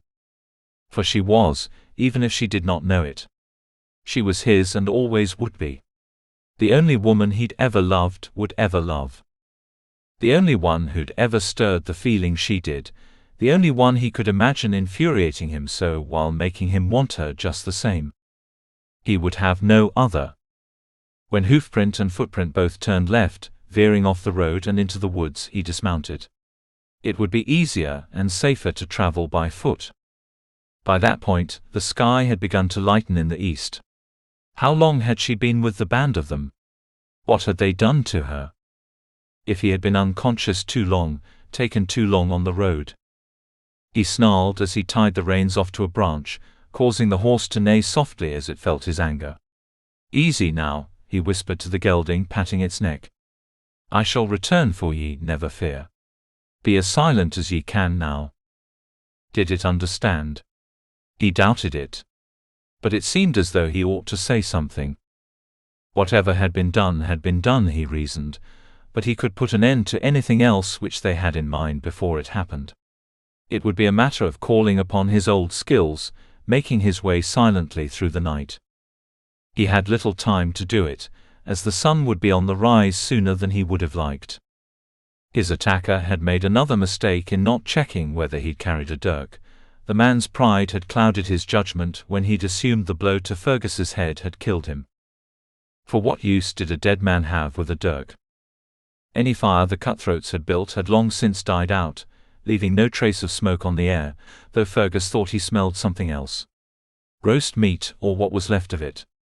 The smell grew easier to identify when the breeze blew, the camp they'd made sitting upwind of where he stood. He darted through the trees, careful to avoid twigs, branches, anything that might reveal him. If any of them were awake, they would be on the alert for such a disturbance, though it was unlikely they would expect him. He stopped, closed his eyes, listened for noise. Men breathing, talking, horses. Anything to give them away. He'd already moved deep into the woods, so deep it was difficult to say whether the sun was on the rise or still beneath the horizon. Only brief glimpses of sky were visible through gaps in the branches above. A man's voice. Faint but present. "Stay where ye are." Fergus peered through a tangle of branches, not daring to move them for fear of revealing himself. "Need privacy." Her voice. He thrilled at the sound of it. She was angry, which meant they had not harmed her enough to take the heart from her. She could not be far. "Wait your turn," a deep voice grumbled. He froze. Rustling. Snapping twigs, shuffling leaves. As though a large animal were moving toward him. Not an animal. A man. Fergus pressed his back to the trunk of a wide pine, and watched over his shoulder as a tall, clumsy man walked through the brush on his way to relieve himself. He stopped 3 trees from where Fergus waited, unaware that he'd been watched all the while. How many men were there in total? At the very least, dispatching with this one would better the chances of success with the others. Bent at the waist, staying low, he dashed toward the enemy. The man stood with his back to Fergus, sighing in relief, one arm against a tree to steady himself. Lost in the simple pleasure of making his morning water. Ashamed to break in on such a moment, but Fergus wasted no time in reaching the man, throwing an arm around his throat to grasp the opposite side of his jaw while his other hand held the back of the man's head. One sharp twist and the man fell without making a sound. Fergus looked over his shoulder. No one had followed. No one was the wiser. He followed the man's tracks back to the camp, careful not to make a sound. He was on the battlefield again, but the stakes were now higher than they'd ever been. Not only his life but hers, which meant so much more. She sat against a boulder, bound at the wrist and ankle. Her head hung forward, tresses covering her face. She was weary, filthy, but her kirtle appeared to be in one piece. Had the cutthroats forced themselves upon her, Fergus had no doubt she would have fought like a wild animal and torn her garment to shreds in the process. This was what he hoped, at the very least. He needed to hang on to every last bit of hope. Another large man snored to her left, lying on his back with hands folded atop a mountain of a stomach. Her guard, Fergus supposed, though a guard ought to remain awake. On the other side of the dead fire sat a man with a patch over one eye, who slept with his back to a tree. His chin touched his chest, which rose and fell in time with his slow breathing. If he had to make a wager, Fergus would have named the one-eyed man as the leader of the group. He was older, his greasy hair streaked with grey, so he would wish to give orders. And he slept with a dirk balanced on his outstretched thighs. Left in plain sight, easy for him to take hold of should anything wake him. Fergus would need to take the dirk from him then, or risk the bastard using it to threaten Moira, unless he could free her first. But she'd be stiff, sore, her feet likely numb after being bound so long. She might not be able to run. He would have to take the chance that she would. If anyone could, it would be her. With this in mind, he skirted the camp, taking extra care to avoid making a sound. His eyes moved back and forth between the camp and the ground before him, each step planned before he took it. Before long, he crouched behind the boulder which Moira leaned against.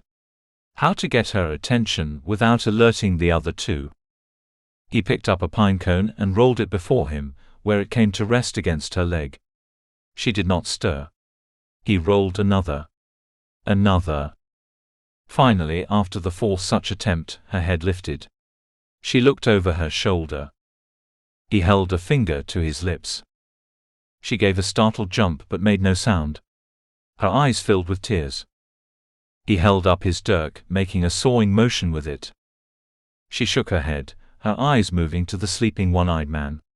She was correct, he would not have the time to free her feet before one or both men awoke. She motioned for him to duck behind the boulder. He did so, dirk at the ready, holding his breath and straining to listen. "I need to make water," she announced, raising her voice to a near shout. He smiled. Clever lass. She would draw another of them away from the camp. "Shut your mouth," the man closest to him grumbled. The one asleep at her side. "It would be wise of you to take me to make water, or else you'll be sleeping with it all about your head," she snarled. Even though their situation was a dire one, Fergus had to stifle a laugh. "Take her," the second man muttered. "And where is Alec?" "He has not returned." "I need to go now," Moira shouted. She knew where this Alec was, Fergus realized, and did what she could to turn attention back to herself before either of them decided to look about the woods for him. "Take her for the love of the gods," the one-eyed man spat. "And be quick about it. Watch where you place your hands," she warned, hot-tempered as ever. "I'll place 'em where I want to place 'em," the brute chuckled, making Fergus grit his teeth in anticipation of spilling the bastard's guts. She let out a muffled cry of surprise, which he took as her being thrown over the man's shoulder. Sure enough, the two of them emerged from the other side of the boulder, Fergus shrinking back to avoid notice. 'Twas a matter of luck that Moira's body was over the man's right shoulder, blocking Fergus from view. Her eyes met his. He nodded, tiptoeing behind them while she grumbled and argued, all to cover any sound he made, Fergus knew. "You shall have to untie my ankles," she announced. He ducked behind a tree when the cutthroat dropped her to her feet. "I cannot do what needs to be done with my legs so tight together." "Whatcha mean?" "You cannot be serious. You do not know how a woman—" "Never mind," she growled. "Trust me when I tell you, I shall need my legs freed. I can manage with my wrists bound, but you must free my ankles."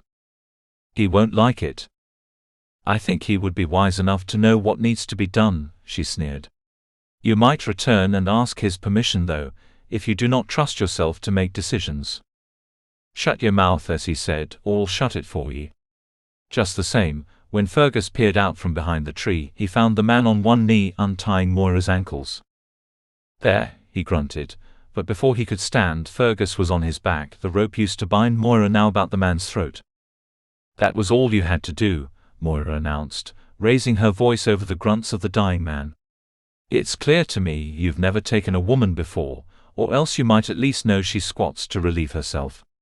It leads me to wonder what else you do not know about women, which I'm certain is quite a lot." Meanwhile, Fergus tightened the rope about the man's thick neck, struggling to hold on in spite of the thrashing which quickly weakened then ceased. "What are ye on about?" the one-eyed man shouted. "Your man here doesn't know how a woman goes about her business," Moira called back. There was a quaver in her voice. Fergus turned his attention to her, working the ropes around her wrists. "Are ye injured, lass?" "Nothing more than my face," she whispered. "They thought they killed you. I knew they hadn't. I knew you wouldn't die so easily." "How could I die when ye were still here waiting for me?" When her wrists were free, she threw her arms about his neck, and he allowed himself to hold her for the briefest moment before releasing her, pushing her away. "Go. Run for the road.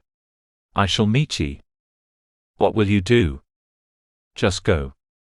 "I." A third voice. A snarl. "Ye'd better run, lass, unless ye wish to see what I know about women." Fergus turned to find the one-eyed man behind him. "You're not the only one who can sneak about, lad," he snarled, his dirk at the ready. "And I'll make ye see what I do to those who kill my men."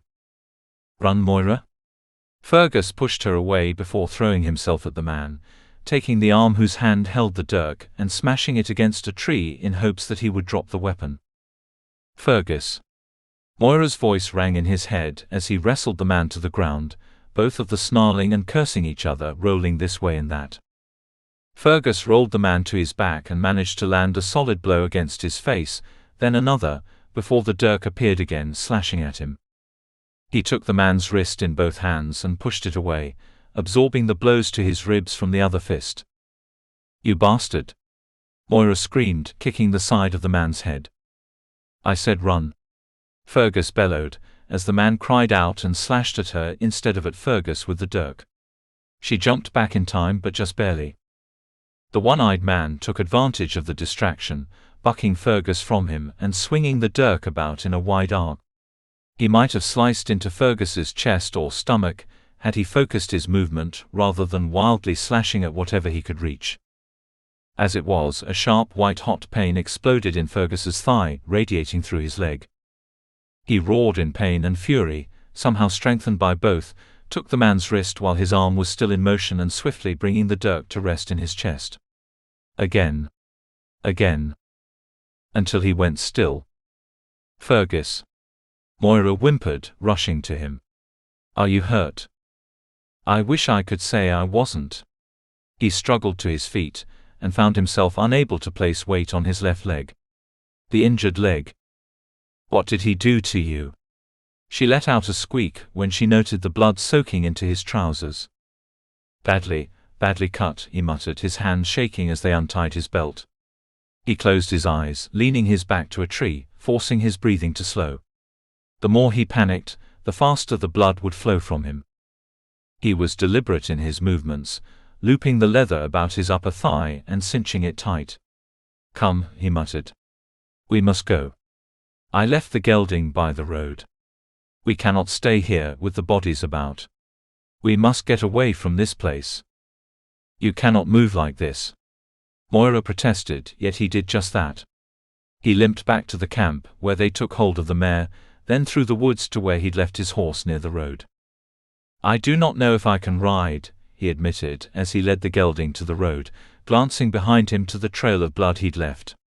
His leg was soaked with it, his hands covered. He already felt weak, faint. In the early morning light, things looked much worse for him than they had in the dark woods. He began to wonder if this was the end for him. We must see to your wound, Moira fretted, her breathing short and fast. His vision doubled, then began to darken. Was it the sky darkening? Did the sun disappear behind a cloud? No, he felt the warmth on his skin. Fergus, you are bleeding all over the road, you cannot ride. Moira shouted, taking his shoulders in her hands. Fergus, you must listen to me. It was the loss of blood. He was dying. Moira. He blinked hard, forcing his eyes open wide. Fergus, what is it? I need. He slumped slightly, then righted himself. Stay awake, Fergus. She led the mare to the other side of the road and tied it off, then ran back to him. Come, we must find somewhere you can rest. He felt himself dying. Fading away. He opened his mouth to tell her he did not regret saving her from the cutthroats, even if it did kill him. Because he loved her. Instead, he fell unconscious before hitting the ground. Chapter 26. Fergus. Fergus, help me. Please wake up. It was no use. He was too weak, had lost too much blood. Moira looked around as though there was something nearby that might make everything better. There were too many conflicting, panicked, horrified thoughts racing through her head to tell one from another. It sounded like screaming. Fergus, I need you to help me move you. She chose a tree against which to lean him. There was no shade or shelter there on the ground, and she could hardly leave him in the middle of the road. Besides, there was a storm brewing. She could hear the wind picking up, could feel the temperature drop. There could be no leaving him exposed to the rain and wind. She gripped him under each arm, bent at the waist, and let out a roar as she pulled harder than she ever had in her life. He moved, but only slightly. She pulled again. Again. Each time, she made a little progress. It seemed as though she ought to be making more for all the effort it took, but he was larger even than the stag she'd dragged home after the hunt. Her shoulders and arms felt as though they might tear at any moment, but she pushed the pain aside as she had in the past. This was Fergus. She loved Fergus. Any help you can grant me, she groaned, gritting her teeth as she covered the last feet before reaching an overhang of pine branches. He opened his eyes, the lids fluttering as she sat him against the trunk. What? He muttered. What are ye doing?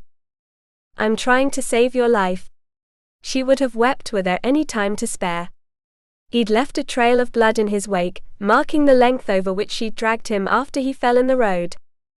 It was a nightmare of blood. More than she'd ever seen. "You shall be fine," she murmured as she worked at tearing his trousers away from the long deep wound to his inner thigh. "Just fine, do you hear me?" She looked up into his pale face, her heart all but ceasing to beat when she found his eyes closed again. "Fergus." When she clutched his face, the blood on her hands stained his cheeks. "I need you to wake up. I need you to stay awake." He stirred, muttering so softly she could hardly hear over the screaming in her head. "Come now," she replied, raising her voice to an unnatural level that it might jar him out of sleep. "You can do better than that, lad. Tell me how I frustrate you, how stubborn I am. Tell me you wish you hadn't taken the chance of saving me from those animals. Just tell me something." No matter how tight she cinched the belt, blood continued to ooze from the gaping wound. How was she to close it? How would she stop the bleeding? "Fergus, please. Please do not leave me." She pressed her lips to his forehead in a brief, hard kiss before tending to his faithful horse. The gelding had lingered, watching as she'd struggled, and had not wandered away. All the while she watched him. So long as his chest continued to rise and fall, all would be well. She needed to believe it. Her mended kirtle sat in a pack behind her saddle. It would have to serve as rags, she decided as she tore the garment into strips. The thought of having only seen to its mending days earlier brought her dangerously close to laughing. If she started to laugh, she might never stop. She might simply lose her mind. There was a stream just beyond where she dragged Fergus, and there she filled a leather flagon before soaking some of the strips of cloth to wash him. "Fergus, drink this." She guided the spout to his mouth, and lifted the bag until water flowed out and down his throat. He sputtered at first but swallowed some of it back. A good sign. She could not leave the wound open. Anything might get into it and infect him, that was if he did not bleed to death first. It seemed as though the flow had slowed, but it had yet to stop. It would not stop on its own. There had to be something she could do to make it stop, before he died. "Lass?" He opened his eyes, finding hers in the darkness beneath the tree. "Fergus, I don't know what to do," she whispered, her chin quivering. "We are too far from the village to ride. It would take too long. But I am not a healer. I have no tools or healing potions. I have nothing with which to sew the wound." He nodded, swallowing hard. "Water." She helped him drink more, and this seemed to bolster him. He took her hand in one of his. It was covered in dried blood. She leaned in to hear what he might say, her ear all but against his mouth. "Fire," he whispered. Then it closed. Her eyes opened wide, her stomach turning at the thought. Burning him. Causing more pain. Was there no other way? There was not. She knew it. And it was up to her to be strong for him. She would have to do it and do it fast. "All right then." She pulled back, holding his face in both hands. "I will do it. You will be well." He managed a weak smile. "You do not need to pretend." "I am not pretending." She touched her forehead to his, staring into his half-lidded eyes. "I mean what I say." She was quick to build a fire, watching the sky as she did. The clouds seemed darker all the time, and a blast of chill air made her shiver. Would that the rain held off until she did what was needed. What to do? What next? "Help me, please." She knew not to whom she spoke, only that she needed help from whoever might be able to offer it. She poured water over his leg and wiped away as much dried blood as possible, as gently as she could, that she might have a clearer view of the wound. His breathing was shallow, signaling the need to use haste. "Give me something to bite on," he suggested, then watched as she removed a belt from a bag. She slid it between his teeth and he bit down. "I am sorry for this." She held her dirk over the fire as close as she dared, letting the flames lick both sides of the metal. This would both clean it and heat it enough to burn the wound closed. "I can do this. I can do anything." But this was Fergus. This was different. She loved him. And his life depends upon this. This, along with the raindrops hitting the back of her neck, spurred her to action. I think it is hot enough, she decided.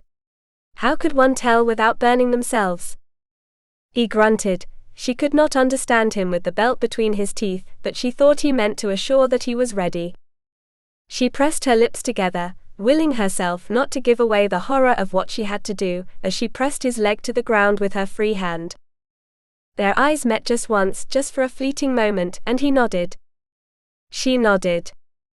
Then touched the flat of the blade to the wound. He yelled once. Just once. A glance up at him showed the veins standing out on his neck, the sweat dripping down his face, the eyes squeezed tight against the pain. All she could do was lean all of her weight on his leg to keep it steady, and work faster. She did not dare breathe as she tapped the blade up and down the length of the wound. Instinct warned her against using too much pressure or lingering too long in one place, as this would only burn him more deeply. She'd never forget the sound of his flesh sizzling with each touch of the metal.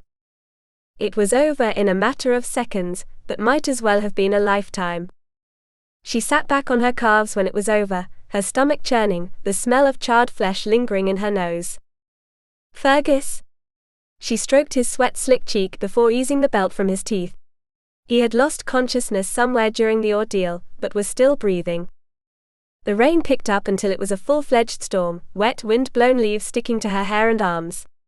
She pulled a blanket from one of the horses and draped it over Fergus, whose ragged breathing through clenched teeth told her he struggled with the pain of the burn. Thank ye, he grunted, forcing a smile which looked much more like a grimace. You did well. She did not feel as though she did. She felt as though she'd nearly gotten him killed, and might still, as there was no guarantee the wound would not reopen. Remain as still as you can, she advised, as it made the most sense. If you need to move, tell me, and I will help you. He raised a blood-stained hand, stroking back a strand of hair which had fallen loose thanks to the wind. You have no idea how lovely ye are. Her heart seized. Now is not the time for soft talk, lad. She laughed softly, patting his hand. Now is the time. He turned his hand, grasped her fingers. There may be no other. She shook her head as tears of exhaustion and grief stung behind her eyes. No, I tell you. It is not. There will be more time for us. You can tell me I'm lovely, that I'm a finer rider than you, that my hunting skills are far better, and I am always right. Just not now. The lines of pain on his brow smoothed when he chuckled, his eyes closing. Ye are a handful, Moira Reed. And?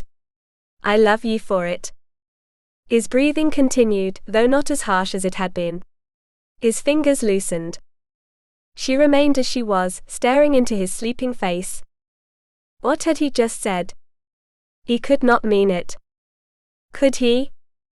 Wind drove the rain beneath the overhanging branches, bringing her to her senses with the spray against her face.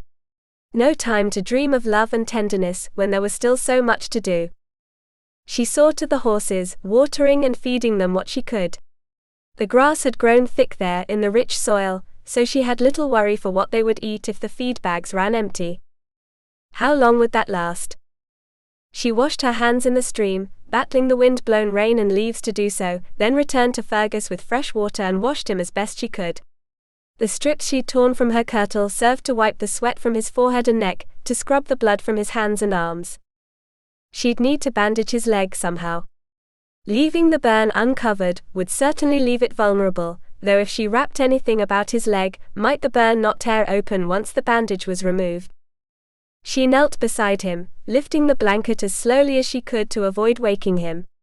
The wound was a nasty shade of red. The pain must have been excruciating, and she ran a gentle hand over his face while her heart seized for him. Even so, the bleeding had come to a stop. A good thing. She folded a second blanket, and winced as she lifted the leg just enough to slide it underneath. He groaned, his eyes opening again. I'm sorry, I merely wished to lift it off the ground, she whispered, smoothing away the hair which had fallen over his forehead. It seemed unsafe to have it there, with needles and soil beneath it. He favored her with another grimace smile. I have sharp instincts. He floated away again into unconsciousness, leaving her alone. All alone. Exhaustion like none she'd ever known made its presence felt, now that the worst was over for the time being. Every muscle in her shoulders, arms and back wailed in agony after the exertion she'd put them through. Her neck ached, her head throbbed. The only thing Fergus could do then was rest. They would determine their next course of action together, once he had regained a bit of his strength. She had never so needed to sleep, having sat up all night while her captors slept, fretting and fearing the worst. The worst had not come to pass. He was alive, with her, and she was safe because he'd come to rescue her. The trick would be keeping him alive, that she might spend the rest of her life thanking him for it. "I hope you do not mind," she whispered, crawling beneath the blanket and curling herself around his right side, his uninjured side. She told herself he needed the extra warmth. Sleep overtook her before her head touched his shoulder, while the storm raged on above them. Chapter 27. The first thing Moira noted was silence. No rain. No wind. No noise from the horses. Her eyes still closed, she smiled. Blessed relief to rest in the quiet. With a warm, firm shoulder beneath her head. It all came back. She sat up, eyes now open wide. Fergus smiled. "Awake, are ye?" Her heart hammered wildly. How long did I sleep? Why are you awake?" She stammered. "I'm fairly certain we both slept through the day, lass." He looked out, into the woods. "For 'tis morning. I remember a storm, but that could not have been later than midday, for when I found ye it was early in the morning." "You must be right." She rubbed sleep from her eyes, cursing herself for her weakness. What if he'd taken a turn during the night, and she'd slept through it? "Ye needed to rest, and so did I," he reminded her with a rueful chuckle, as though he could sense her thoughts. "Ye did admirably well, lass." "Did I?" Her eyes shifted down to where the blanket covered his legs. "Let us see then." He lowered it, revealing a burn which had scabbed over. The sight of it, the memory of what she'd done to cause it, turned Moira's stomach and made her glad to be hungry. Anything she'd eaten would have come back up. "It looks fine," Fergus assured her. "I've seen many such wounds burned closed on the battlefield, no time to stitch up with fighting raging all around," he explained. "Sometimes, all a man could do was drag himself to the nearest fire and hope for the best." It all sounded too horrible to be borne. She'd hardly made it through treating just one wound, just one man. What would it mean to see so many such men bleeding to death in front of her eyes? "What of the burn now?" she asked, covering him again to keep anything from reaching his leg. "What shall we do?" He grimaced, dragging a hand over his rough stubbled cheek. "You make a fair point. The burn might fester if anything got into it before it closed over." That was what I feared. She got up, moving quickly in spite of stiffness and lingering pain. "Where are ye going?" "To the village. It is less than a day's ride to and from, and that includes stops along the way." She went to the stream, splashed her face, filled the flagon for him. There was dried meat left in his pack, and she brought it to him with the water. "You wish to ride to the village?" he asked. "I have to fetch supplies for you," she explained. "Taking you on horseback would not be wise, for you might tear the burn open. But the longer the burn sits, the greater the chance of it making you ill. I cannot allow that, can I?" She crouched at his side. "I shall return as soon as I can. I promise. But you must make a promise to me." He reached for her, taking the uninjured side of her face in his hand. She longed to lean into his touch, to close her eyes and allow for a moment of sweetness. Just one moment. The problem was, one moment would not be enough. "What can I promise you, lass?" "That you will be here when I return." He chuckled, stroking her cheek with his thumb. "It doesn't appear as though I'll be moving, lass." She chewed her lip. "You know what I meant." His eyes darkened. "Aye. And if ye think such a scratch as the one I suffered yesterday is enough to put me in the ground, ye dinna know me a bit." Even so, she leaned in and kissed him. His hand moved to the back of her head, holding her fast so his lips could move against hers, drawing a sigh from the back of her throat. Would that she could give in to him. that they might be together. With all her heart she wished it.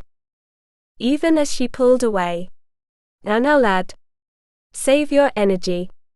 She hoped her shaky laughter covered the note of longing in her voice. He laughed as well, though his laughter was weak. I shall be here, waiting for ye. I will not be long. She would hold fast to her vow if it killed her. The agony of leaving him alone beneath the tree made it difficult to breathe. She forced herself to untie the mare, to mount and press her legs to the beast's sides before she lost her nerve.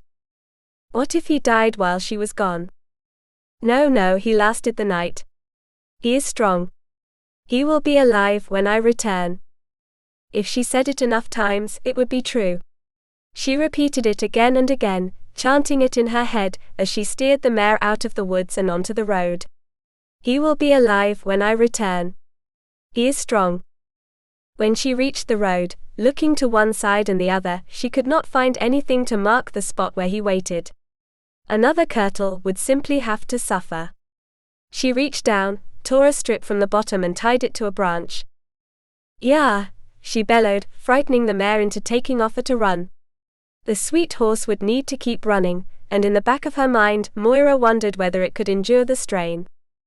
If she had to steal a fresh horse from the village, that was what she'd do. Sweat ran down her back before long dripped into her eyes. The day was a hot one, the wetness in the air and on the ground after the previous day's storm making it nearly unbearable. And yet she pushed the mare to greater speed, all but standing in the saddle, though she knew it would only exhaust her to ride that hard. Every beat of the hooves on the ground, every beat of her heart, all of it carried his name. Fergus. He would need food and healing herbs. Something to keep the pain at bay. Something to keep him alive for her, that she might ask him if he meant it when he said he loved her. That she might profess her love in return. Why had she not told him before she left? Because it would have meant admitting the chance of his death while she was gone, and she would not have it. In the haze of panic, she did not notice a rider approaching the road from the woods. The frenzied mare, however, did.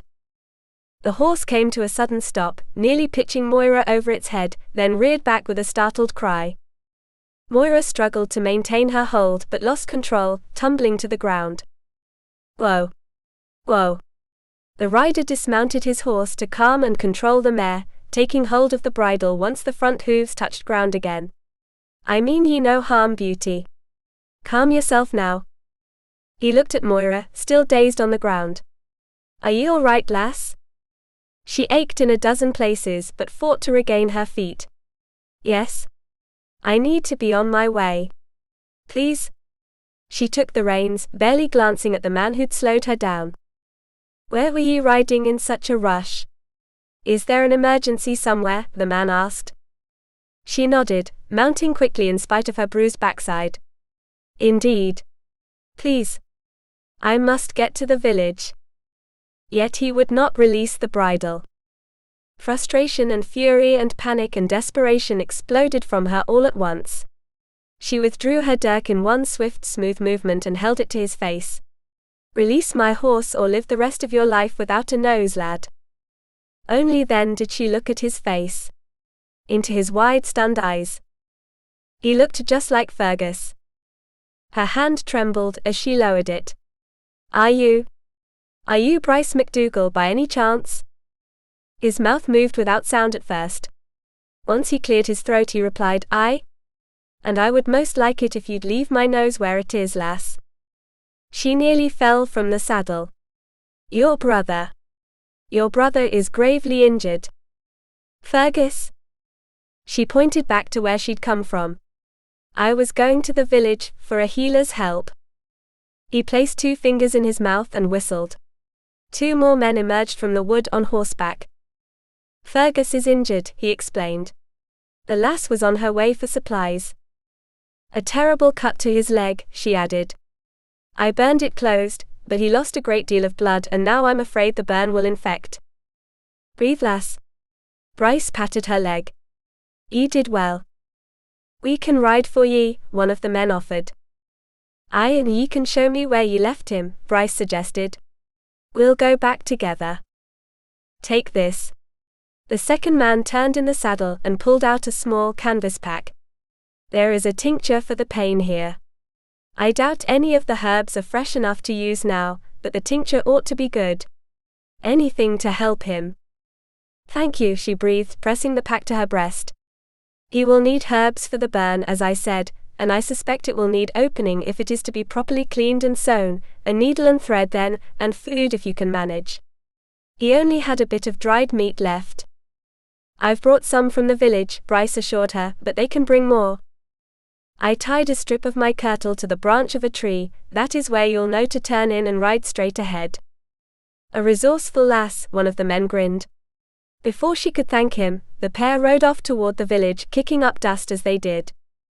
Now let us find Fergus. Bryce turned the horse about, bringing it up beside Moira as they trotted ahead.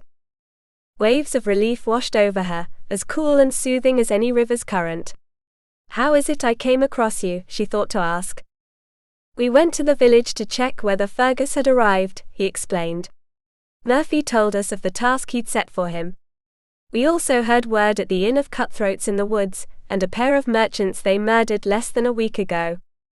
Would that we'd gotten word of them ourselves, Moira groaned. They did that to ye? He touched the side of his face, then pointed to her.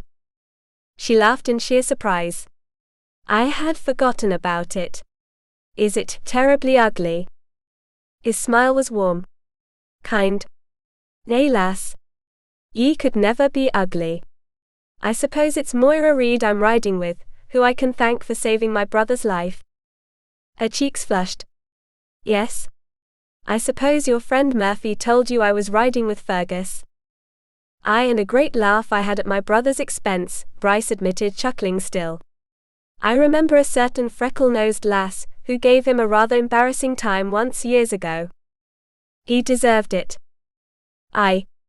He did that. I would say ye made it up to him now. They reached her signal and turned right into the woods. Fergus? Moira called out, leading the way. Aye. He sounded weak, but his voice was clear. Lad, you've gone and nearly gotten yourself killed, I hear. Bryce's laughter rang out, sending birds fleeing from the trees and squirrels scurrying to safety. At first it seemed odd to laugh at such a time, then Moira realized Bryce strove to lighten Fergus's spirits and she liked him very much for it. They reached the tree, Fergus's feet the only thing visible beneath the low-hanging branches. Bryce dismounted. Ye dragged him beneath the tree? Yes, there was a storm coming up. I had to shelter him. A wee thing such as yourself? He crouched down, parting the branches to reveal his brother. Well now. There ye are. I heard ye made the acquaintance of a band of cutthroats. Aye, Fergus grinned. And they left me something to remember them by. Roderick and Quinn are on their way to fetch supplies from the village, and I've brought food and a tincture for the pain.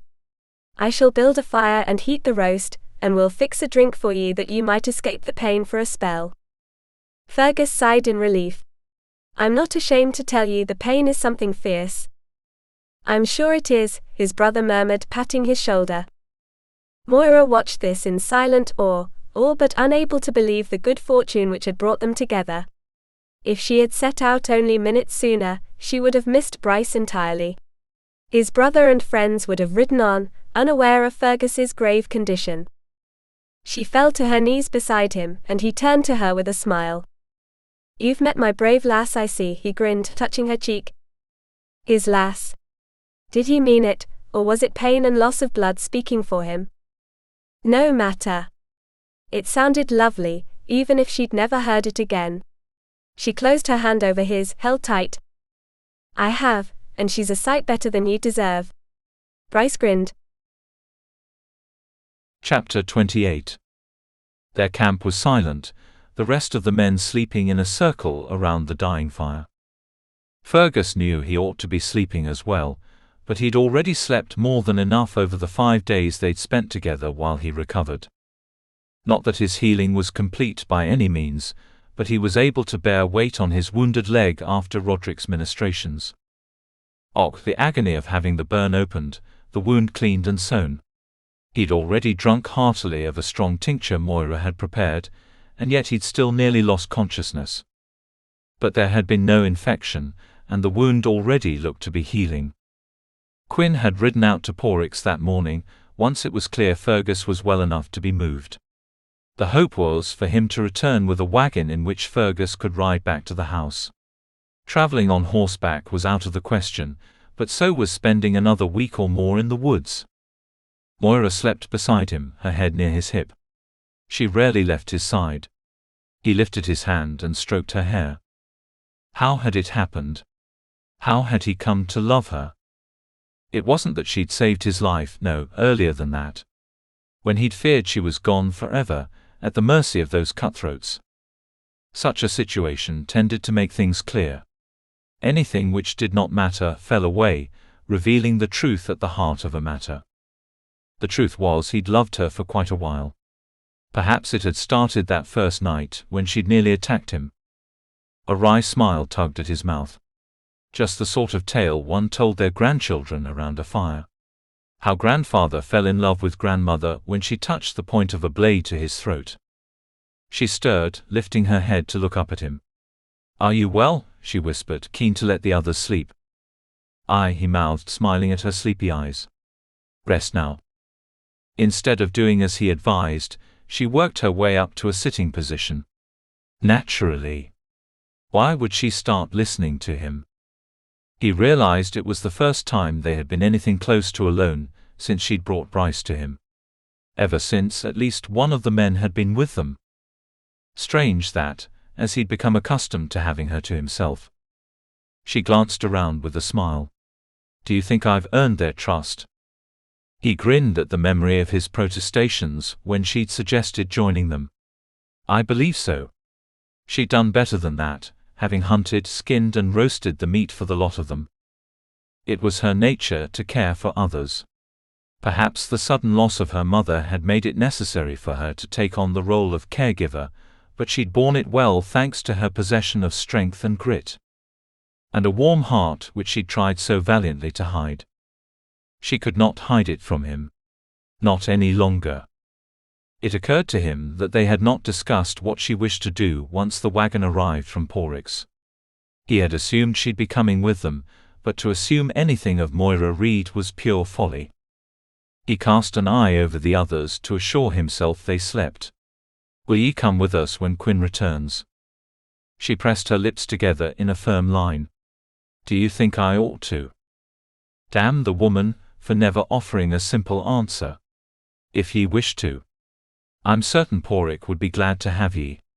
You are a heroine, after all." She did not blush. Did not even smile. "Do you think I ought to?" she asked again, her eyes hard, unblinking as they stared into his. Another glanced around the fire. "Must ye make everything difficult, woman?" he whispered. "What is so difficult? All you have to do is answer yes or no. Simple words." He rolled his eyes. "Very simple." "I want ye to," he admitted. "There. I've said it. I want ye to come along." She grimaced. "Are you quite well? Do you need a tincture for the pain, after admitting you want me to come along?" "Lass, I swear." She smiled. "All right then. I will. Because you wish it so." "But—" He took her hand, lacing his fingers through hers. So small, especially when compared to his. So easily hurt. Yet so strong, capable. Much like the rest of her. "But," she asked. "I want ye to want to." "Och, this is all wrong." He closed his eyes, wishing he might start over. Perhaps alone, to begin with. "It isn't." She touched his face, then placed her hand over his heart. "Go on." "I want ye to come with me because—" He opened his eyes to find her inches from him, holding her breath. He could fairly feel her anticipation, the way she waited for what she wished to hear. It gave him the courage to say, "Because I love ye most terribly, Moira." She sighed, the tension leaving her all at once, her eyes softening as tears filled them. Did it hurt so badly to say it? He smiled, taking her by the back of the neck to draw her closer. "It pained me terribly, in fact." She curled her fingers in his hair. And if I were to confess my love for you, would it pain you further? I suppose we could find out. His mouth closed over hers, sealing their love. At last, Quinn's voice rang out in the stillness. We might be able to sleep now. Aye, Roderick muttered. I thought ye would never get up the courage, lad. All of ye be quiet, Bryce grumbled. 'Twas bad enough I had to listen to that, but now that it's over. Enough, Moira laughed, wiping tears from her cheeks. I would wager none of you knew the words to say when it was your time. And none of you had to say it, while in the presence of the others. The lass speaks truth, Bryce admitted, getting up to move his things further from the pair of them. Roderick and Quinn followed suit pleasantly enough, only casting a few knowing glances over their shoulders as they offered what privacy they might. The moment he was able, he took Moira in his arms. Where were we? She melted against him, warm and tender, so unlike the fierce, argumentative thing he'd first known her to be.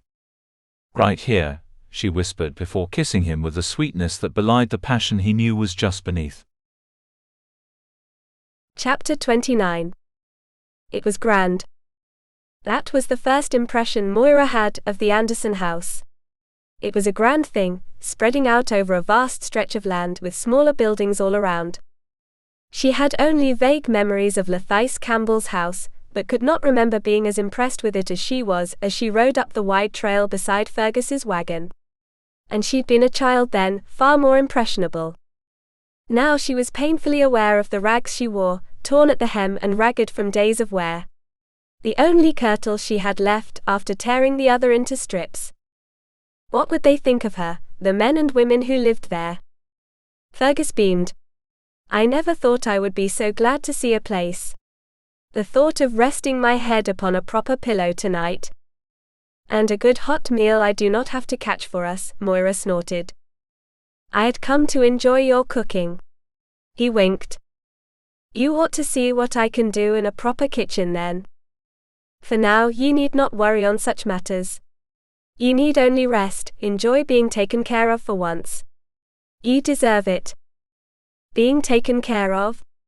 It had been 12 years since anyone had taken care of her. Even the few times illness had fallen upon her, she'd taken care of herself while maintaining the house. And now he expected her to rest.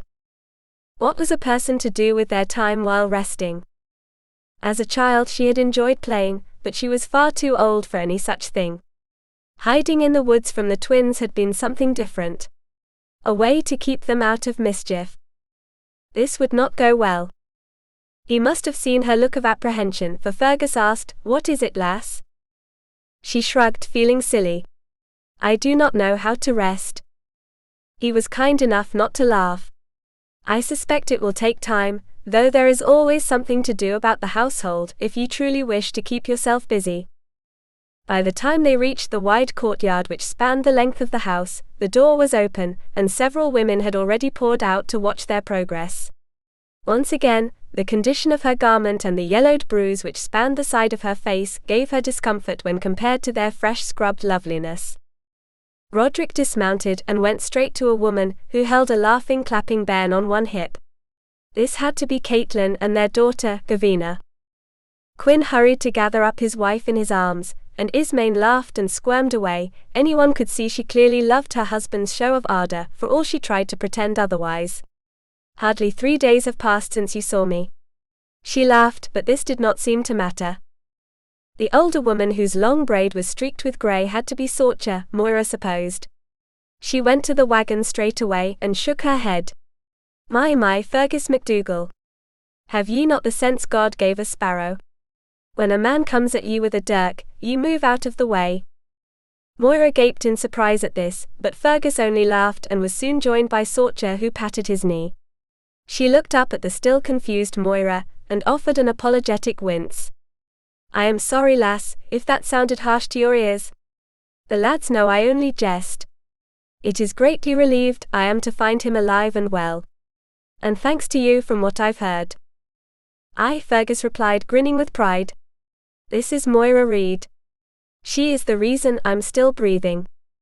Though he would not have been injured if it had not been for trying to rescue me, Moira reminded him. Nonsense, lass. Sorcha pushed back a bit of hair which had fallen in front of her face, then placed her hands on her hips. Never blame yourself for the folly of foolish men, Moira. Those cutthroats got what was coming to them, and they were just wicked enough to harm the two of ye. She'd never heard it put quite that plainly before, and something in the woman's words soothed her. Until that moment, she had not understood how much she blamed herself for Fergus's brush with death. It was not her fault those terrible men had captured her. Not her fault at all. A young lad no older than Jamie or Ian offered to take care of the mare, so Moira dismounted. "Who are the lads who work in the stables?" she asked, curious, watching the boy lead her horse inside. "What brings them here?" "Their families are part of Clan Anderson," Fergus explained. "They might train one day to ride the land, patrolling its borders. Or they might remain in the stables, training the horses." Ah! Would that she might secure a position for the twins. But she was not part of the clan, nor were they. "They look well, the lads.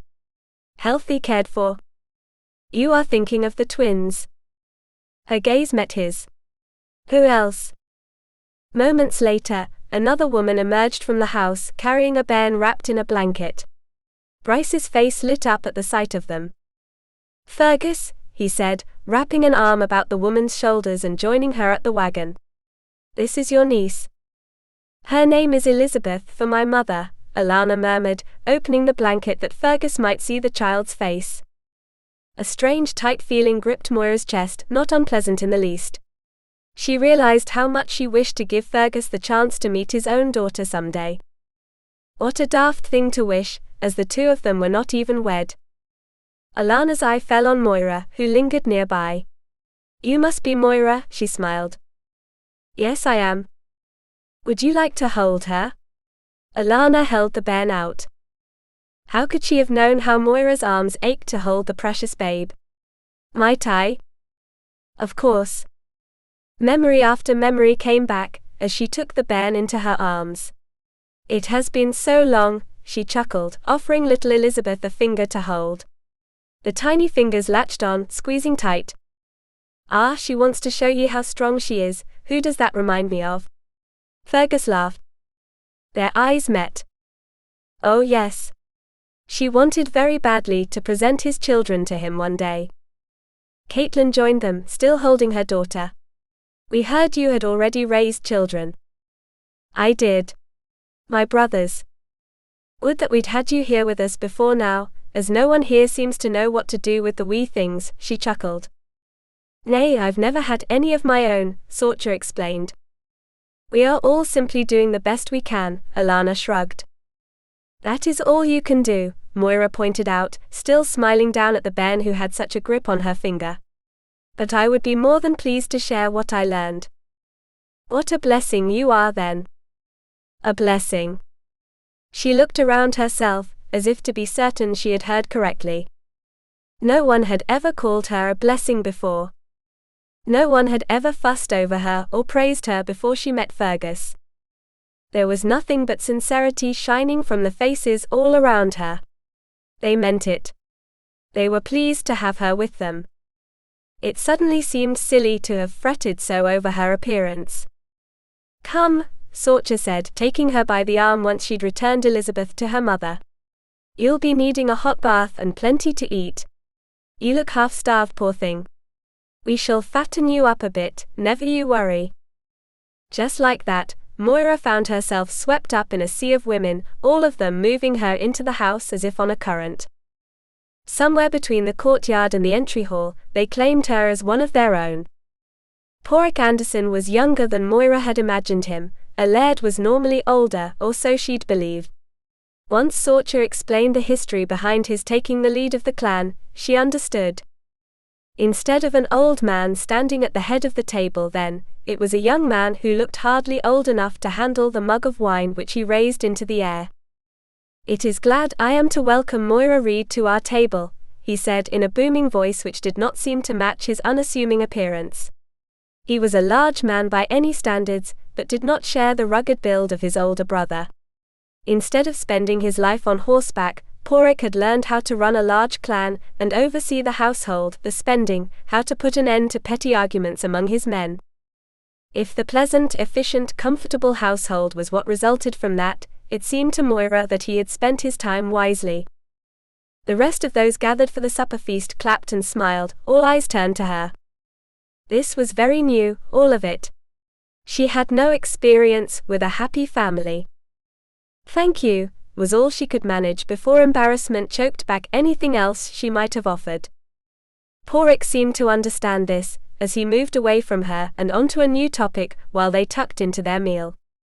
And what a meal it was, servant girls running this way and that as Sorcha directed them to and from the kitchen. Roast of beef, meat pies, stewed vegetables, fresh breads, cakes, anything one might desire. She was glad the kirtle Caitlin had insisted she have as her own was a bit loose, as Sorcha's promise to fatten her up might have been closer to the mark than Moira could have guessed. Fergus sat beside her, his uninjured leg touching hers. That simple touch, the knowledge of him sitting at her side, filled her heart to overflowing. He need not even say a word. He was there at her side and he was hers. She'd never had anyone for her own. Had never dreamed a man would want her, nor that she would want a man, as all examples of manhood she'd seen before him had only disappointed and disgusted her. What if she had grown up among such men as these? Strong, true, decent and honest men who fought hard for what was theirs. Life might have turned out far different had that been the case. The twins came to mind once again, and it seemed a bit of the light left the room in spite of the blazing candles everywhere. They would never see anything like this, at least, not until they were older and perhaps invited to Tyrone Reed's home in Aberdeenshire. Even so, Clan Reed was nothing like this. And by then her brothers would already be men, and likely set in their ways. It would be too late. "You look troubled." Fergus's voice at her side startled her from the dark turn her thoughts had taken. "Not at all," she attempted to lie. He was not easily fooled. "You are thinking of the twins, are you not?" Rather than argue the fact, she simply nodded. "I miss them. It would be the one thing that might make me perfectly happy, just knowing they were well." He cleared his throat. "Perhaps then, what I'm about to ask you will seem flat and disappointing in comparison." She frowned, and in the back of her mind recognized the sudden silence up and down the length of the banquet table. "What is it?" she murmured. "I wanted to know if you would honor our betrothment and become my wife." Her eyes bulged, and still, the entire rest of the room was silent as a grave. They knew he'd be asking. "Fergus McDougal." She stood, brushing away his hand. "Will you ever learn, you fool?" What?" She threw her hands into the air. "I already told you once, and not that long ago. Had you not asked me for a kiss in front of all those people, you might have done a sight better that day. 12 years later, you're doing the same thing all over again. This time it's to ask me to marry you." The sound of barely stifled laughter rang out behind her. She whirled on the men whose mouths twitched. "And you? You're no better than he. You knew he would be asking, and not one of you had the sense to tell him that perhaps a woman would wish to discuss such matters in privacy. All of you but Porrick are wed, and not one of you thought of this." She stunned the men into silence, including Porrick. "Moira, we can discuss this elsewhere." She spun around to face Fergus again. "Oh no, you'll not be getting off that easily, Fergus. Now you think you can drag me off to some quiet corner, where I'll not embarrass you any further. You have another thing coming if that's the case." "But will ye marry him?" Bryce called out. "Of course I will, are you daft?" Fergus's face lit up before she realized what she'd said. "Ye will." The sight of his shining eyes, the hope in his voice, softened her. She sank into her chair, facing him. "I will marry you, if you will still have me after what I just did." "Lass," he beamed, taking her face in his hands. "I would have ye no other way." The rest of the room burst into laughter and cheers when they sealed their betrothment, their real, true, willing betrothment, with a kiss. Chapter 30. Moira had held true to only one wish for their wedding. It had to be small. I do not know what I would do, all those eyes upon me, she'd whispered in his ear the night they'd decided to be wed, while the other women of the house had chatted on about wedding plans. You dinna wish to have it in the church, in the village? She'd shook her head. Please no. I would rather have it here, with just the household. We never did attend church services, though I would not object to a priest coming to the house for us. I'm certain there would be no protests, he'd assured her, though he had not been as convinced at the time. I would deny you nothing, lass. It's best ye learn that now. And so, after much convincing on Porrick's part, the village priest had agreed to perform a wedding ceremony in the great hall of the Anderson home. Fergus held a sly suspicion that his friend had made a generous donation to the church as a result, though Porrick had sworn he'd done no such thing. The one other wish in his beloved's heart had proven more difficult to grant.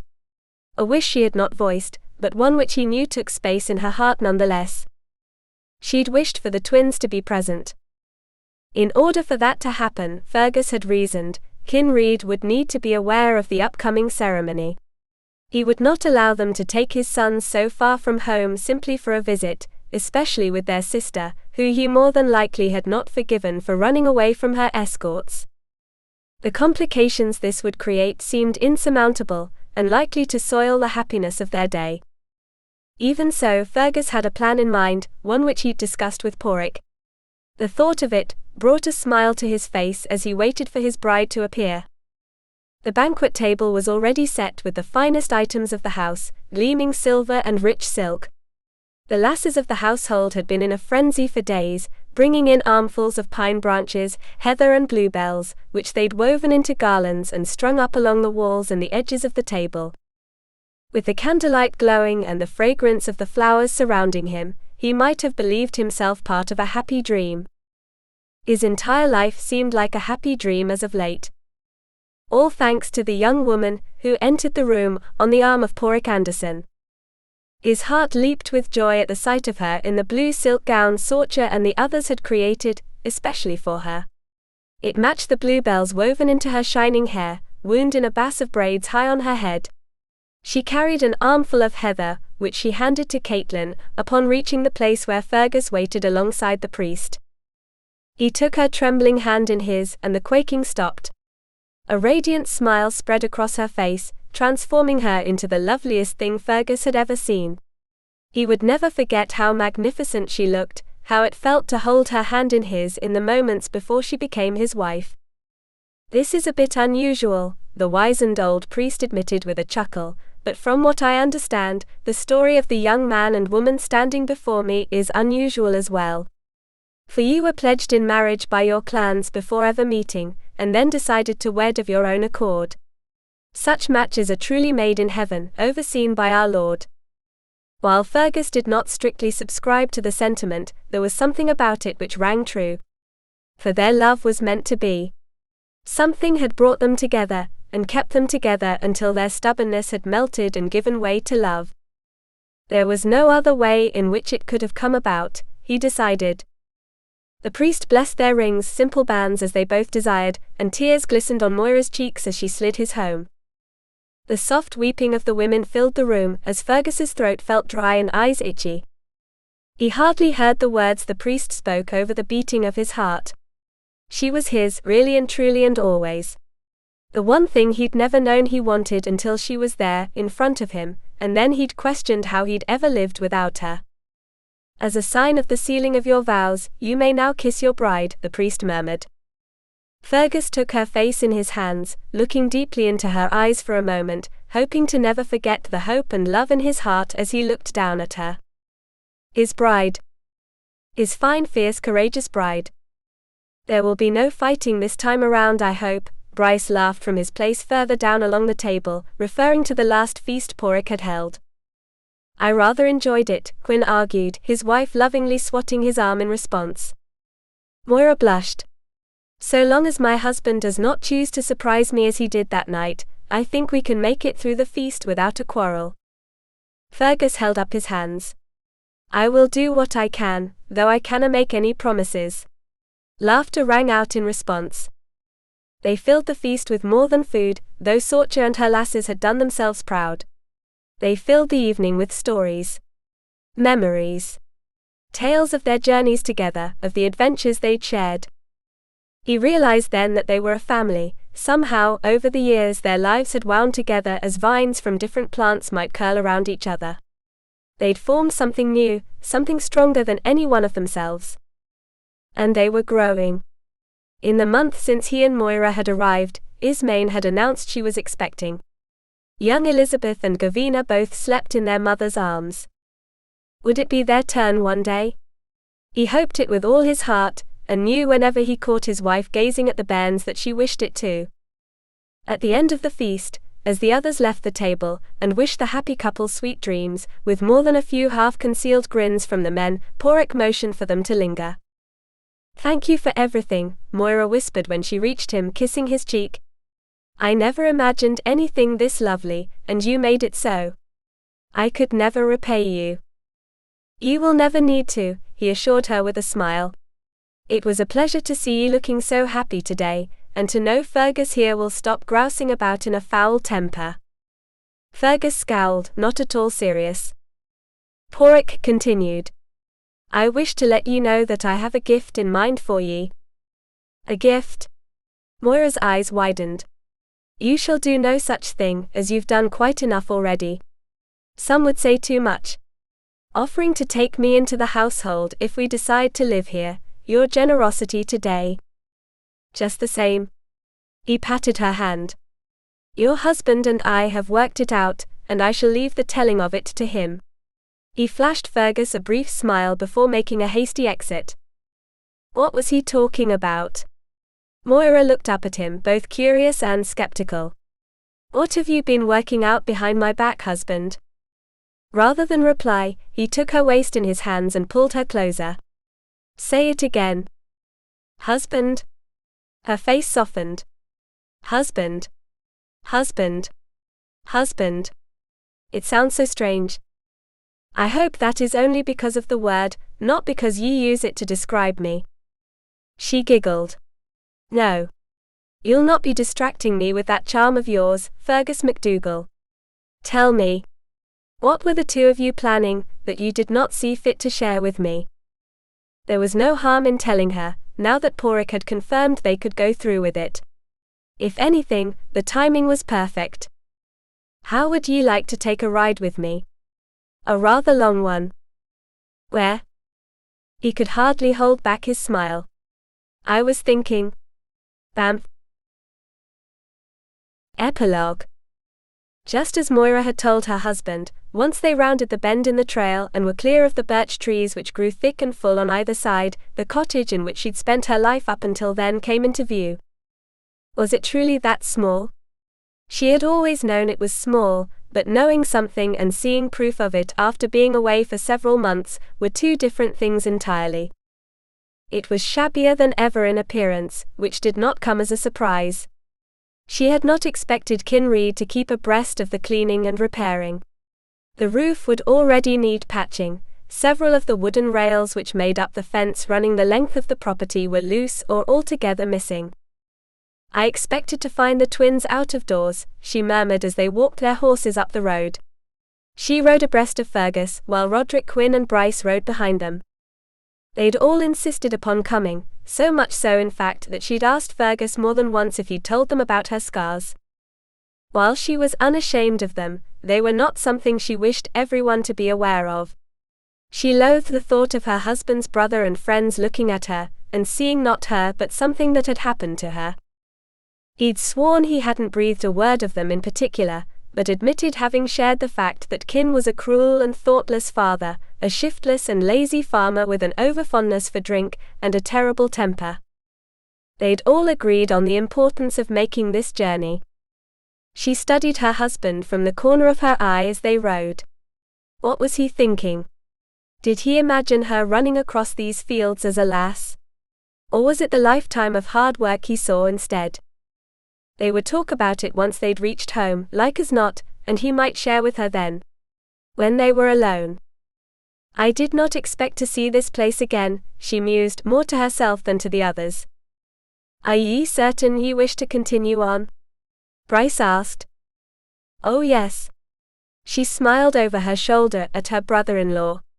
The older brother she'd never had. There was quite a lot of Fergus in him, and not only when it came to their similar appearance.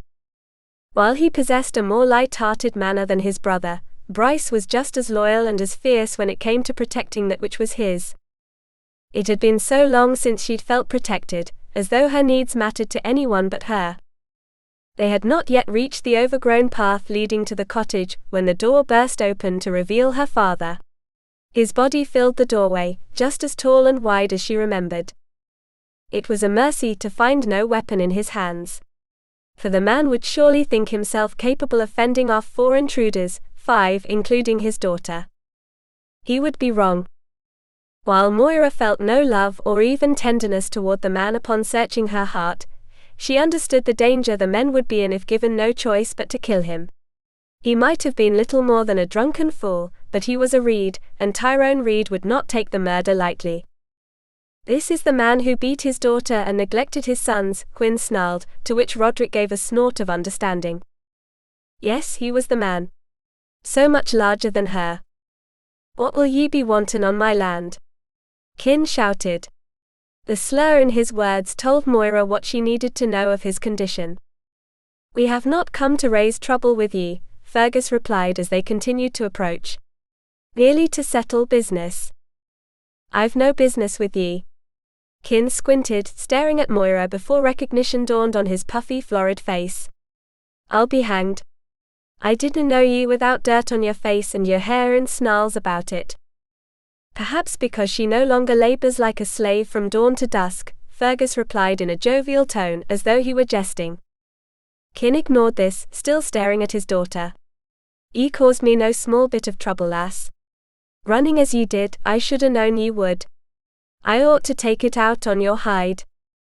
I would watch what I say. Fergus was no longer jesting.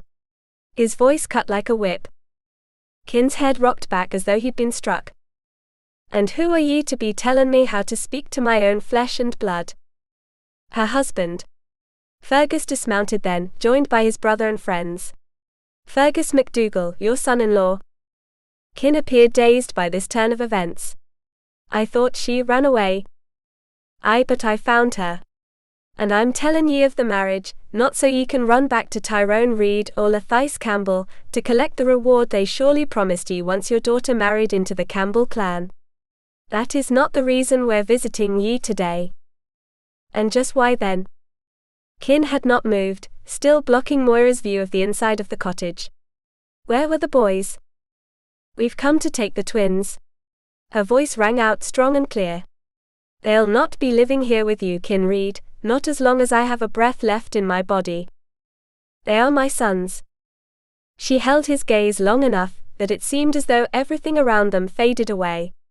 I am more of a mother to them than you were ever a father, and I could not live with myself if I knew they had no one to care for them.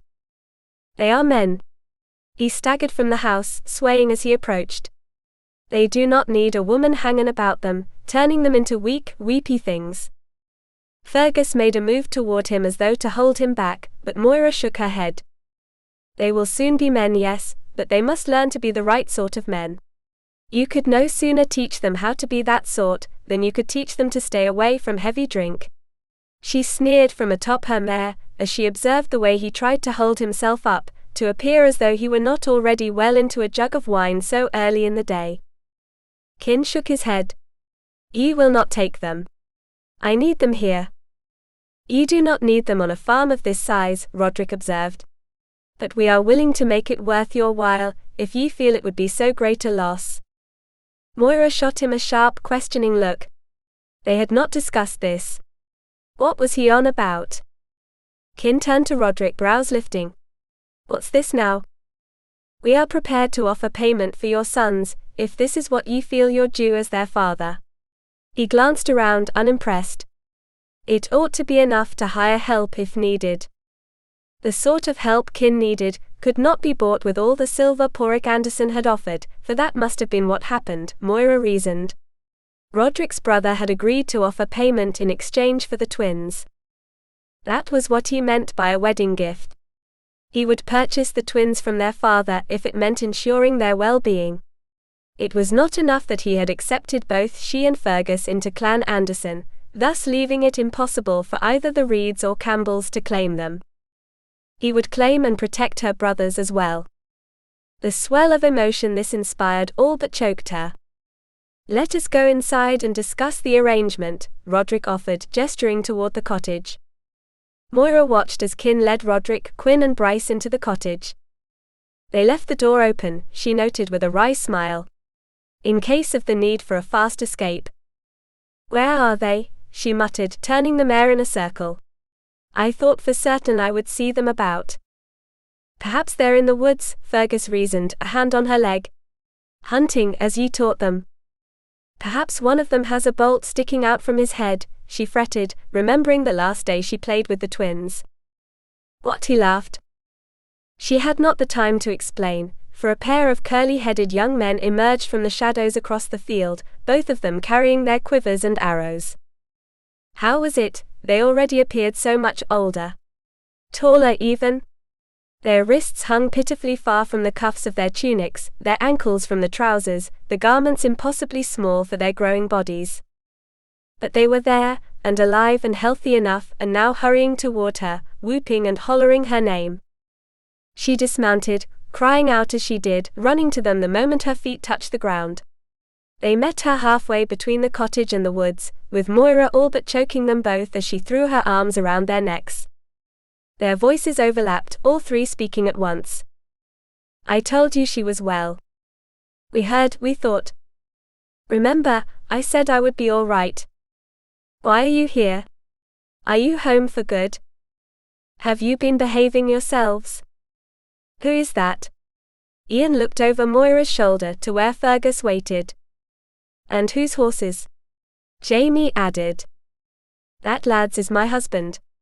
She could not yet speak the word without breaking out in a smile which stretched from ear to ear. Her husband.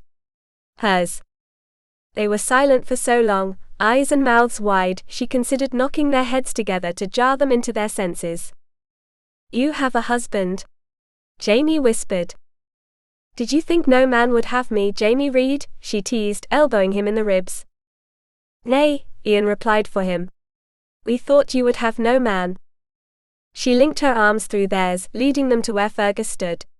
"Well, I cannot blame you for believing such a thing, but you can be assured he is my husband, and we were wed because we wished for it to be so.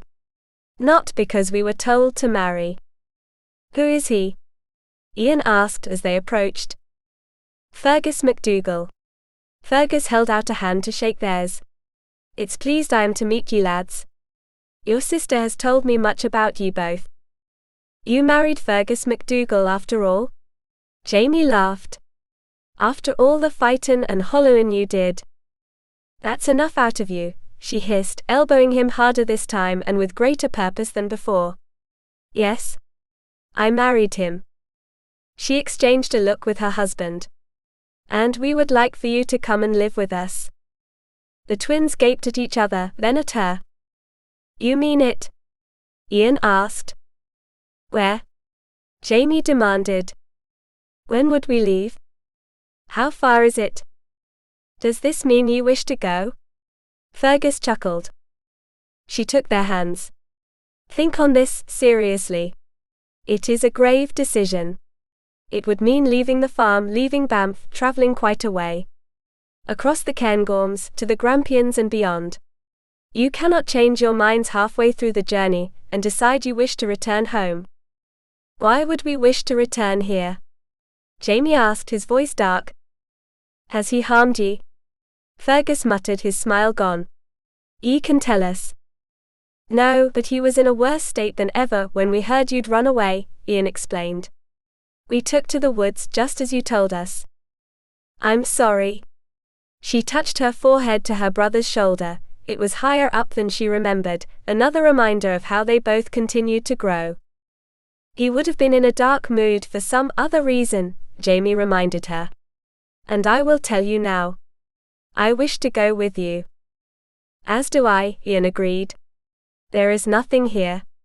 And little chance of Tyrone Reed arranging marriage for either of us, since he's in an angry way after what you did. I don't want to marry, Jamie decided with a firm shake of his young, unknowing head.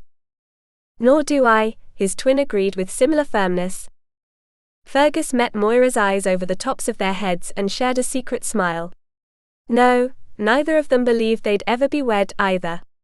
But life had other plans, as it would just as likely have for the twins. Bryce exited the cottage with a satisfied smile and a quick nod to Moira. It was done. Her father had all but sold his sons. With any luck, the man would take the money he'd collected and use it to drink himself to death. Perhaps it would be a kindness in the end, for he was certainly the unhappiest creature she had ever known. Gather your things quickly, Moira advised. We shall leave right off, and I will tell all while we ride. It would not take long, and she knew it as she'd mended their garments for as long as they'd worn them. A few tunics between them, their bed linens and the bows and quivers were their only possessions. She would see to it they had everything they'd ever missed. New clothing, horses of their own, a place in the household, the freedom to learn a skill or trade if they so wished. They might even train to fight and protect Porrick Anderson and his clan. If they wished. She would never force her will upon them. So long as they knew they had a choice. The circle of Fergus's arms was warm and welcome, and she sank against his chest with a sigh. It had been a long ride and would be equally as long on the return, but it was worthwhile to know her lads were safe. She closed her eyes. Thank you. I would deny ye nothing, lass, and I've told you this. His lips were tender against her forehead. But you did not have to do this. None of you did. We do for our own, and ye are my own Moira MacDougall. My own forever and always. Forever. Always. 2 words she had never dared entertain in the old days, not so old truly for all they seemed as such. The lass who met Fergus MacDougall in a cave might as well have been another person in many ways, though no more than 3 months had passed since then. But not in all ways, for there was still a dirk at her waist and would likely always be one. She could not forget who she was so easily. And woe to the man who thought he could tell her what to do, even if she had vowed to love and honor him for the rest of her days. Where is he? Fergus asked upon Quinn's exit from the cottage. In his bedchamber, waiting for us to depart. The lads are nearly ready. Bryce is seeing to them. Moira opened her eyes in time to find him scowling. The place is in terrible condition. Ye ought to see it. I do not wish to see. It would only infuriate her, and she knew better than to fan the flames of resentment. She could just guess that Kin had forbidden them from performing household tasks, calling it woman's work. He would rather live in his own filth than lift a finger to help himself. Or his children. The best course of action would be to leave, and put it behind her forever. The past was the past, while some scars remained, only a fool would allow them to destroy happiness in the present. And she was happy. Sometimes, in the middle of the night, awoken by the snoring she had come to love so well, she held both hands over her mouth to stifle the pure joyous laughter which bubbled up from her heart.